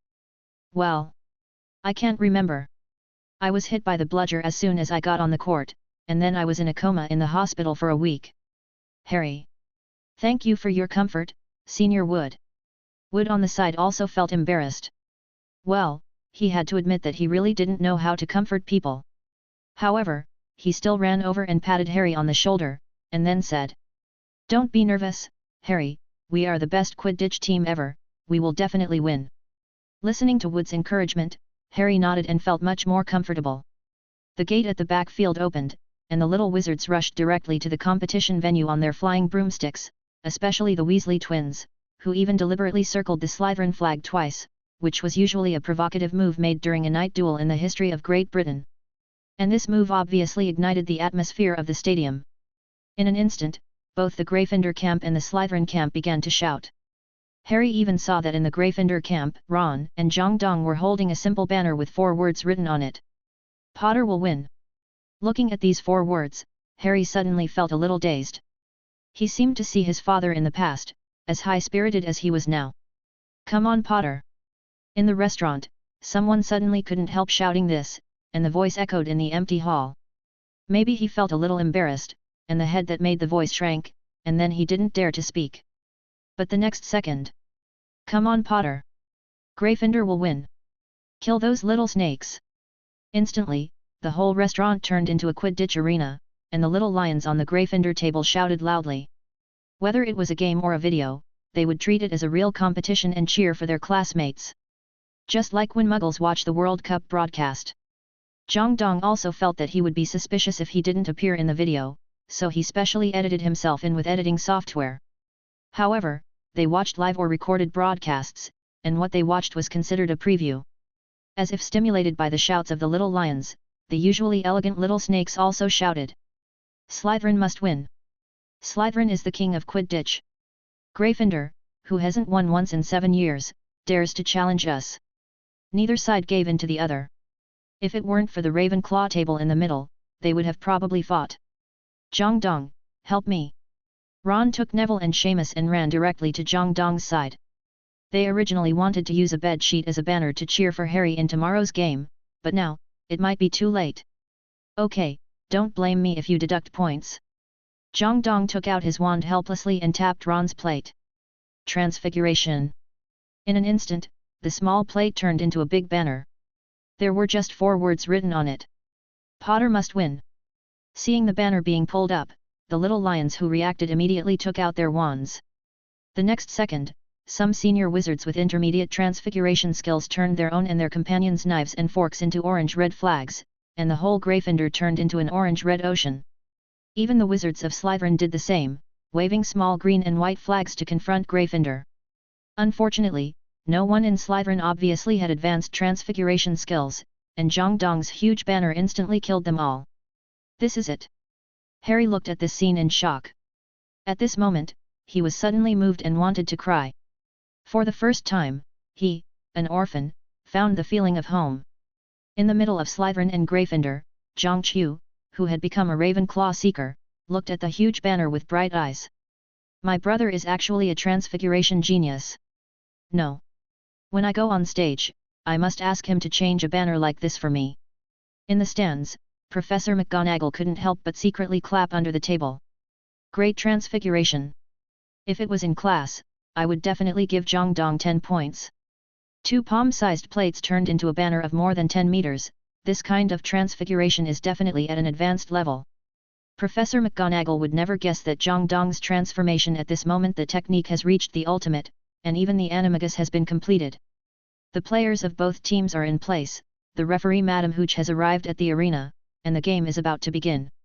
As the host's voice sounded, Madame Hooch came to the arena and looked at the players of both teams and said, "I hope to show my style and level in the game." After saying that, Madame Hooch kicked open the box containing the bludger and the golden snitch. And this action also officially announced. The game begins. Chapter 37. This is the charm of Quidditch. The moment the golden snitch appeared, everyone in the restaurant focused their attention on it. "That's the golden snitch. To be honest, this is the first time I've seen it clearly. 150 points. Basically, whoever catches it wins. Unfortunately, most of the time, no one can catch it until the end of the game. To be precise, not many people can catch it in the college competition. If it were the World Cup, the Bulgarian team would definitely be able to catch it easily. I heard that the Bulgarian team also added a new player this year, Crumb. I wonder who is stronger than Harry. You compare the college team with the national team? Are you crazy or am I crazy? Who is crazy? I think Harry is pretty good. The students below were discussing fiercely. Because it was lunchtime, almost everyone gathered here, which made this live broadcast more lively than the Quidditch final. After all, there were only 2 colleges in the final, and people from other colleges might not be interested. Gryffindor Angelina Johnson caught the quaffle just after it flew into the air. At this moment, this female student seemed to have become the most charming woman in the audience. Almost instantly, she was blocked by 2 Slytherin chasers. However, Angelina reacted very quickly and passed the quaffle on her mobile phone to her teammate, another female Gryffindor player, Alicia Spinnet. Nice pass! Wood shouted excitedly. Looking at the excited Wood, the teammates around him also shouted with him. The most exciting people in this video are the Quidditch players. After all, not everyone has the opportunity to watch their future games. The 2 girls kept passing the ball to each other, playing with the Slytherin students like an old man playing with a naughty boy. However, at the moment of passing the ball, a green figure made a steal and snatched the ball directly. It's the captain. Long live Marcus Flint! Slytherin will win! The Slytherin students were immediately excited, and Marcus, the captain of Slytherin, was surrounded by his classmates like a star. In the Gryffindor camp, Angelina and Alia were very ashamed. They didn't expect that they were still careless. As the captain, Wood comforted them, "It doesn't matter, it hasn't happened yet. Fred, you have to keep an eye on Marcus and never let him have a chance to shoot. Don't worry, leave it to me." Fred nodded. Marcus quickly got rid of all the Gryffindor players with the ball, and he came to the Gryffindor goal. He shot. However, Wood, the captain and goalkeeper, suddenly appeared and directly blocked the ball, and at the same time got the right to dribble. Gryffindor's Katie Bell took over the ball, rushed towards the Slytherin goal. Then it was hit by the bludger in the back of the head. The quaffle fell into the hands of Slytherin's Dariamps. "Ah, that must be painful." Angelina comforted her teammates. Wood also nodded and said, "It really hurts, Katie, pay more attention to the bludgers around you tomorrow, don't be fast, the key is to be steady." "Okay." Katie nodded. There are 7 people in a Quidditch team. Gryffindor's side is Wood, the Weasley twins, the 3 girls just now, plus Harry, the newcomer. This is the entire Gryffindor Quidditch team. Jang Dong also glanced at the few people over there. If he remembered correctly, these 3 girls later participated in the duel rally and survived the final battle. Dariamps rushed towards the Gryffindor goal again with the quaffle, and then, was also hit by the bludger and fell. The bludger fell into the hands of the Weasley twins, and they passed the ball to Angelina. She bypassed Slytherin's goalkeeper, Bletchley, and the ball went in. Beautiful! The whole Gryffindor cheered, and the enthusiastic cheers completely drowned out the roar of Slytherin on the opposite side, as if to lift the ceiling of the entire restaurant. Even Jang Dong was infected by this atmosphere and applauded excitedly. This may be the charm of sports.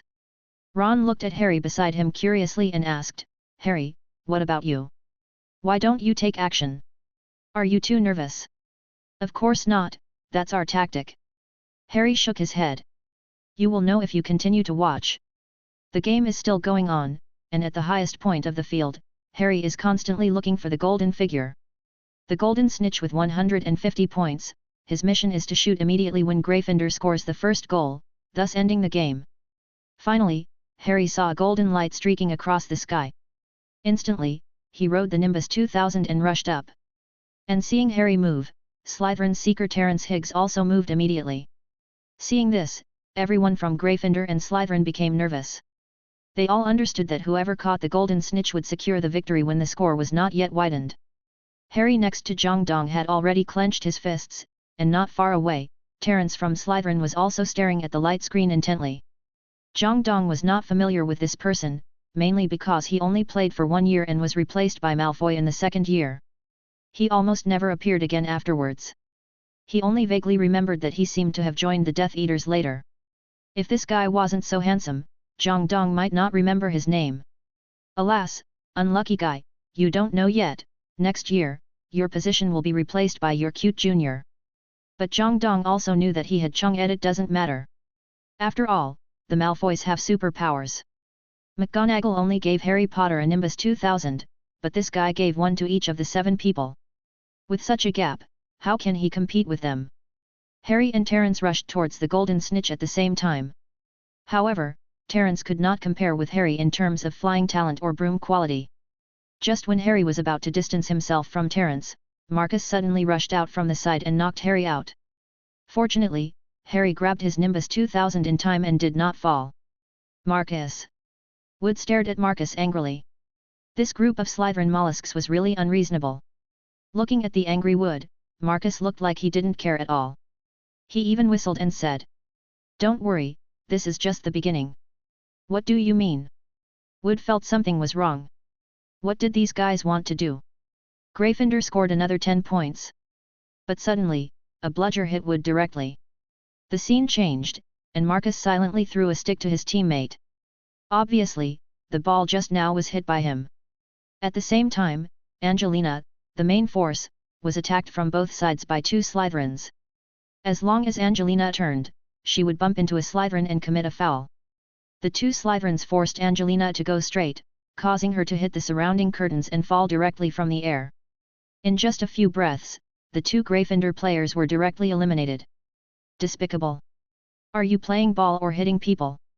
Wood looked at these unethical opponents angrily. He now understood the opponent's tactics, which was, first hit people, then hit the ball. However, Marcus smiled smugly and said, "Then may I ask, did we violate the rules? We didn't touch you from the beginning to the end." "You." Wood didn't know what to say, he could only grit his teeth and look at McGonagall in the stands. However, McGonagall also sighed sadly. Not many people know that Professor McGonagall was also an excellent Quidditch player, but in her 7th year, she was directly knocked off the broom by a Slytherin player. She was seriously injured and could only watch Slytherin win the championship in the end. That scene almost became her nightmare. And now, this scene is almost happening again in front of her. No. There is still a chance. Harry suddenly said, looking at the light screen in front of him. He hadn't taken action yet. As long as the score hasn't widened yet, they still have a chance to win. What a pity. Harry immediately flew towards the golden snitch. He was getting closer and closer to the golden snitch, but for some reason, his broom seemed to be out of control and swaying left and right in the sky. If Harry hadn't held the broom tightly, he would have fallen from the sky. Marcus! This is a foul. A foul. Wood finally couldn't stand it anymore. This is a trick. You guys, a group of people, who is chanting the spell there? However, Marcus did spread his hands and looked like he didn't know what happened. Wood, don't bite. That's Nimbus 2000. We don't have a wand. The people below are at least 100 meters away from Harry in the sky. You think too highly of us to be able to affect us so far. This. Wood was stunned by Marcus' words. Although he didn't want to admit it, Marcus was right. Advanced levitation spell, think about the owl exam that is about to start. If you can float a cup to the top of your head, you can get an A, pass, and if you can turn the cup a few more times, you can get an E, very good. Being able to control Nimbus 2000 moving at high speed at a height of 100 meters, this is at least something that can be done with advanced levitation. It's not that he looks down on Marcus and the others. Now there is no student in the entire Slytherin who can do this. Wood couldn't help but doubt it. Could it be that the collision just now broke Harry's Nimbus 2000? Is this brand so fragile? Others also thought so, but Hermione, holding a telescope, was also nervously looking at the sky. She looked down through the telescope and saw Snape sitting upright on the viewing platform, constantly muttering something. Gryffindor. Slytherin. For a moment, all the Slytherin students looked at Snape on the podium with great emotion. He is really our good Dean. He did this for us to win. Dean, we will definitely bring victory to Slytherin. On the contrary, the Gryffindor side was about to kill people. If they didn't feel that they couldn't win, they would probably draw their wands and rush towards Snape.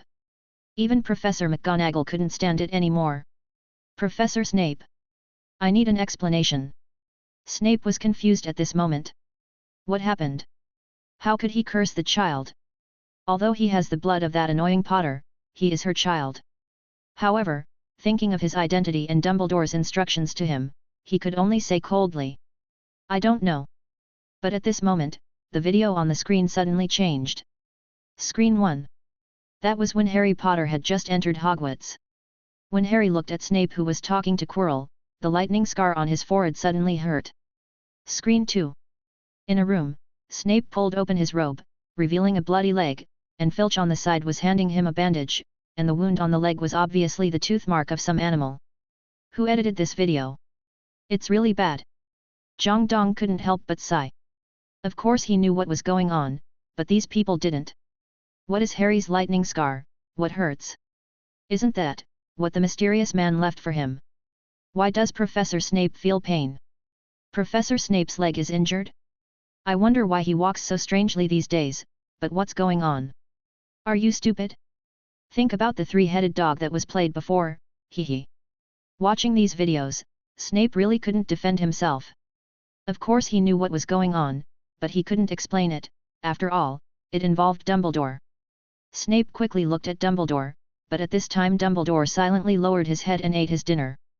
His meaning was very clear. Don't ask me. I don't know anything. You can figure it out yourself. Seeing Dumbledore like this, Snape was so angry that his teeth itched, but he had no choice. At this time, he could only look at the angry Professor McGonagall in front of him and said, I can't explain anything that hasn't happened yet. In fact, he had already guessed that it must have been done by Quirrell. But first, he had no evidence, and second, if he told about Quirrell, it would completely disrupt Dumbledore's plan. But Snape's words gave people a feeling that he admitted it in disguise, so Professor McGonagall took a deep breath and then said, Tomorrow, I will sit next to you and I will keep an eye on you. It's better this way. It's Snape, he's cursing the broom. Hermione said so, and then directly handed the telescope in her hand to Ron, and then ran to the backstage. And Ron could only stare at Harry in the sky and said worriedly, Hermione, hurry up. In the sky, Harry's broom was shaking more and more, but Harry still held it tightly and never let go. However, he was only an 11-year-old boy after all. How strong could he be? When he was about to fall from the sky, Hermione finally went around the back of the teacher's stand. Through the gap, she quietly stretched out her wand to Snape. Flame! Bang! The next second, a small flame rose from Snape's robe. Fire! Fire! Flitwick next to him shouted loudly. Snape also reacted immediately. He quickly stood up and slapped his robe frantically. Because of the big movement, he also knocked over the unlucky Quirrell behind him. But because of this, Harry in the air finally regained control of the broom. Come on! Go! Go, Harry! You're the best! Opportunity! Here comes the opportunity! Everyone was excited. Gryffindor had been surpassed by Slytherin because of the loss of Wood and Angelina. Now, Harry was their only chance. Harry just clenched his fist. Flying was the only talent he had discovered when he came to Hogwarts. If he disappointed everyone again, he might lose confidence. Harry and Terence chased the golden snitch desperately. Under the pursuit of the two, the golden snitch was forced to flee downwards. 30 meters, 20 meters, 10 meters. The distance was too close, and Terence finally did not dare to take the risk and chose to turn around and fly steadily. However, Harry kept moving forward. At this moment, he only had one goal in his eyes. Catch that golden guy. 5 meters, 3 meters, 1 meter, flying close to the ground. The broom was so difficult to control that Harry even stood on the broom to reach out and catch the golden snitch in order to increase the distance. Everyone was nervous, holding their breath. They could fully feel Harry's nervousness at the moment. All the Gryffindors were praying that Harry would succeed. All the Slytherins were praying, but they were praying for the opposite. Bang! Harry rushed forward, and the broom lost its balance. Without the broom, Harry's body fell from the air and hit the ground hard. Harry! Everyone looked at Harry nervously. They were all worried about Harry, and if they lost Harry again, they would have given up. The Slytherins had already smiled, as if they had seen their victory. However, on the ground, Harry slowly climbed up. He raised his hand to indicate that he was fine, but the next second, his body bent, as if he was going to vomit. No one was surprised. Motion sickness was normal, but what Harry vomited was not disgusting vomit, but a small golden ball. Golden snitch. Harry caught the golden snitch. Gryffindor plus 150 points. Yet.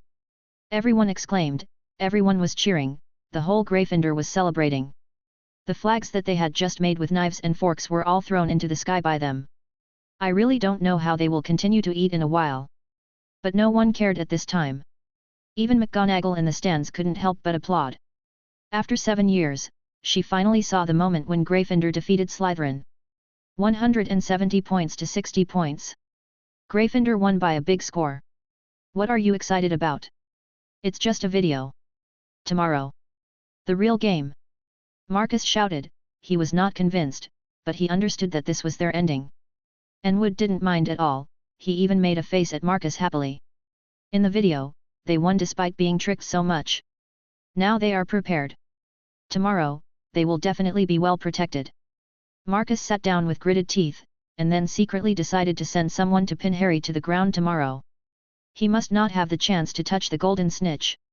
The whole Gryffindor was celebrating, and Jang Dong secretly checked his rewards. Your video shocked Ron and Neville, get reward, magic power plus 20%. Your video shocked Hermione, get reward, spell, blazing flame, elementary. Your video shocked Malfoy, get reward, spell, potions talent, intermediate. The rewards for the little wizards are still so-so, but Malfoy gave Jang Dong a good reward this time. Potions talent is already intermediate. Your video shocked Hagrid, get reward, strength plus 20%. My goodness, I have gone on the road of a tank mage and there is no turning back. Your video shocked McGonagall, received a reward, spell, luminescent, advanced. Oh, Professor McGonagall's reward this time is not very good, advanced luminescent? What's the use of this? Your video shocked Quirrell, received a reward, spell, blazing flame, intermediate. The intermediate flame is blazing, Hermione's little flame has improved a lot at this time. Your video shocked Snape, received a reward, potion, Wolfsbane potion, mastery. What? Seeing this reward, Jang Dong was really stunned. Wolfsbane potion. It was actually Wolfsbane potion. This potion has only one effect, that is, it allows werewolves to maintain their sanity during the full moon. Moreover, Jang Dong just looked at the reward he received and found that the Wolfsbane potion recipe he received was not the original Wolfsbane potion recipe invented by Damocles Belby 20 years ago, but a new recipe that had been improved 2 years later. Wait! Am I going to get rich? Your video shocked Harry Potter, reward, flying talent, top. Jang Dong's original flying talent was similar to Zhang Chu's, and now his flying talent has become stronger. To be frank, Jang Dong feels that his flying talent can definitely enter the national team. Of course, he is not very interested in this. Your video shocked Madame Hooch, Wood, Angelina. Gryffindor team and Marcus, Lawrence. Slytherin team, you get the reward, Magic Broom, World Tree Spirit. Magic Broom? What is that? Similar to Nimbus 2000? Jang Dong subconsciously looked at the reward he had just received. Rather than saying it was a broom, it was more like a branch, but its head was not straw or any other plant, but a piece of tender green leaves. World Tree Spirit. Magic power increased by plus 80%. Spell effect plus 20%. Final damage plus 25%. Movement speed plus 3%, 3% faster than Firebolt. When attacked, there is a 20% chance to randomly summon one of the 3 spirits. Life Recovery Spirit, HP Recovery 20%. Magic Recovery Spirit, MP Recovery 20%.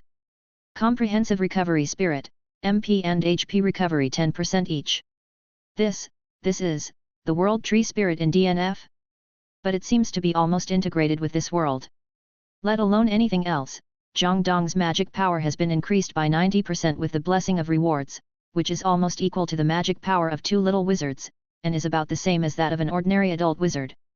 Now if he is equipped with such a piece of equipment, not to mention that he is better than top wizards like Mag or Snape, but he is almost the same as Quirrell.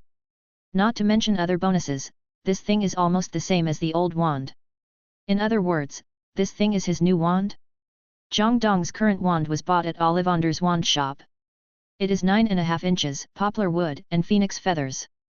It is still very easy to use, but compared with this broom, the gap is too big. It's just. In a wizard duel, others are holding wands, but I am holding a broom. Isn't it too inelegant? Forget it, Elegance is useless, it's enough to become stronger. Thinking so, Jang Dong returned to his dormitory with the Gryffindors who were already celebrating in advance. Harry, you performed great. You are definitely the best seeker in Gryffindor's history. Ron couldn't help but praise Harry as soon as he came back. This was actually quite exaggerated, but this time, neither Sheamus nor Neville meant to deny it. After all, with the talent Harry showed today, even if he doesn't join the national team in the future, he is definitely much better than the little wizards in their academy. Harry said embarrassedly, actually not, I'm still far from it. Harry was still quite modest. After all, the game hadn't started yet, so he didn't have the nerve to praise himself so highly right away. Ron patted Harry on the shoulder and said with great trust, don't worry, you will be the champion after tomorrow, but you must be careful of those Slytherin guys. After all, they are really insidious. Yet. Harry nodded. But he was in a good mood. After all, without Snape's curse to harm him, he had no reason to lose tomorrow. Only Jang Dong on the side smiled. He was happy, but it was useless. Although he won the preliminary round tomorrow, Harry was in a coma for a week because of the Philosopher's Stone incident and missed the final. In the end, Gryffindor lost to Ravenclaw because they had no Seeker, which made Ravenclaw win a rare championship.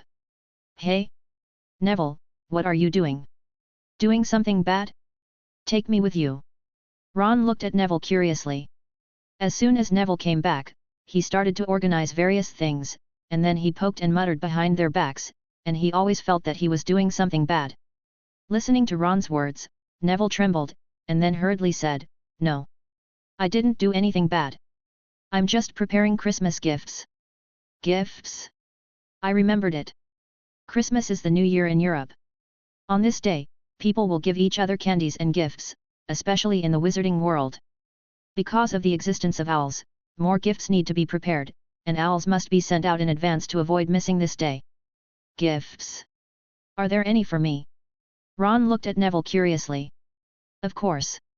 Neville nodded, I've prepared Harry's, yours, Sheamus's and Jang Dong's. What is that? Can I see it? Seeing Ron's curious eyes, Neville quickly hid the things behind him and said. No. This is a secret. Okay.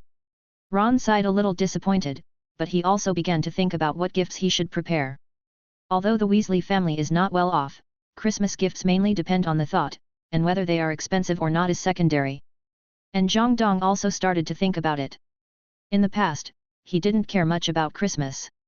After all, his whole family is Chinese, and Christmas is not very important to them. But, when in Rome, do as the Romans do. If someone gives you a gift on this day, wouldn't it be very rude if you don't return the gift? Thinking of this, Jang Dong also began to think about this matter. Ron, give a new cage, Scabbers should also get a new home, Neville is the same, his little frog also needs a home of his own, Sheamus, hair growth agent is quite suitable, Harry is simple, as long as it is a gift, he will be very happy. The gifts for boys are quite simple, but for girls. As for Hermione, I just bought a set of Walking with Ghouls. Oh no, Hermione will be so obsessed with Lockhart next year because of me, right? That would be too unfair to me. It's in vain. As for Zhangqiu. Jang Dong thought about it, and suddenly, his eyes fell on the bed, where he placed the Nimbus 2000. I already have the World Tree Spirit, and the Nimbus 2000 is useless. It just so happens that Zhangqiu has just become a seeker, so I'll give it to her. Thinking of this, Jang Dong also showed a satisfied smile. I just don't know if his behavior is disguised as aiding the enemy, but considering that Gryffindor originally lost to Ravenclaw, Jang Dong has no psychological burden. Anyway, it's all the same. Quidditch match, compared to the video last night, today is a serious Quidditch match. After all, the victory in the video can't add points. In the stands, Snape has Professor McGonagall on his left and Flitwick on his right. Looking at this lineup, Snape can only say helplessly. Don't look at me like a prisoner. This is Hogwarts. Not Azkaban. And Flitwick said a little embarrassedly, Severus, we believe you, and the reason we do this is to clear your name. You see, if someone really takes advantage of the chaos to cast a spell to attack Harry, and we find that you are not casting a spell next to you, won't your suspicion be gone? And listening to Flitwick, Snape looked at him unhappily and said, Do you think that man is a fool? He attacked Harry even though he knew we would be on guard against him? Doesn't he have a brain? Just when Snape didn't know how to defend himself, in a corner, Quirrell looked up at Harry in the sky and said to himself. Don't worry, Master. Snape has been controlled by McGonagall and the others. Without his obstruction this time, I will definitely kill that little Harry Potter as long as I take action.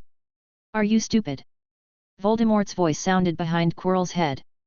Although he was wrapped in layers of turbans, he still couldn't help cursing. Why did I find a servant like you?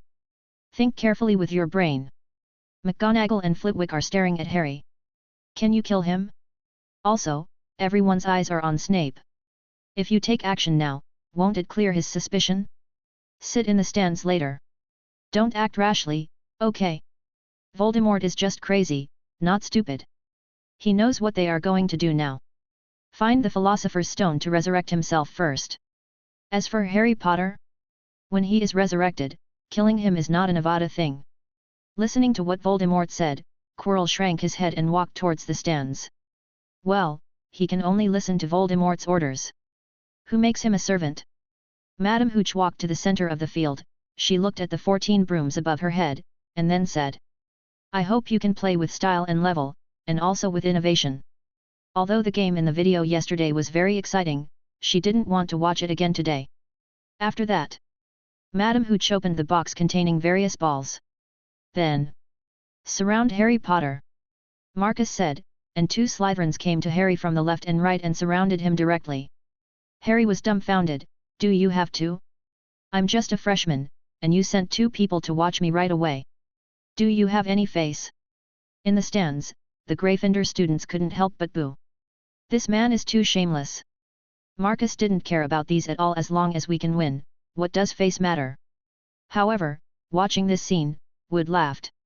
2 people in exchange for 1 Harry, they didn't lose out. Harry. Go to a higher place. Lead them away.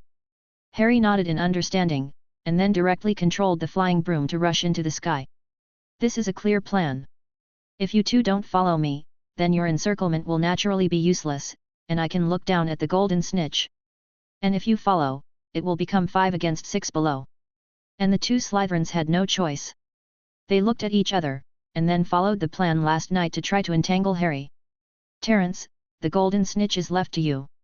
Hurry. Marcus looked at the seeker Terence and gave instructions. Their plan was very simple, that is to delay. Let 2 players hold Harry back, let Terence catch the snitch, and the 4 of them simply give up attacking and choose defense. As long as Terence can catch the snitch before the score reaches 150 points, they will win. Below, looking at the situation in the sky, Hermione also looked at Jang Dong beside her nervously and asked. What should Jang Dong do? Slytherin is playing dirty again. Dark? No, no, no, this is courting death. Jang Dong shook his head, then smiled and said, do you know how long the longest Quidditch game at Hogwarts lasted? How long? Hermione really didn't know this, she was not that interested in Quidditch. And Jang Dong silently stretched out 3 fingers. Hermione was a little unconvinced. 3 days. No, it's 3 months. Hey! Hermione blinked her big eyes, as if she felt that she had heard it wrong. Yes, it's 3 months. According to records, there was a Quidditch match that year. Because neither side caught the golden snitch, the match lasted for 3 months. During this period, 7 people plus substitutes took turns to play. Everyone was almost exhausted before the winner was finally decided. Of course, because of this, a rule was added later. When one side leads the other by 15 goals, that is, 150 points, the game automatically ends. Hearing Jang Dong's words, Hermione didn't know what to say. She seemed to be still thinking about how to play a 3-month match. How do they eat? How do they go to the toilet? How do they sleep? This game is too cruel.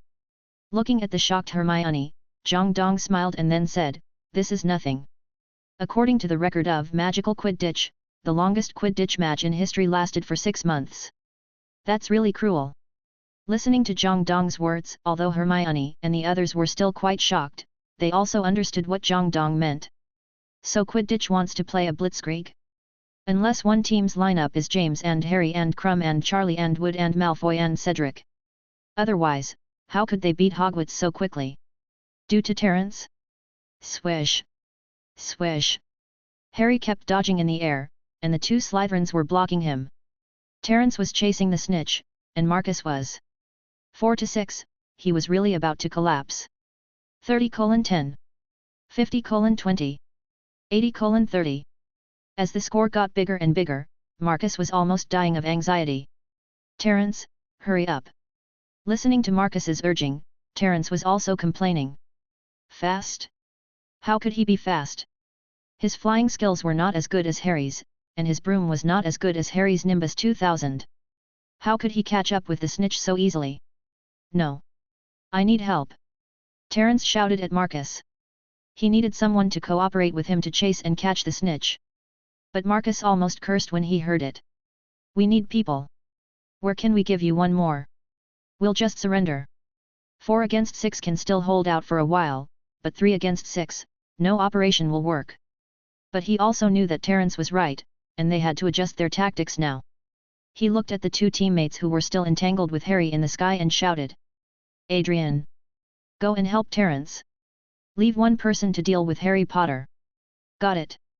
Captain. Adrian nodded and flew down to help immediately. They changed their tactics. Hermione shouted loudly while looking at the situation in the sky. And Jang Dong smiled, it's over, Slytherin is doomed to lose.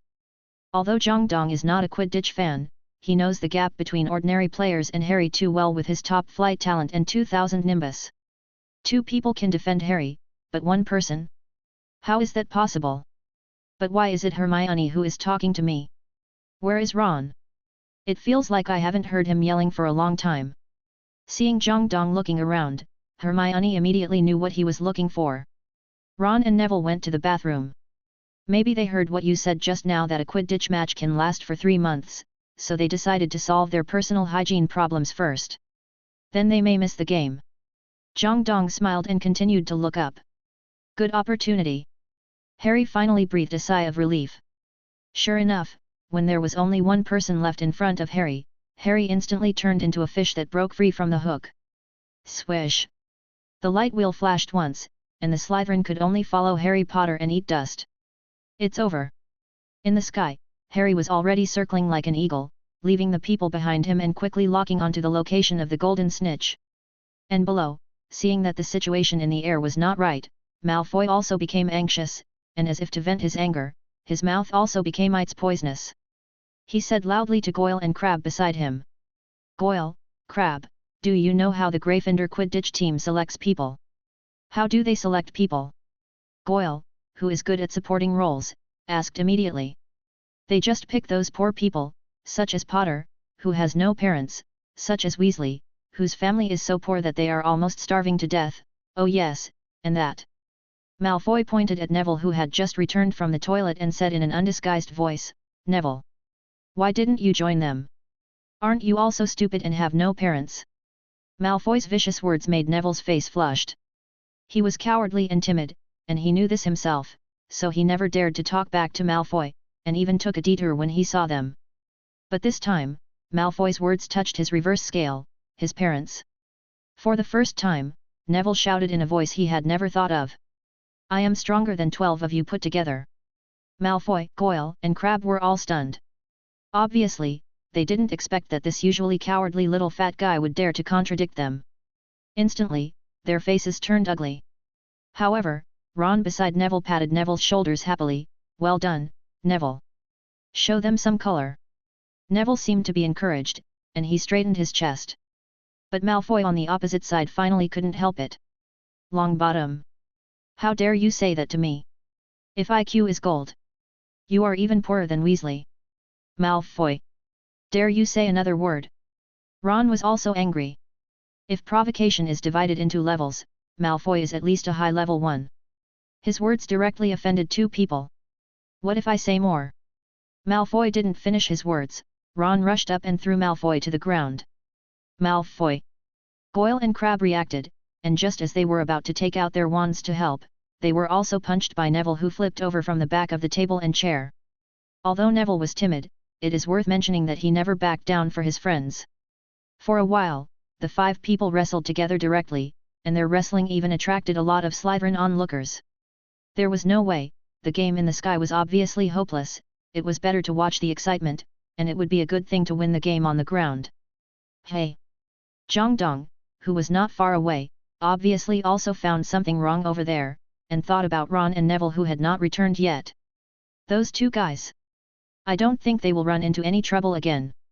While thinking, Jang Dong also walked over with his wand. Sure enough, when Jang Dong came to the back of the Slytherin viewing platform, Ron and Malfoy had already rolled on the ground for several rounds.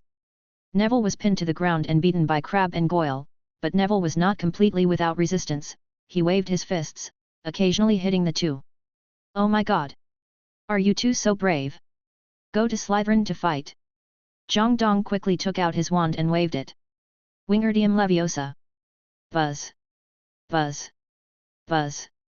In an instant, Malfoy, Goyle and Crabbe flew backwards and crashed into the Slytherin stands. Jang Dong! Ron and Neville quickly ran to Jang Dong's side. Their robes were covered with mud and their neat hair was messy. Looking at the miserable two, Jang Dong had no choice but to pull them behind him. Because at this moment, all the first-year snakes were around Malfoy. The group of people helped the fallen Malfoy up, then took out their wands and looked at the three Gryffindors fiercely. This time is different from the flying class. This is their Slytherin territory. They have also learned magic for several months. Their strength is incomparable. They are not afraid of Jang Dong. However, Jang Dong was not afraid at all. Just kidding, you have improved, so I have not improved? He just turned his head and looked at the two people behind him and whispered, are we right? Neville and Ron kept nodding. It was Malfoy who cursed first, so of course they were right. When he saw the two nodding, Jang Dong turned his head and looked at the group of little snakes in front of him again and said, it's good that we are right. This time, let me teach them a good lesson. Chapter 43 Fainting. Physical version. Jang Dong. Since you are here, let's get revenge for the last time. Malfoy, Goyle, and Crabbe took out their wands towards Jang Dong without hesitation. Expelliarmus. Fainting. Stiff legs. 3 spells were used directly by the 3 of them. This time, their proficiency has improved a lot compared to before. Both the casting speed and strength have improved a lot. However, Armor Protector. Bang bang bang. It was still the spell that Malfoy and the others were very familiar with.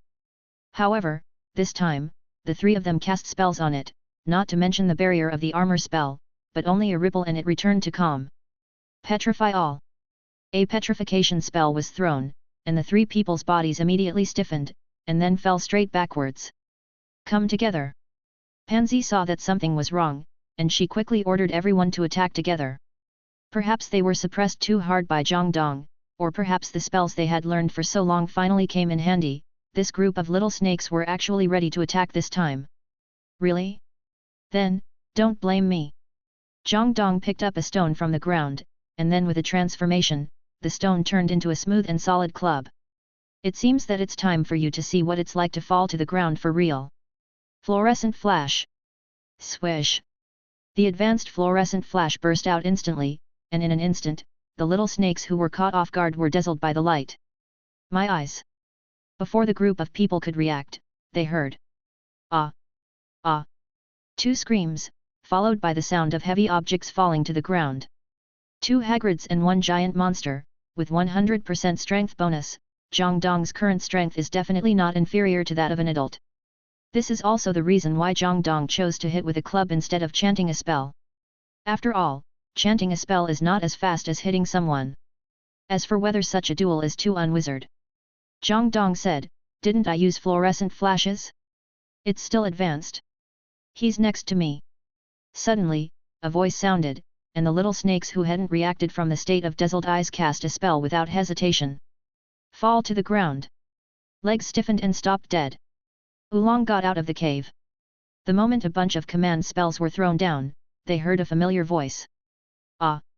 My head! I can't move my legs. My biceps! Who the hell released the snake?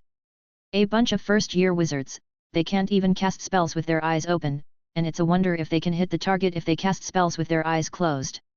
And even if they hit the target, it's useless. When Jang Dong's intermediate armor grew, dare they just for nothing. The little snakes finally reacted from their dizziness, but before they could even catch their breath, they heard Jang Dong's devilish voice.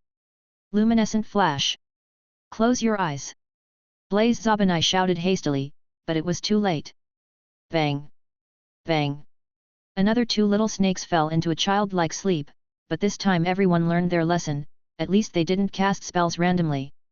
Don't open your eyes at the same time. Always keep half of them open and the other half closed. Wait until you hear Jang Dong finish the spell before opening your eyes together. He can't cast spells continuously. As expected of Blaze, he is much more reliable than Malfoy, but unfortunately, how could Jang Dong give them this opportunity? Luminescent flash!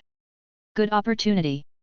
After hearing Jang Dong's shout, the little snakes all opened their eyes, and then saw Jang Dong smiling at them, and then, a white light came on. Silent spell. Fluorescent light flashing. The shout just now was just a random shout by Jang Dong, and this one is the real one. At this moment, all the little snakes had only one thought in their minds. Insidious. Bang! Bang! More and more little snakes fell down, and this scene made the little snakes of other grades feel a little pain in the back of their heads. 7th grade snake. Damn it! If my classmates hadn't been busy graduating and didn't come here, how could they let him be so arrogant? 6th grade snake. We're just going to watch. What can we do? It's a first grader's business, and we, a group of 7th graders, will end up like this. Even if we win, it's embarrassing enough. 5th grade snake.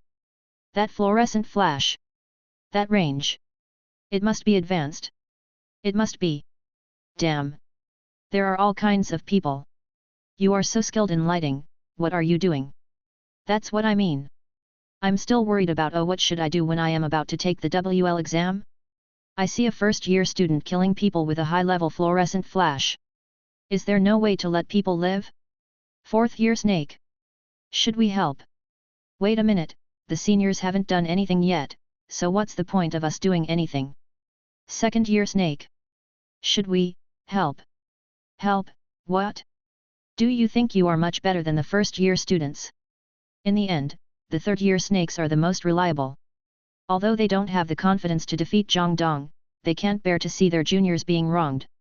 So, Professor Snape, stop looking. Save people. Hearing this shout, Jang Dong also knew that time was running out. There were only a dozen or so young wizards in the first year of Slytherin, and Jang Dong had almost dealt with them one by one. At this time, only Pansy and Blaze were left standing in front of him. So, Expelliarmus. Jang Dong waved his hand, and the two wands flew into Jang Dong's hand, and then Jang Dong came to them with the wand and smiled. Bang! Accompanied by two sounds, they followed the footsteps of other classmates. So far, Jang Dong versus all the first-year Slytherins, a complete victory. As Jang Dong finished the battle, Madame Hooch's voice sounded above his head. Harry Potter caught the golden snitch. Gryffindor wins. On the Quidditch field, Harry was holding the golden ball and circling the field. Looking at this scene, all the little snakes were dejected. Good guy, Slytherin is really unlucky today. On the contrary, Ron and Neville on the side cheered. Today is really a lucky day for Gryffindor. Is this what is called a win-win situation? What happened? Professor McGonagall and Snape rushed over at the same time. Looking at the little snakes lying on the ground, Professor McGonagall looked directly at Jang Dong, Ron, and Neville in front of her. She asked in an unbelievable tone, did you three do it? It's over. Looking at Professor McGonagall's tone, Jang Dong and the others knew that they would definitely lose points again. After understanding this, Ron stood up and said quite loyally, No, Professor. This is all done by me. It has nothing to do with Neville and Jang Dong. Looking at Ron's appearance, Professor McGonagall looked at him speechlessly. Mr. Weasley, you are so humorous. Ron. Okay, this is a bit too stupid. He doesn't look like he can fight 10 people alone. Okay, tell me your reasons. What made you fight here instead of watching the game? Isn't Harry your good friend? It was Malfoy. He insulted us. Ron immediately pointed at Malfoy and began to blame him. You started it first. Malfoy was not stupid. If he took the blame, wouldn't the beating be in vain? Hearing Malfoy's words, Snape immediately looked at Jang Dong and the other two angrily. He was so angry today. If he didn't deduct a few points from Gryffindor, he probably wouldn't be able to sleep well at night. Very good, Gryffindor will be deducted 15 points. This is unfair. Ron immediately questioned. Jang Dong also nodded and said, that's right, Professor Snape. Putting aside the fact that we beat them, are they not at all wrong? If they didn't scold Gryffindor, how could we beat them so badly? Hey! Snape was even more angry. It was obviously his students who were beaten. How dare you deny it? And McGonagall was not a pushover. Especially today, she was in a good mood. She even felt good when she saw Jang Dong and his friends getting into trouble. Moreover, Gryffindor won the fight, so there was no problem. Professor Snape, I'm afraid this is inappropriate. What's inappropriate about it? Professor McGonagall. Snape questioned McGonagall. Before McGonagall could speak, Jang Dong whispered, Professor McGonagall, they also fought back. Look at Ron and Neville. The wounds on their faces haven't healed yet. I don't think this can be considered as our unilateral bullying, but a fight. So, if the three of us have to lose points, they have to lose points together. I hit you, but did you fight back? Fighting back is a fight. Even if you go to court, it's a fight. McGonagall nodded immediately. Jang Dong's defense won her heart. She was used to Gryffindor getting into trouble. Gryffindors who didn't get into trouble were not qualified, but there weren't many who could make up for their troubles. That's right, since the Slytherin students also fought back, they should also be deducted 5 points each, so Slytherin will be deducted 50 points. What? 50 points? Malfoy, they were all dumbfounded. We were the ones who suffered the loss, but how come we lost more points than them? This is unfair. Snape was speechless this time. What could he say? Who told you to lose even when you were 10 against 3? Shame on you. It's really shameful. Jang Dong left with Ron Neville, and winked at Malfoy before leaving. Malfoy was so angry that he almost took out his wand and rushed forward to give 2 more heads. Fortunately, Goyle and Crabbe quickly stopped him. It's not that they are not loyal, but they just have no choice. They really can't beat them. Jang Dong returned to the Gryffindor stand. The little lions already knew that Jang Dong had deducted 15 points from them. But everyone didn't care, but they were very happy. After all, for the little lions, using 15 points to exchange for Slytherin's deduction of 50 points, although it hurts 800 themselves, it hurts 1,000 enemies. This is a bloody profit. And, they obviously have something more important to do now, that is, to celebrate the triumphant return of the Gryffindor team. Many senior wizards took out their wands, pointed their wands upward, and the magical light flew up to the sky, which was particularly bright. Some powerful wizards even made the magic power appear in the air with the font Long Live Gryffindor. Long Live Harry Potter. Finally, amid cheers and applause, the first Quidditch game of this year was officially over. As for the second game later, it was Ravenclaw vs. Hufflepuff. I promised to cheer for Zhangqiu. Let's go and have a look. By the way, let's send out the Nimbus 2000. After all, this time is a little different from the original situation. Who knows if Ravenclaw can still win if the Seeker is replaced by Zhangqiu. Thinking so, Jang Dong silently left here and walked towards Ravenclaw where Zhangqiu was. Lawn, Ravenclaw team. In the sky, figures were flying back and forth. Jang Dong was not in a hurry. He sat on a chair and took out a book called Wandering with Werewolves to read. After all, he was a man who could make wolfsbane potion. If he didn't know anything about werewolves, wouldn't it be embarrassing to be asked how he made wolfsbane potion? As for why I chose Wandering with Werewolves, there was no other way. Other books were academic books and looked really boring. Novels are still good. Although Jang Dong despised Lockhart, Dumbledore would let him be the professor of defense against the dark arts next year. That guy also used this book as a textbook, so Jang Dong could only treat it as a preview. I don't know how long he read it before Jang Dong felt someone patting his shoulder. Jang Dong, what are you doing here? Are you here to cheer me up? Jang Dong turned around and saw Zhangqiu looking at him happily. Seeing that Zhangqiu had finished training, Jang Dong put away the book and took out the wrapped Christmas gift. Jang Dong had been using transfiguration to shrink and bring it with him on his body. I have to say that transfiguration is really convenient for Tima. You can make things smaller and put them in your pocket and take them away. It feels like Doraemon's dimensional pocket. Zhangqiu obviously didn't react to Jang Dong's magic attainments. Her attention was completely attracted by the wrapped gift in front of her. What is this? Christmas gift, specially prepared for you, do you want to see if it's suitable? Christmas gift? You prepared it for me too. Zhang Qiu looked at Jang Dong in front of him happily. Listening to Zhang Qiu's words, Jang Dong also looked at her curiously, listening to the meaning of the other party's words. She, also prepared a gift for herself? Looking at Jang Dong's eyes, Zhang Qiu happily took out a beautifully wrapped box from behind. Open it and see if it fits. Is it suitable? In the West, holiday birthday gifts are different from those in China. China emphasizes politeness and euphemism. After receiving a gift, you have to wait until everyone leaves before secretly opening it.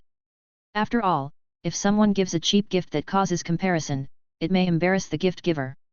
It's different here in Great Britain. Gifts must be opened on the spot. If you don't open it on the spot and show a happy expression, the gift giver will feel that you don't care about him. In previous years, Zhang Qiu would put away the gifts he gave to Jang Dong and open them silently, but this year he asked him to open it on the spot. Jang Dong naturally would not refuse. He silently opened the gift box in front of him, and then his eyes lit up. This is it. Jang Dong picked up the gift inside and saw that there was an exquisite watch inside. Black strap, silver dial, clean mirror surface flashes brightly in the sun. Jang Dong even saw the brand name on the box: Gram. Great Britain's most famous watch. The basic model in the future also costs 6 figures. Of course, it is only the 1990s after all, and it is still in Great Britain. The price is definitely not that expensive, but it is definitely not cheap. Where did you get the money from? Jang Dong was touched at the first moment. He is a person with a strong sense of time. Zhang Qiu obviously knows this, but after all, he is in the wizarding world. Wearing a watch always feels out of place, and he doesn't like pocket watches, so he doesn't wear it. But the next second he was shocked. Where did Zhang Qiu get so much money? Zhang Qiu said proudly, I smashed my Peppa Pig. My brother finally went to school, so of course I had to give him a different gift. Come, let me put it on you. Peppa Pig is Zhang Qiu's piggy bank. Jang Dong named her. Jang Dong often saw her secretly putting the remaining money in it. Jang Dong still remembered that he hadn't seen the pig before school started this year. At that time, Zhang Qiu said that she was going to join the Quidditch team and was going to buy a sweep 7 stars. I didn't expect it. Zhang Qiu pulled Jang Dong's little wrist, and then put it on Jang Dong carefully. Looking at the second hand on Jang Dong's wrist moving slowly, Zhang Qiu showed a satisfied expression. Take good care of it. I heard you just had a fight with someone. Take good care of it, and take good care of yourself, okay? Don't worry, I will repair it and heal it as well. I'm telling you to fight less. It hurts if you lose, and you lose points if you win. Why bother? Listening to Zhang Qiu's words, Jang Dong nodded. It doesn't matter. He practiced hard to protect himself with armor, so he wouldn't feel pain, and he wouldn't lose. Strange, why do I have this Gryffindor mentality? It must have been infected by Harry and Ron. Okay, take a look at the gift I gave you. Jang Dong pointed to his gift package. Looking at Jang Dong's gift, Zhang Qiu couldn't help laughing. This shape is a flying broom, can't you just make a box? There's no sense of joy at all. Open it, how do you know if there is a surprise if you don't open it? Okay, I'll open it when I get back. Zhang Qiu said with a smile. She knew that her brother had been strong all his life. To be honest, although Jang Dong told her that he didn't know why he entered Gryffindor, Zhang Qiu was not surprised at all. This time she gave him such an expensive gift. Her brother's gift couldn't be more expensive than hers. Opening it in front of her would stimulate her brother's young self-esteem. Zhang Qiu didn't think too much about what gift Jang Dong could give her. At most, it would be a sweeping 6 stars or a comet 260. It's impossible to give her an antique like the silver arrow. It's not that she doubted Jang Dong's feelings for her, but mainly, he was an 11-year-old child, where would he get the money to buy a sweeping 7 stars? Just do whatever you want, practice well. If you don't win, I'll be angry. Okay, don't worry. Zhang Qiu said casually. But she didn't know for sure. Of course they watched the Quidditch match between Gryffindor and Slytherin today. Seeing Harry's strength, she really didn't know for sure. After all, although she was confident in herself, but Nimbus 2000. How could she beat him? Their strengths were similar, and their hardware couldn't keep up. After Jang Dong finished speaking, he went back. Seeing Jang Dong showing off the gram on his wrist from time to time while walking, Zhang Qiu also laughed secretly. Then he sat aside, put down the package Jang Dong sent, and started to read it. Zhang Qiu, that was your brother just now, so handsome, what is this? Is it his Christmas present for you? Seeing Jang Dong holding a gift that looked like a broom, her teammates came over with great interest. Grand Page, the goalkeeper, asked Zhang Qiu curiously, what does this look like? Is it a flying broom? That's great, you just need a good broom, it would be great if it was a sweeping 7 stars. Maybe because he has the same name as Zhang Qiu's piggy bank, Grand Page has a good relationship with Zhang Qiu. But Zhang Qiu smiled, and then said for his brother, he is just an 11-year-old boy, where can he get the money to buy me a 7-star sweeper? 6 stars is pretty good. Ravenclaw Captain Roger Davis nodded. That's fine, it's better than what you have now. This year's Gryffindor is really scary, we have to work hard. Zhang Qiu nodded, and then opened the package in front of him. But the next second, everyone present took a breath of cold air. The smooth and shiny appearance, the mahogany handle, and the small branches at the end of the broom are all trimmed long, straight and neat, especially the top of the handle, which is engraved with its name in gold. Lightwheel 2000. X7. Instantly, everyone present shouted out the name of this broom in unison. As a Quidditch player, how could they not recognize the name of this broom? This is their dream broom. As for the firebolt, that was something they dared not even think about. Captain Roger also shouted in surprise, great! We know Zhang Qiu's strength. With the Nimbus 2000, we may not lose to Gryffindor. I don't know either. Zhang Qiu was also stunned. How could it be? How could it be the Nimbus 2000? This is much more expensive than the watch I gave him. I thought I gave him the best, but... Zhang Qiu couldn't help but sigh, his younger brother is really the best. However, where did Jang Dong get the money? Could it be he also smashed George? Then, she and he really have a tacit understanding. When Jang Dong came to his seat in the restaurant, Hermione, Ron, and Harry were already sitting there. There were fewer people in the restaurant today, mainly because it was Christmas. Even Hogwarts would be closed, and many young wizards had already rushed back home the moment Quidditch ended. Hermione thought it was too much trouble to go home, and Ron thought most of his family were in Hogwarts, such as Percy, Fred, and George. As for Harry, he didn't want to go back to Privet Drive. For him, Hogwarts was his home. As for Jang Dong and Zhang Qiu, they were purely Chinese and didn't care much about Christmas. Seeing Jang Dong coming back, Hermione and the others immediately waved to Jang Dong and called him over. As soon as Jang Dong sat down, the big-mouthed Ron couldn't wait to say to Jang Dong. Jang Dong, what were you doing just now? I tell you, it's a pity that you didn't go with us to find Hagrid. Ron. You promised Hagrid to keep it a secret. Harry looked at Ron speechlessly. He didn't want to hide anything from Jang Dong. The main thing was that this matter sounded very troublesome, and he didn't want to involve Jang Dong. Hermione on the side shook her head and said, I think we should tell Jang Dong, he is the most powerful one here. Even Hermione now admires Jang Dong very much. There is no way, the gap is too big, she has no doubt that with Jang Dong's current level, even if he skips to the 5th grade to take the OWL exam, he can at least get 7 A's and successfully reserve a graduation certificate. After all, among the 12 exams, Jang Dong had absolutely no problem with defense against the dark arts, potions, charms, transfiguration, and Muggle studies. The rote memorization of history of magic was not a problem for Jang Dong either. The remaining 5 subjects, astronomy, herbology, ancient magic, divination, and care of magical creatures, were a bit difficult. After all, these courses could only be studied systematically in the 2nd and 3rd years of college. Hearing Hermione's words, Harry nodded. He actually thought so, so he said directly to Jang Dong.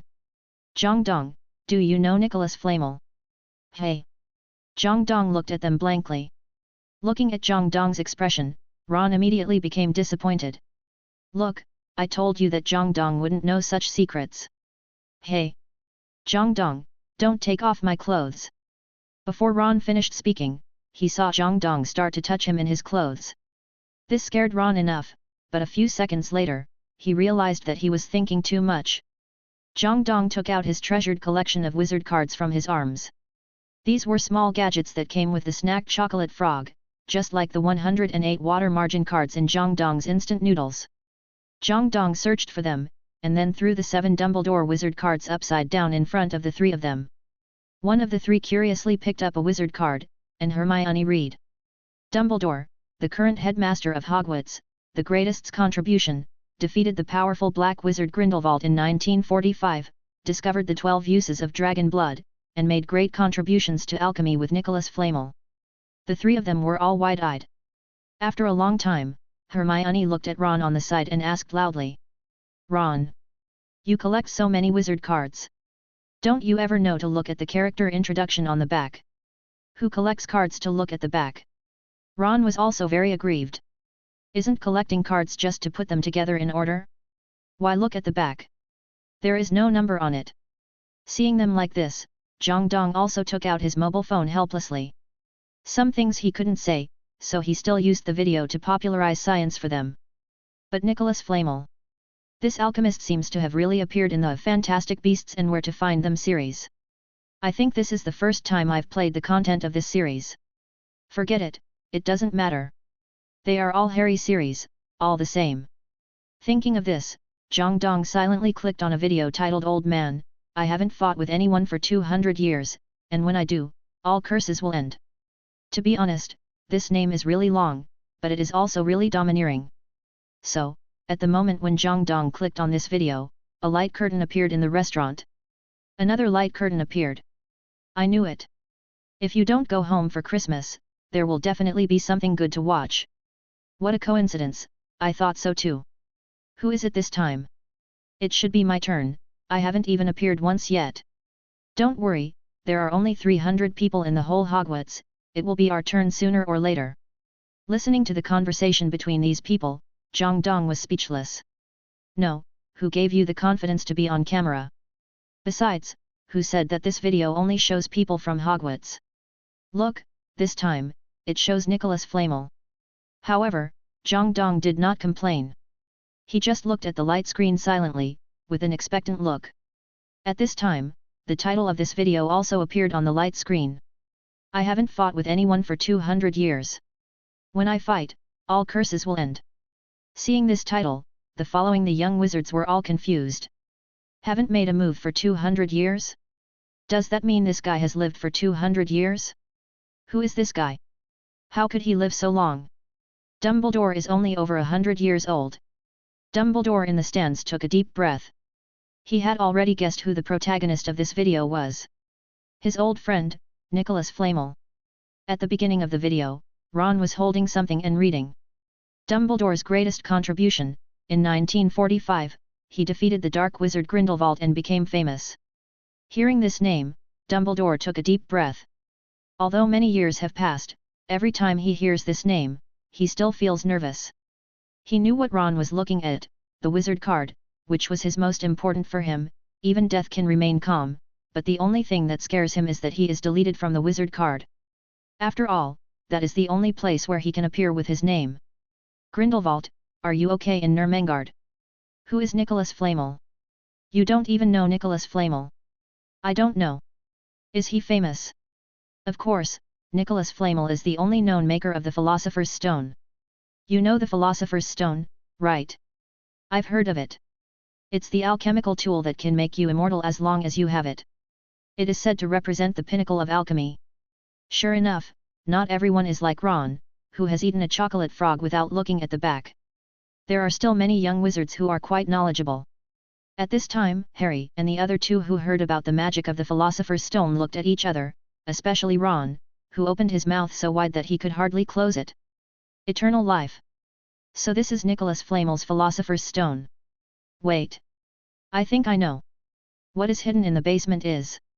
Woohoo! Ron didn't finish his words before Harry covered his mouth. Ron, keep your voice down. Don't let everyone know. It will be even harder for us to catch the thief. Catch a thief? Jang Dong looked at Quirrell on the stage. Good fellow, if it weren't for the protagonist's halo and Quirrell's brain twitch, he had a wand but didn't insist on fighting, you would have died long ago. Catching a thief, it's good enough that you didn't get wiped out. But Jang Dong didn't say anything, just continued to play the video. The scene turned, and a fat man appeared on the screen. It was Jacob Kowalski. In a room, he turned his head stiffly, and saw a thin old man with white hair walking towards him step by step with small steps. Looking at the other person's appearance, Jacob swallowed his saliva and asked stiffly, "Are you, a ghost?" Seeing this fat man appear, the little wizards present looked at each other. "Who is this person? I don't know him. Isn't he a student's parent? I don't know. He doesn't look smart." Listening to Jacob's question, the old man smiled gently and said, "No. I'm just an alchemist, immortal." Jacob calmed down and said, I'm sorry I didn't knock on the door." "Oh, it's okay. Albus told me that some friends would come to visit. Let me introduce myself, Nicholas Flamel." Wow! Seeing this scene, almost everyone's eyes were focused on Dumbledore in the stands. Albus Dumbledore, there is no one in Hogwarts or even the entire British wizarding world who doesn't know this name. And seeing that everyone's eyes were on him, Dumbledore also recovered from the emotion of reminiscence. "So, it was that time. When?" Snape asked curiously. He hadn't even started school at that time, so he certainly couldn't tell what period the video was about. But from Dumbledore's reaction, it could be seen that it was in the past, not the future. And Dumbledore shook his head and didn't want to say anything more. Some people always think that it is his greatest honor, but in fact, it is also the most painful thing for him.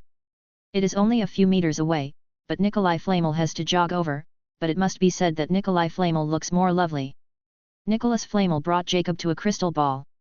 He waved his hand and two figures appeared in the crystal ball. These two figures are a man and a woman. The man is relatively young and the woman is charming and beautiful. It is Credence and Nagini. Nicholas Flamel waved his hand again, and the picture of the crystal ball turned, and a mature beauty with white shoulder-length hair also appeared in the crystal ball. Seeing this figure, Jacob immediately became excited. "That's right. Queenie. Hey baby." Jacob greeted excitedly, and he quickly looked at Nicholas Flamel beside him and asked, "Where is this place? Is it still France?" "Of course." Nicholas Flamel nodded, "This is the Lestrange tomb." "Is this Nicholas Flamel? He looks like an ordinary old man, and he seems very weak." Ron finally couldn't help but complain. "I always feel that the thief should have gone directly to steal from him, instead of waiting until the Philosopher's Stone fell into the safest Hogwarts before thinking about stealing." Listening to Ron's complaints, Harry did not discuss with him, but pointed at the screen curiously and asked, "Lestrange tomb? What is that?" Ron explained, "One of the sacred 28 families, the tomb of the Lestrange family." "The sacred 28 families? It sounds very powerful." Harry obviously didn't know the meaning of this title. And Ron said nonchalantly, "It refers to the 28 pure-blood wizard families. I don't know who ranked them back then, and they also included our Weasley family. God, our family obviously has many Muggle ancestors. And this is obviously cool, I don't know why those families are still proud of pure blood. Ignorant arrogance." Hermione gritted her teeth and said on the side. Obviously, the name of pure blood made her very uncomfortable. Jang Dong on the side also nodded, "Indeed. For the so-called bloodline, these so-called pure blood families have only intermarried within 28 families for so many years, thinking that this can maintain the honor of the pure blood family. It's ridiculous." "Hey? What's so funny?" Ron didn't quite understand. Although he thought that pure blood was nothing to be proud of, it was not ridiculous. Listening to Ron's question, Jang Dong laughed and then said, "They must have never attended a junior high school in a Muggle school. If they have attended for a year, they should also understand one thing, that inbreeding is not a good thing." "Hey?" Ron obviously didn't understand. Of course, they entered Hogwarts at the age of 11, so of course they would not go to a Muggle junior high school. Jang Dong felt that I really needed to teach them some science, so I said. Everyone has several or even dozens of recessive alleles. Close relatives have a high degree of blood similarity, so they have similar genes. So once they get married, these recessive alleles will easily overlap and combine, causing the genes of their offspring to mutate, resulting in various genetic diseases, congenital malformations, physical defects, etc. Now, the so-called sacred 28 families are all intermarrying, and almost every family has a certain blood relationship. Tell me, How many healthy babies can be born in such a family?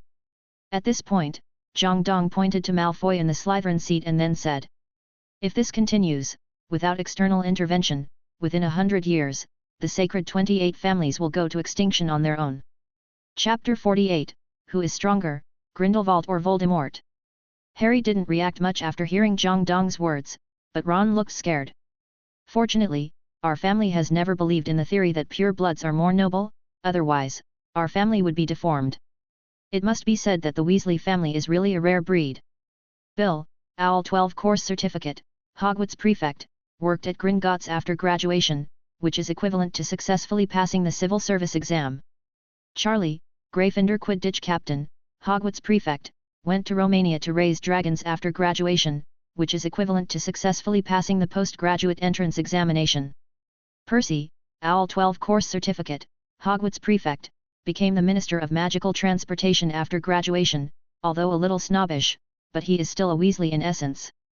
George, opened a shop and became a wealthy man. Compared with other pure-blood families, the Weasley family is definitely considered to have excellent genes. Hermione was very happy. If Malfoy calls me a mudblood again, I will say he is a deformed child. Jang Dong's words made her more confident. At least, she would no longer feel inferior because she was born in a Muggle family. At this time, the video continued. Nicholas Flamel opened a book tremblingly, turned to one of the pages, looked at the woman in the portrait, and murmured. Everything he did and thought came true. Grindelwald will hold a meeting in the cemetery tonight, and someone will sacrifice. The woman in the portrait responded to him, then you should leave quickly. What? But I haven't fought with anyone for 200 years. Flamel, you are still as good as ever, we still believe in you. Seeing this, everyone finally knew what period the video was in. Grindelwald. It was the period of the first generation of the Dark Lord. The first generation of the Dark Lord? The Ministry of Magic never said that the you-know-who was the second generation. My father said that if the you-know-who was also the Dark Lord, then Grindelwald was obviously better. After all, compared to the tyrant like Grindelwald, the you-know-who was just like a paranoid violent maniac. What? A voice sounded in Quirrell's mind. This made Quirrell frown. My master. Don't speak at this time, Dumbledore is still here. My brain occlumency can't stop his legilimency. Quirrell. Kill that guy. Kill him. You actually said that I was a paranoid violent maniac. And you said that I couldn't compare to that Grindelwald. This is simply the greatest insult to me. He hurriedly whispered in a voice that only he could hear, Great Master, please calm down. What does a little wizard know? When you come back and conquer the world, you will definitely prove that you are the strongest. No. The only Dark Lord. Even Jang Dong glanced at the little lion who was talking. Damn it, buddy, you and your father are really brave. You can talk about anything. Dare to discuss. Harry looked at Jang Dong curiously and asked, Jang Dong, who is Grindelwald? Everyone says he is the first generation of Dark Lord. Is he more powerful than Voldemort, the mysterious man? No, why are you asking me about this topic? Why do you feel that I must know it? Please, Voldemort is watching on the stage. Wait, why should I be afraid of him? It will take him 3 years to revive. Give me 3 years, I will definitely punch Grindelwald and kick Dumbledore. Why should I be afraid of him who has no nose? Don't say it's 3 years later. Even now, if they really fight, Jang Dong is not afraid of Quirrell. Although there is still a gap in magic and spells, if Jang Dong wears a big hat and picks up the Spirit of the World tree, the gap will almost disappear. After thinking for a while, Jang Dong whispered. Grindelwald, the first generation of Dark Lord, once conquered most of the wizarding world in Europe. His idea was to make wizards the ruling class of the world, and he was a revolutionary hero for this, but he was still defeated by Dumbledore. Comparatively speaking, the mysterious man is a perverted, hypocritical, and paranoid killer. He doesn't even dare to admit his own bloodline. He can only kill his subordinates by drilling their hearts and bones or by making their souls leave their bodies. In the end, he was killed by his own spell. When he said this, Jang Dong also pointed at the lightning scar on Harry's forehead. Then he continued, who do you think is more terrifying now?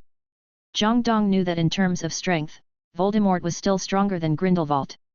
After all, Dumbledore personally admitted that he couldn't beat Voldemort.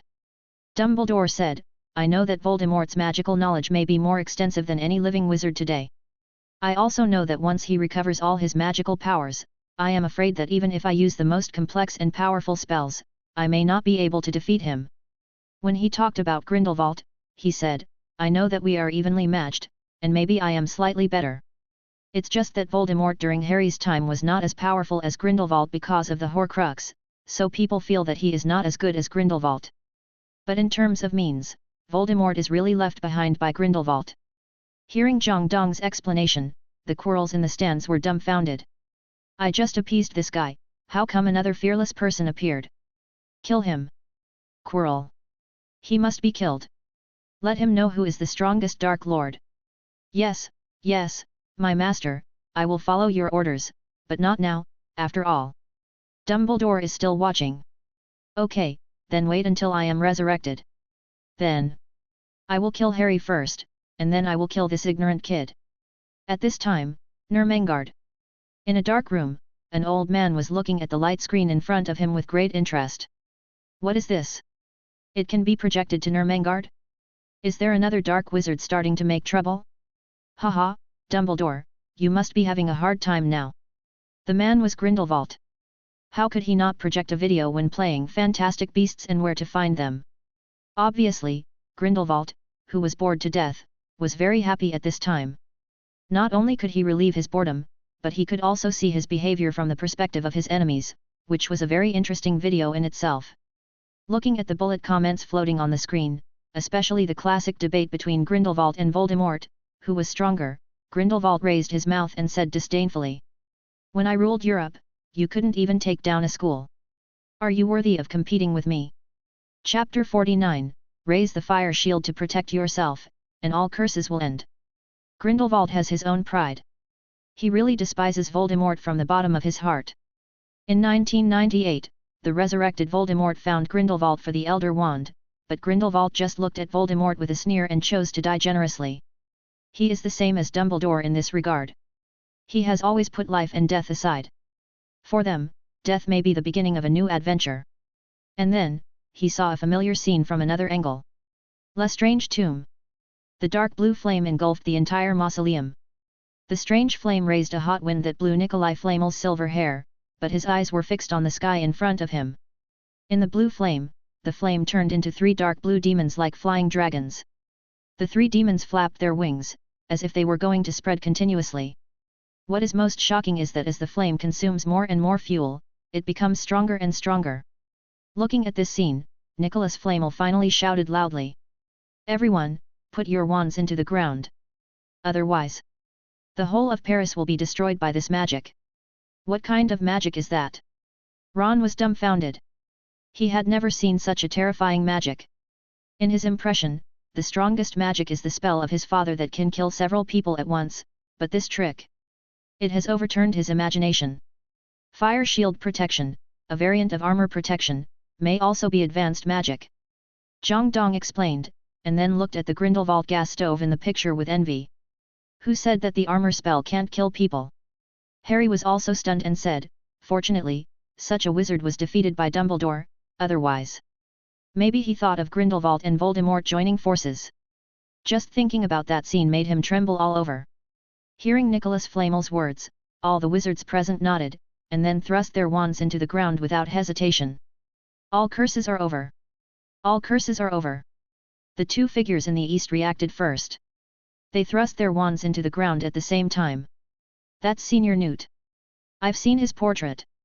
A little badger from Hufflepuff immediately recognized the identity of one of the 2. That's the pride of their Hufflepuff. The author of Fantastic Beasts and Where to Find Them. Senior Newt. What? You said Newt's expulsion doesn't count as Hufflepuff? Nonsense, once a Hufflepuff, everyone is a Hufflepuff. And even after being expelled, Newt still said that Hogwarts is the best magic school in the world, which is enough to show his position. Who is the one next to Senior Newt? It seems to be Senior Newt's brother, called. It doesn't matter what you call it. Anyway, Senior Newt is awesome. In the south, seeing the actions of Newt and Theseus, the 2 Aurors who came with Theseus also reacted immediately. All curses are over. All curses are over. Originally, there were a total of 50 Aurors who followed Theseus here, either openly or secretly. However, just now, some Aurors betrayed after hearing a few words, and many died under this spell. Now, only a few of them are still alive. Is it so tragic? What happened? How come so many Aurors died? I don't know, they are all Aurors, the elite among wizards. So many died. This is all done by Grindelwald. There are only a few hundred Aurors in the entire British Ministry of Magic. So many are gone in an instant. If it was Fudge, he would be heartbroken. It's not easy to become an Auror. In addition to passing the background check, you must pass 5 of the new senior wizard exams to reach E, exceeding expectations. Don't think it's easy. Later, Professor McGonagall said that no one could pass the Auror training to become a new Auror in 1995. You can see how difficult it is to become an Auror. And even so, so many people were lost at once, which shows Grindelwald's strength. Everyone is eager to know what happened before this. After all, although there are history books, those books only record a few sentences, which is not as interesting as watching videos. Unfortunately, this video obviously has no intention of moving forward. All curses are over. All curses are over. In the West, Tina and Kama also released this move at the same time. Unfortunately, everyone in Hogwarts was obviously unfamiliar with these two and did not react much. In the North, Nicholas Flamel operated here alone, and then directly inserted the wand in his hand into the ground. All curses are over. Boom. The orange-red magic power turned into a barrier and gushed out from the ground. The light turned into flames, isolating the whole world. The blue flame demons continued to charge, and the red and blue flames blended and burst out, illuminating the entire night. However, no matter how violent these flame demons were, they could never break through the 7 wizards' 10,000 curses. Finally, these flame demons gathered together as if they were alive, and the largest flame demon charged directly into the sky. Looking at the flame demon that was about to break free, all the wizards controlled their wands at the same time, and the flames transformed by 10,000 curses began to twist and rise, like thick chains, and finally locked the flame demon at the last moment of its escape. Ah! Theseus shouted, perhaps because his magic power was about to fail, or perhaps to express the pain in his heart, under their control. The red flame dragged the blue demon into the ground, and finally disappeared in the sky. The video ends. However, none of the young wizards present recovered from the video. Is this a real wizard duel? Ron was stunned. Today's video overturned his previous impression of wizard battles. Hermione was also stunned. She had always thought that so-called wizards were just like that is, they could rely on the weirdness of magic to deal with muggles and humans. If it was a head-on fight, a gun could kill a bunch of wizards. However, this scene made her completely change her mind. Put one in Paris, then run to London to put one, and then run to Barcelona to put one. Anyway, there was only one person and one wand. Who could defend against this group of people? As for Quirrell, he swallowed silently, and then whispered to his master. Master, can you do this too? Of course. Voldemort shouted almost immediately, fearing that he would lose face later. However, he still added silently in his heart. As long as I recover to my full strength and get the Elder Wand. As for now? Don't be ridiculous, he can't even beat Snape. Nicholas Flamel's video ended, and everyone was still discussing it fiercely. The main reason was that the scene just now was too exciting. It was a peak magic duel. The strength of the two sides could not be said to be invincible, but this kind of scene was definitely rare. Harry and the other two looked at each other. For the first time, they had a clear understanding of their own strength. After a long time, Ron said. To be honest, I want to learn Fire Shield. Isn't it the end of all curses? That is the spell that Aurors must learn.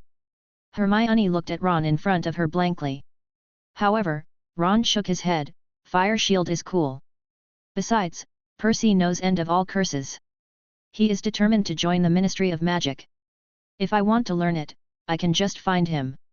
Looking at Ron like this, Jang Dong sighed helplessly.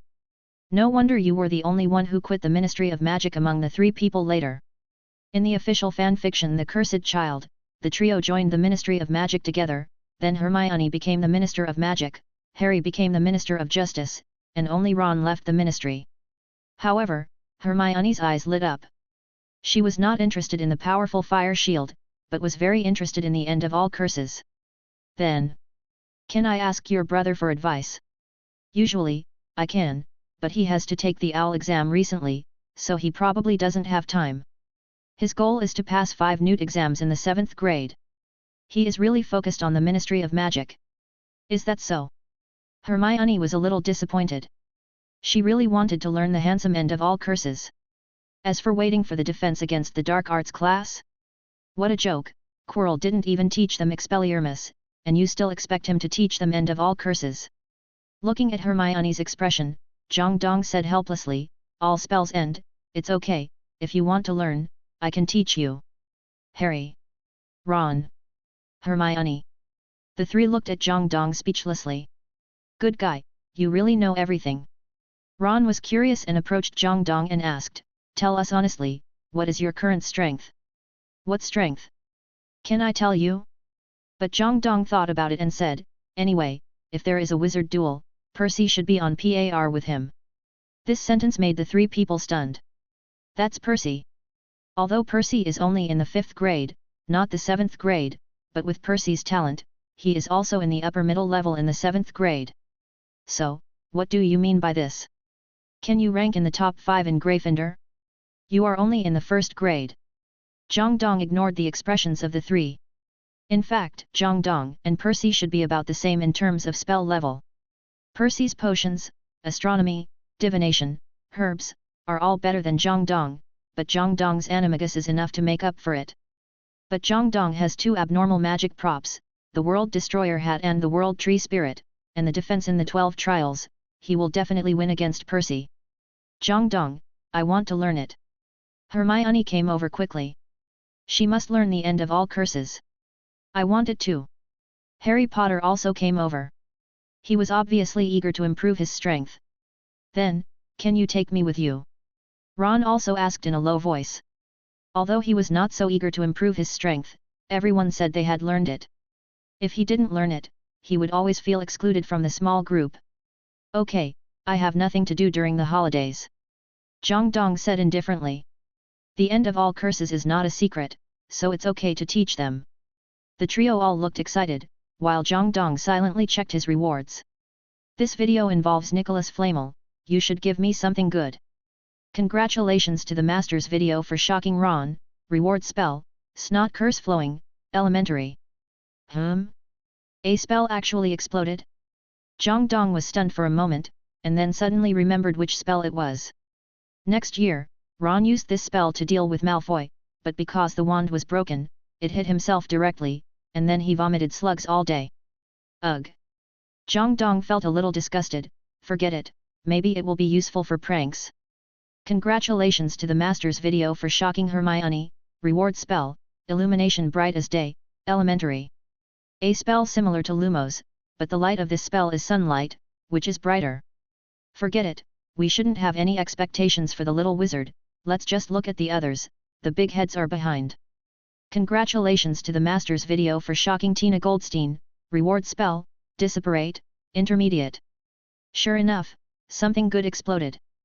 Displacement, teleporting from one place to another without any obstacles, can be called the magic skill of running away in the wizarding world.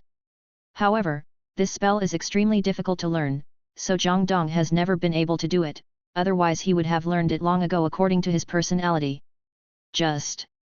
It's just that Hogwarts has a ban, and this trick can't be used in Hogwarts. Jang Dong shook his head, feeling very sorry. Congratulations to the Master's video for shocking Jacob Kowalski, reward cooking, baking mastery. Jang Dong. Wow, it turns out that Muggles can also explode things. Congratulations to the Master's video for shocking Nagini, reward Animagus Viper. Damn! This can also be given. Jang Dong really didn't expect it. But then he was scared. Fortunately, it was not a blood curse but an Animagus, otherwise, wouldn't Jang Dong really turn into a snake? But it seems that the system will automatically convert the rewards that may be harmful to me into a suitable form for me. Wait, so, your Animagus can be transformed into 2 animals? Ken students, it is rare to become an Animagus, but not too rare. After all, let's not talk about anything else. It was just a dozen years ago.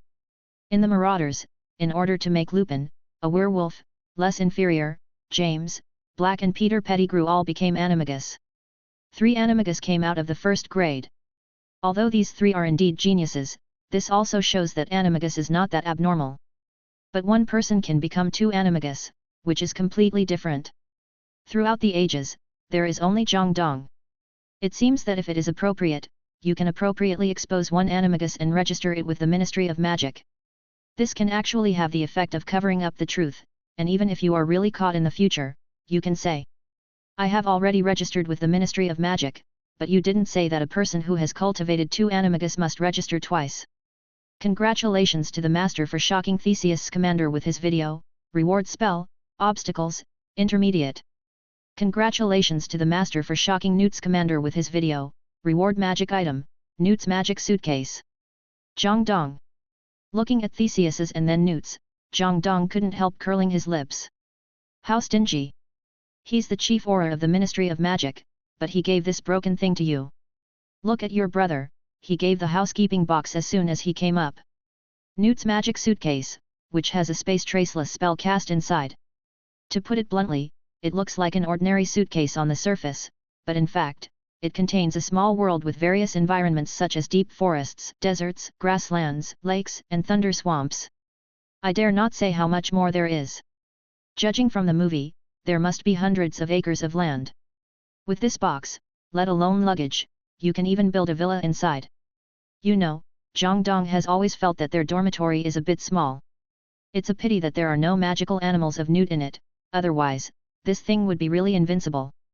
If you enjoy the content of this channel, subscribe, like, and comment, to help this channel to grow.